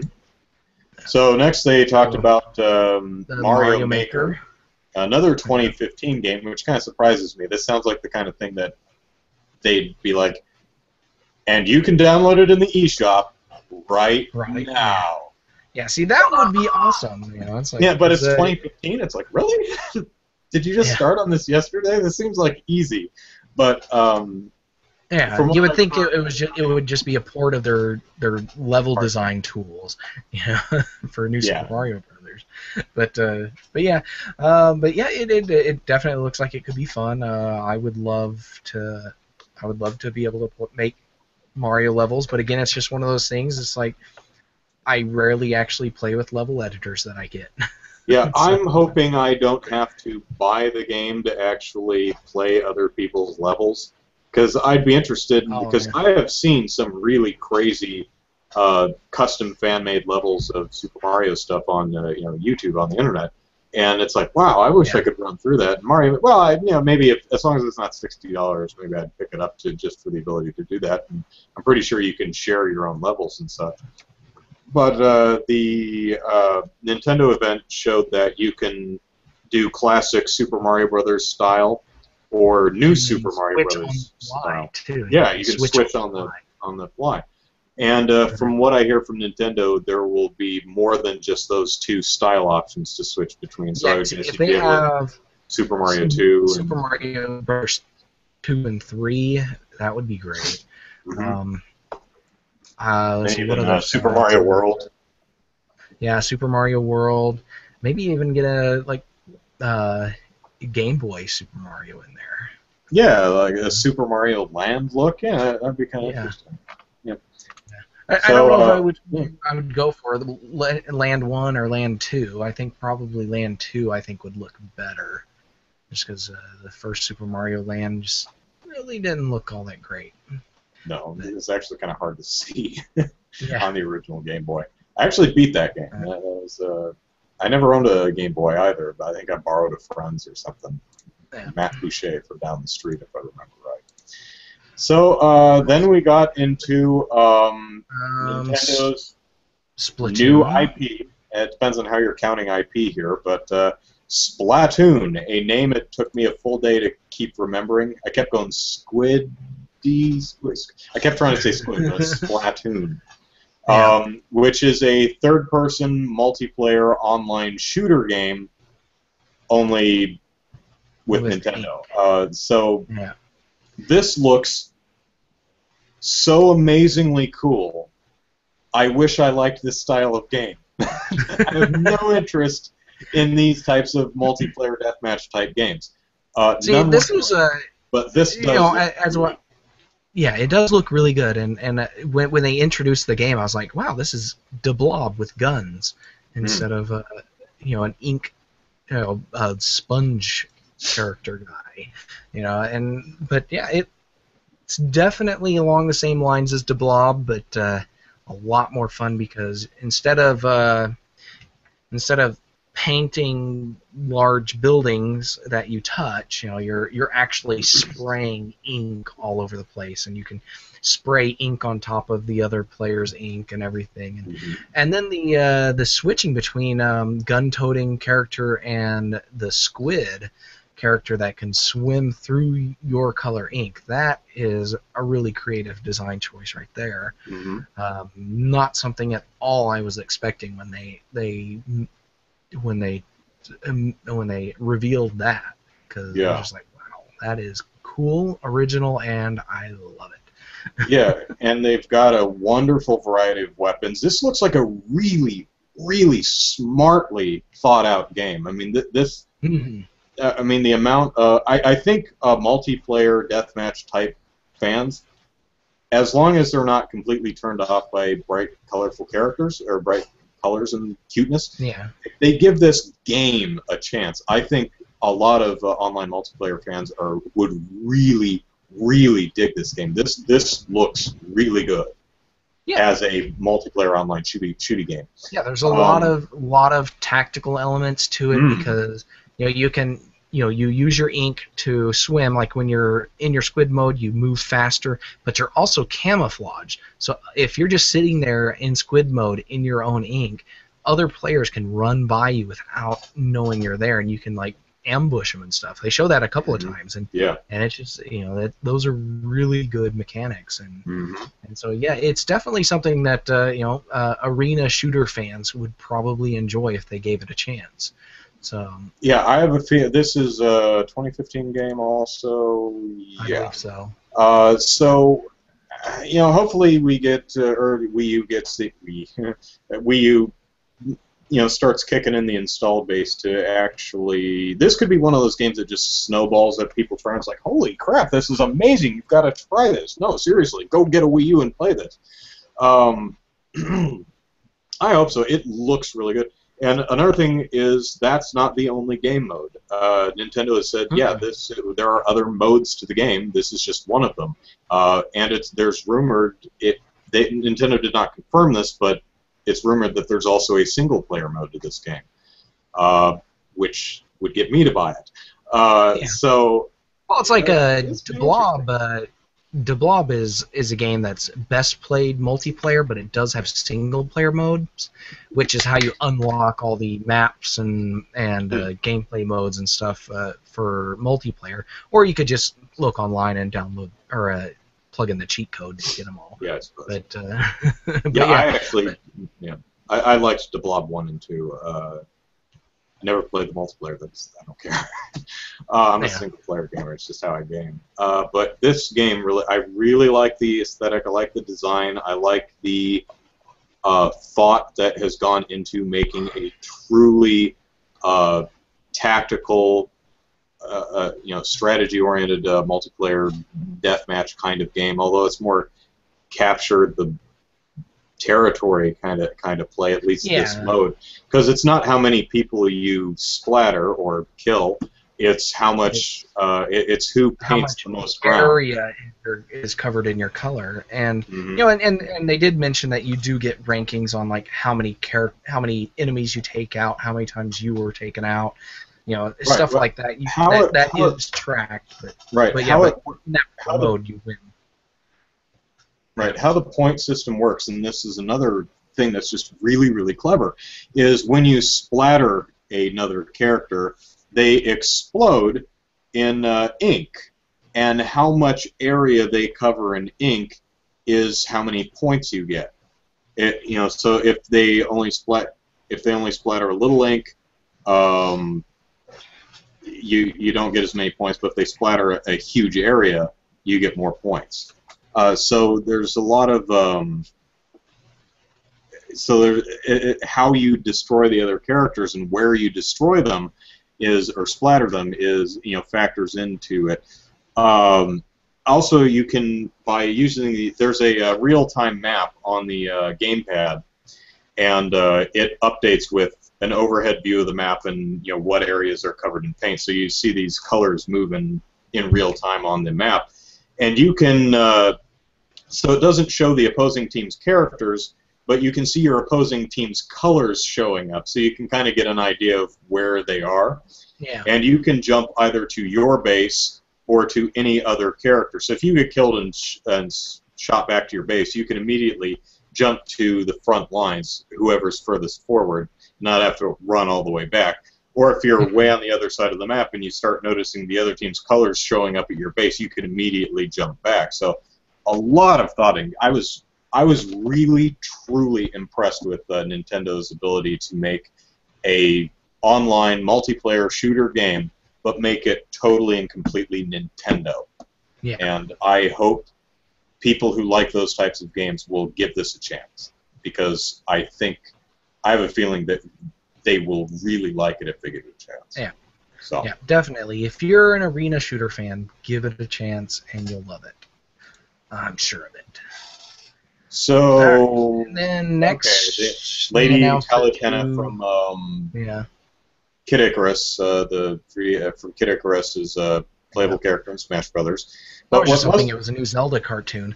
But yeah, well, what most people were talking about was the animation, which if it's the same, I think it was Production I. Why am I forgetting the name? They're like my favorite house. Production ID, IP, something. The same one that did the 2D scenes in the game. It looks like the same style, so maybe it's someone mimicking them. But a lot of people are like, do we get a Smash Brothers cartoon? That would be awesome. I want a Saturday morning Smash Brothers cartoon.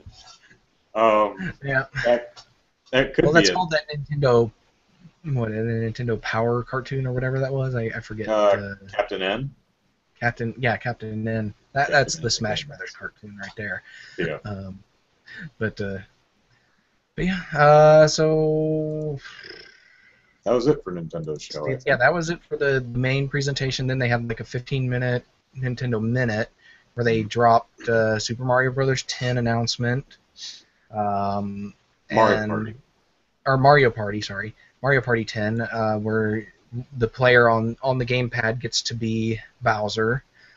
But they didn't show any footage of that. They just. It's also 2015, isn't it? I think so. Yeah. Yeah. But that's all I remember off of that one. So that was it. But there was another announcement later that Valhalla is getting Nintendo rescue. Platinum was doing Bayonetta 2, and no one wanted it.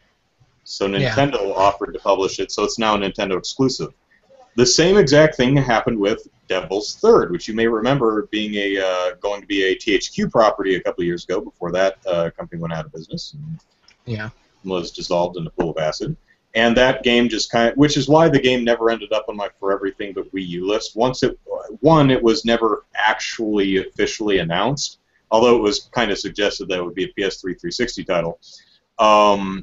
But it was never announced, and THQ went away, and then it just kind of went limbo. So the game was like, this is probably never coming out, which is why it was never on my For Everything But Wii U list. Although it would have been really funny to take a For Everything But Wii U game and have it be a Wii U exclusive. So Nintendo did the same thing with Bayonetta 2 and offered to publish the game. So they now have another M-rated exclusive in Devil's Third, which is a really not very serious third-person cover shooter brawler game.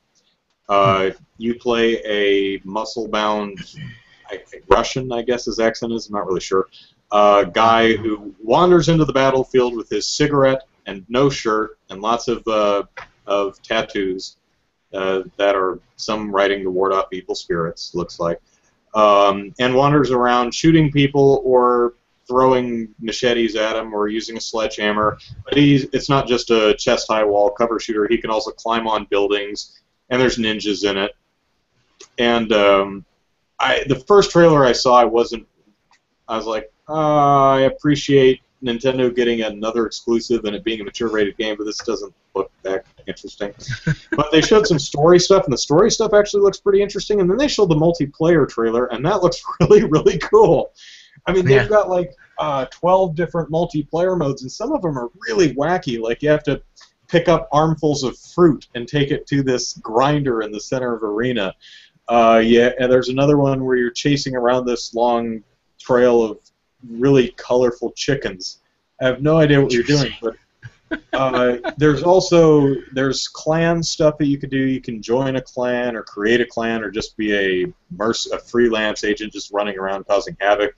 You can take over territories and build your own base of operations, from little forts to a big Chinese or Japanese temple-like building. Mm-hmm. It's again, I'm not a multiplayer gamer, but I looked at it and went, wow, there's a lot of really cool, interesting, unique stuff going on there. And I saw the developer do a playthrough of the game, one level, and it actually looks varied enough to. It looks a little rough still, but it looks interesting because there's climbing, there's wandering around, there's cover shooting, there's acrobats, there's guns, there's swords, there's knives, there's throwing, there's brawling. So, and the female, it looks like from the logo that and Devil's Third that there might be 3 playable characters and they're only showing 1. And of course there was the sexy siren girl in the leather thong in the trailer. You know, good for her. Talking about how, hey, you haven't visited my sleeping bag in a while. But there was also, I found this kind of interesting, and since it's talked about so much, I keep an eye out for it now. The female sergeant, military commander, leader gal is a conventionally attractive woman, certainly, but she's also wearing full-length military garb, pants and long shirt. You know, she's not. It's no bare midriff. She doesn't have her shirt unzipped to her sternum. She's just dressed in what an actual military commander lady would be dressed in, and that's actually really refreshing to see. Even though we still have Leather Thong Girl running around the game somewhere. And we also have some other sniper girl who's fully dressed. So it looks like the game is has really nice representation. And also another thing that people are picking up on is the multiplayer mode has a lot of different characters. Males, females, a person with a big cat head, person wearing cardboard armor made out of cardboard. So interesting. It's definitely. I don't know how. I can't say for certain that this is something anyone should buy or that even I will buy, but it's definitely interesting enough to keep an eye on. And it also makes me wonder, since this is the second example, what other games are there floating around out there that no other publisher wants that Nintendo might be rescuing? You know, this might be some type of modus operandi for Nintendo to bolster its release library by going out there and publishing the games that no one else seems to touch, like Bayonetta 2 and Devil's Third. And that is risky as all hell, but maybe it'll work. Well, didn't they do the... Did they do the same thing with Manhunt 2? That was a Wii exclusive. No, that came out on everything. Sensor did it? Came out on, it came out on Wii and yes, 2, 3. I don't remember, but it was also. For some reason, I was thinking stuff. it was a Wii exclusive for a little while. No, I'm pretty sure it was not. Okay, but other game announcements that came out of the Treehouse. They had Miyamoto, he was on there. They teased that he was working on a bunch of games that really took advantage of the gamepad, and they showed a couple of games that he was working on. I wasn't really impressed with the robot game, the giant robot game. No, it's a fun idea, but it looks really, really clunky. But it's obviously just a gameplay. Rock'em sock'em robots, but you build your own little robot and then you run out and try to knock over the other robots. The game is really rough. It's obviously just a concept demo. Yeah. They're just trying something out and decided to show it off, which is kind of nice. Interesting to see what they're working on. I forget what the other game was called, but Project it was Shield or Defense or Guard. Project Guard. Yeah, Guard. That actually looks really cool. That one looks really interesting. Really cool looking because you set up your got a little maze-like compound that you're Splendid tower defending. You set defenses. up your cameras, and you got to set up your cameras so that you get basically as many angles as you can in your compound, so that you can fight off the hordes of robots that are invading, Mhm. and you can only shoot within the line of sight of your cameras. And so it's basically a tower defense game, but from a first-person perspective of the 9 cameras you set up, and 12, but yeah. or 12 cameras you set Mhm. up, and you can only control one. You got to switch between your cameras as you're playing, and so you Right. switch to So one, shoot, switch to the next one, shoot, and you just keep right. going back and So forth. how it works is you have the 12 individual feeds. You have camera 1, 2, 3, 4, 5, 6, 7, 8, 9, 10, 11, 12. And so you're watching at this huge bank, and whatever camera you have selected is the one in the center. And Yeah, so you look and you're like, oh, there's a robot in camera number 7. And so you go to your gamepad and you tap camera 7, and you go pew pew pew, and you shoot the robot. It's like, crap, I lost him. Where the hell is he? Oh, there he is in camera 2, camera 2. And so some of the robots will grab a camera and walk off with it. It's, yeah. and the view is always is wobbling around because it's in the mouth of some robot bird. It doesn't look like a. It looks like it would be a really good mini eShop game in title. Nintendo Land 2 or an eShop title Yeah. for $10. Yeah, I But don't think it it can looks, carry a full retail yeah, release. not unless there's something a lot more to it. But also, the map where you have all the numbered cameras that you switch which camera you want. You can also is also a radar of your base, so you can see dots representing some of the robots moving around. But some of the robots are stealth robots, and they don't show up Yeah, on the they radar, can't so show you up have to there. Yeah, watch your camera your feeds and cameras. see where the robots is. So they demoed it on stage, and everyone in the audience, camera 2, bird on camera 4, on camera 6, and the person's like, shut the hell up! You're not helping. So it actually looks like a great game to play with Well, your. they talked about how the game is designed to encourage audience participation. So, like when you're playing in the living room with your family or friends, they're helping you watch the cameras, Mhm. saying, switch to camera 4 so you can shoot that guy, and so yeah, that's definitely could be a fun game. Yeah, I could see it part of Nintendo Land or an eShop release. And then they did they show any footage of Star Fox, or did they just tease Um, that as something but he's it was working a on? teaser at the very end of the digital presentation, and it was kind of blurry and out of focus. They didn't show it to anybody, but I've read some descriptions, and they say it looks really rough. It's looks like they're just like Project Robot. It's something they're just kind of playing around with right now until they figure Trying to out find how the they right way want to it to control. play it. But Yeah. apparently, you have the main screen where you're flying around with the R-wing, and your gamepad shows the cockpit, and you can use the two to kind of fly in one direction and shoot in another, so you're not locked to shooting in the direction you're flying. Yeah. So you can turn away to not crash into something and still continue to shoot it. And they're also looking at ways to do a two-player mode where one person flies the ship and the other person is a gunner. Let's see, Star Wars 4J points out in the comments is that in the Project Guard, the tower defense security camera one, the security cameras had a Star Fox logo on them. So, and people ask Miyamoto about that, and he says, yeah, this might have something to do with Star Fox. Yeah. I don't know, it could have something to do with Robot, too, because some of the robots had a very robbish-looking look to them.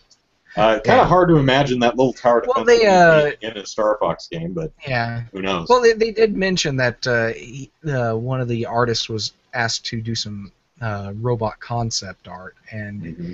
he said that he actually did. He did a Rob the Robot style robot, and that's one they put in there. So, yeah, it was just kind of one of those things that happened rather than making it actual Rob the Robot. Yeah. But other than that, the only other game that I watched from the Treehouse was was Codename Steam, Hmm. and it really makes me want to get a 3DS because I really, really, really liked Valkyria Chronicles, and I hate Sony for not localizing it, the sequels here in the U.S. and not making a sequel for a console rather than a handheld. So Project or Codename Steam is probably going to be give me my Valkyria Chronicles fix. So it's definitely a good looking game and looks like it could be a lot of fun. And Yeah, it's got hopefully some really interesting, well thought out mechanics, yeah, and lots of different.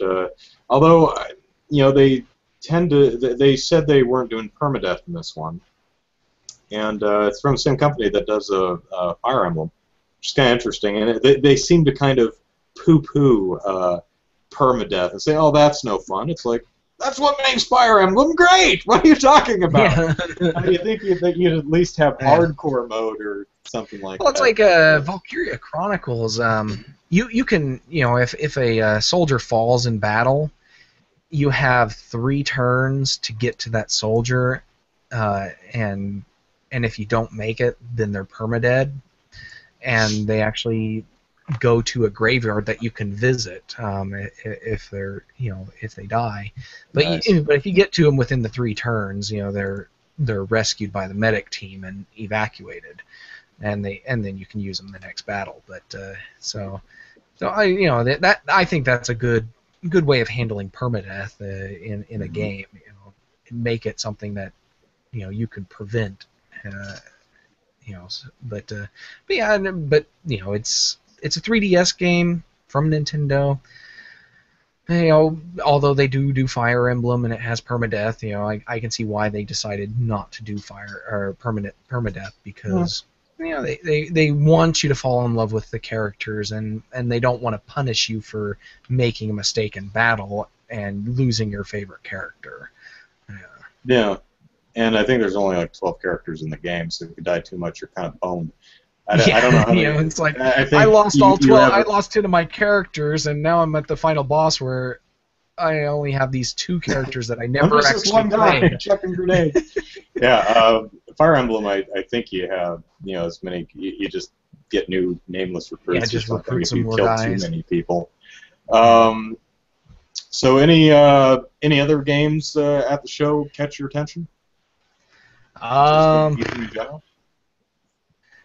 no. No. The only other one that caught my attention and made me go, "Oh, that's kind of interesting." Well, Dying Light we've seen before. I think that looks really neat. I think that looks it could be a lot of fun. They're being really Yeah. coy about the difference between daylight and nighttime. Because they're like, "You Mhm. don't want to be caught at night." And it's like, why? I mean, the zombies still climb walls after you. How much more dangerous could they be? Why are you?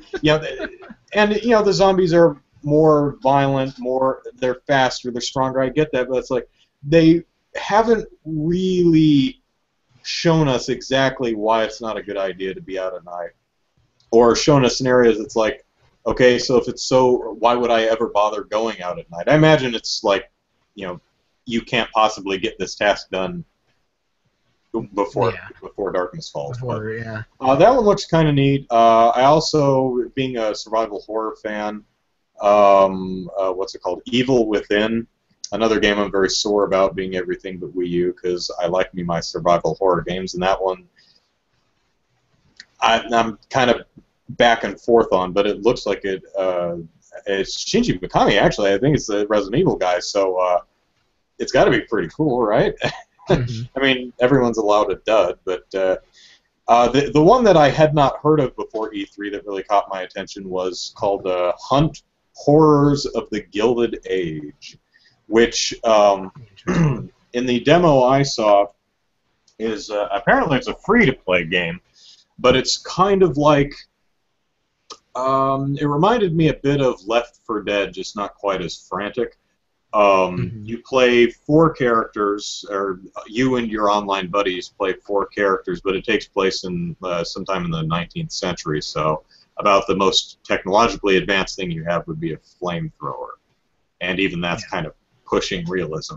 Um, but what you do in the game is you hunt down um, monsters, but actual kind of monsters of legend like witches, and that's what they showed as a ghost witch type woman. But it sounds like you'd also be hunting maybe a vampire, maybe Sasquatch, maybe the creature from the Black Lagoon, maybe a chupacabra, you know. Um, and you run around and you have rifles and shotguns that breach load, so it's not a kind of shooter. And it just looked really fun. I really like the atmosphere and the idea of, and apparently it's structured kind of adventure like the going after the witch. There are several stages, and each stage is kind of an investigation to finding out where the witch is and preparing to figure out how to find her and take her down. So, don't have a lot of information on it yet, but the idea behind it and how it was explained, I thought was really interesting. Although when you say free to play, it does scare me. Yeah. But it's totally free to play except for some, hats, which we hope you buy. Yeah. But I always get real nervous when companies do that free to play thing because I never know whether to trust them or not. So. But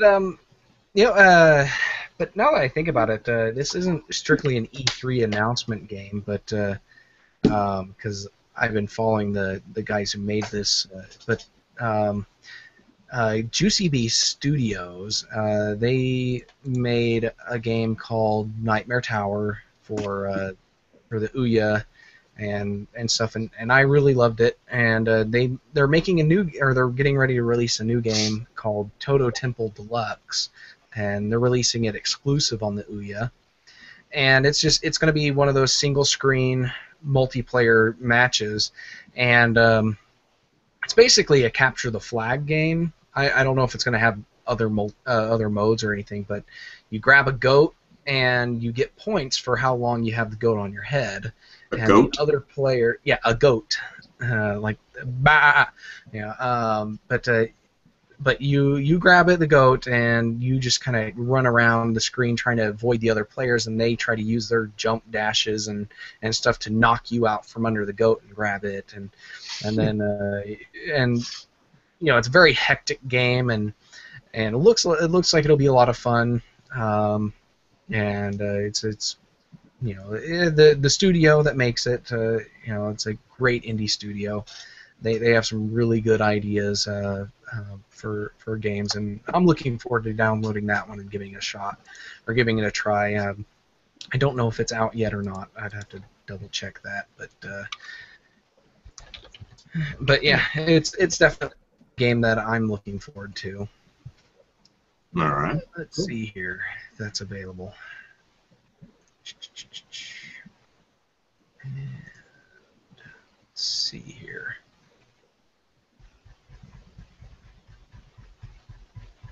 But while you're looking that up, go ahead.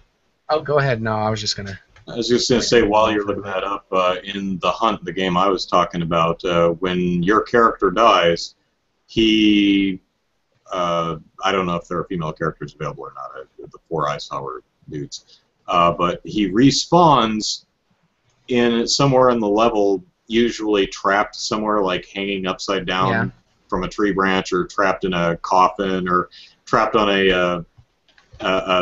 a table saw being moved towards the saw, and it's up to your compatriots to avoid the bad guys for a minute to help free you. Otherwise, you're going to be stuck there forever and maybe die again. I just thought that was an interesting touch, rather than just respawning somewhere. Yeah. So, but let's see. Toto Temple Deluxe is coming this spring on the Ouya. So. But yeah, it's definitely one that I'm looking forward to, and I'm still waiting for Towerfall Ascension update to hit the Ouya. Thought that was supposed to come soon, but it's taking forever. But yeah. But Okay, yeah, I well, can't think of any final other E3 games. thoughts. E3 thoughts. Um, I don't know. I think just going back to the question of whether it's relevant anymore. Mhm. Um, I don't see why it's not. It's still a pretty big event. Lots of people watch it. Really, it's the only event for AAA game developers to bask in their own glory, because PAX is really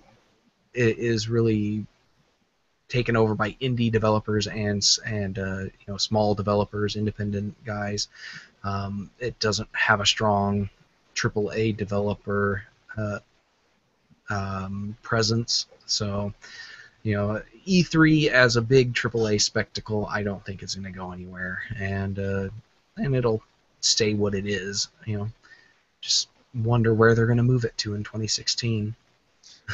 Yeah, it'll be interesting. For those of you that don't know, the ESA is getting a little annoyed with the LA Convention Center and the construction problems they have every year. So their lease is up in 2015, or the contract rather, for having Yeah. shows up in 2015. So they may be looking at another area, probably in LA. I hear they're still looking around the LA area. I think they should come to Oklahoma. Mhm. I don't care if it's Oklahoma City or Tulsa. I'll drive to either one, but they should come to Oklahoma. There's plenty of spaces there. They got the Cox Convention Center and the big hotels and stuff around there. Plenty of space for big events and show floors and stuff.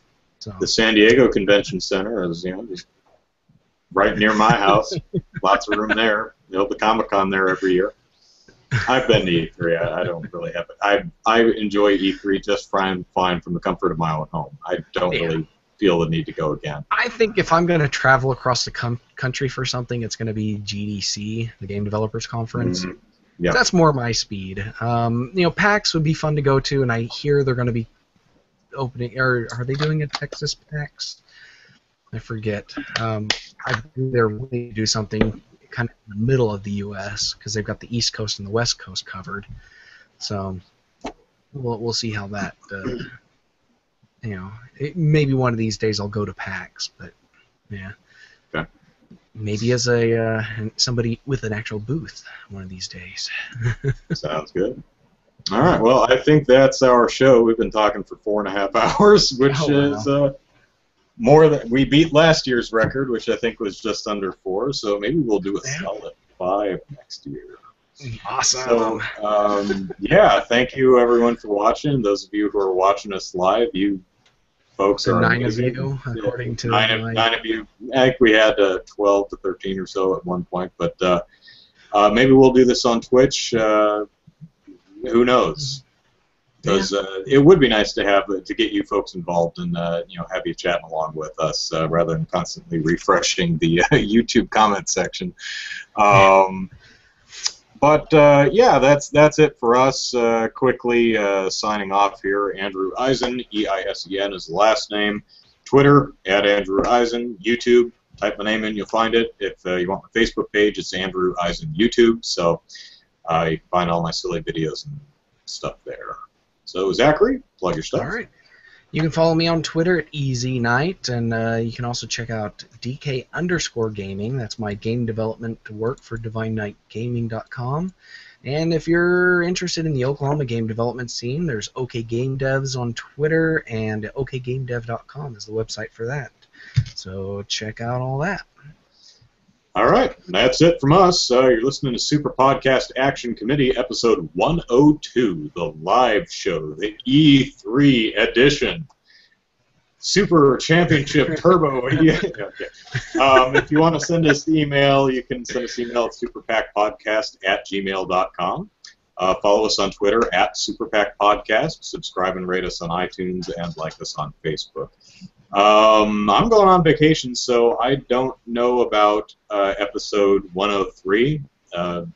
Zachary and James might do it without me, or it might be late, or we might skip a week. Not sure yet, but the next one will be an audio podcast. Not sure when we'll do the next video podcast, but keep your eye on Game Politics and our Twitter accounts or my Facebook page, and we'll try to give you as much notice as we can. We do kind of fly by the seat of our pants.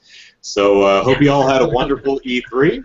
Thanks for watching, and we'll see y'all later. Take care. See ya.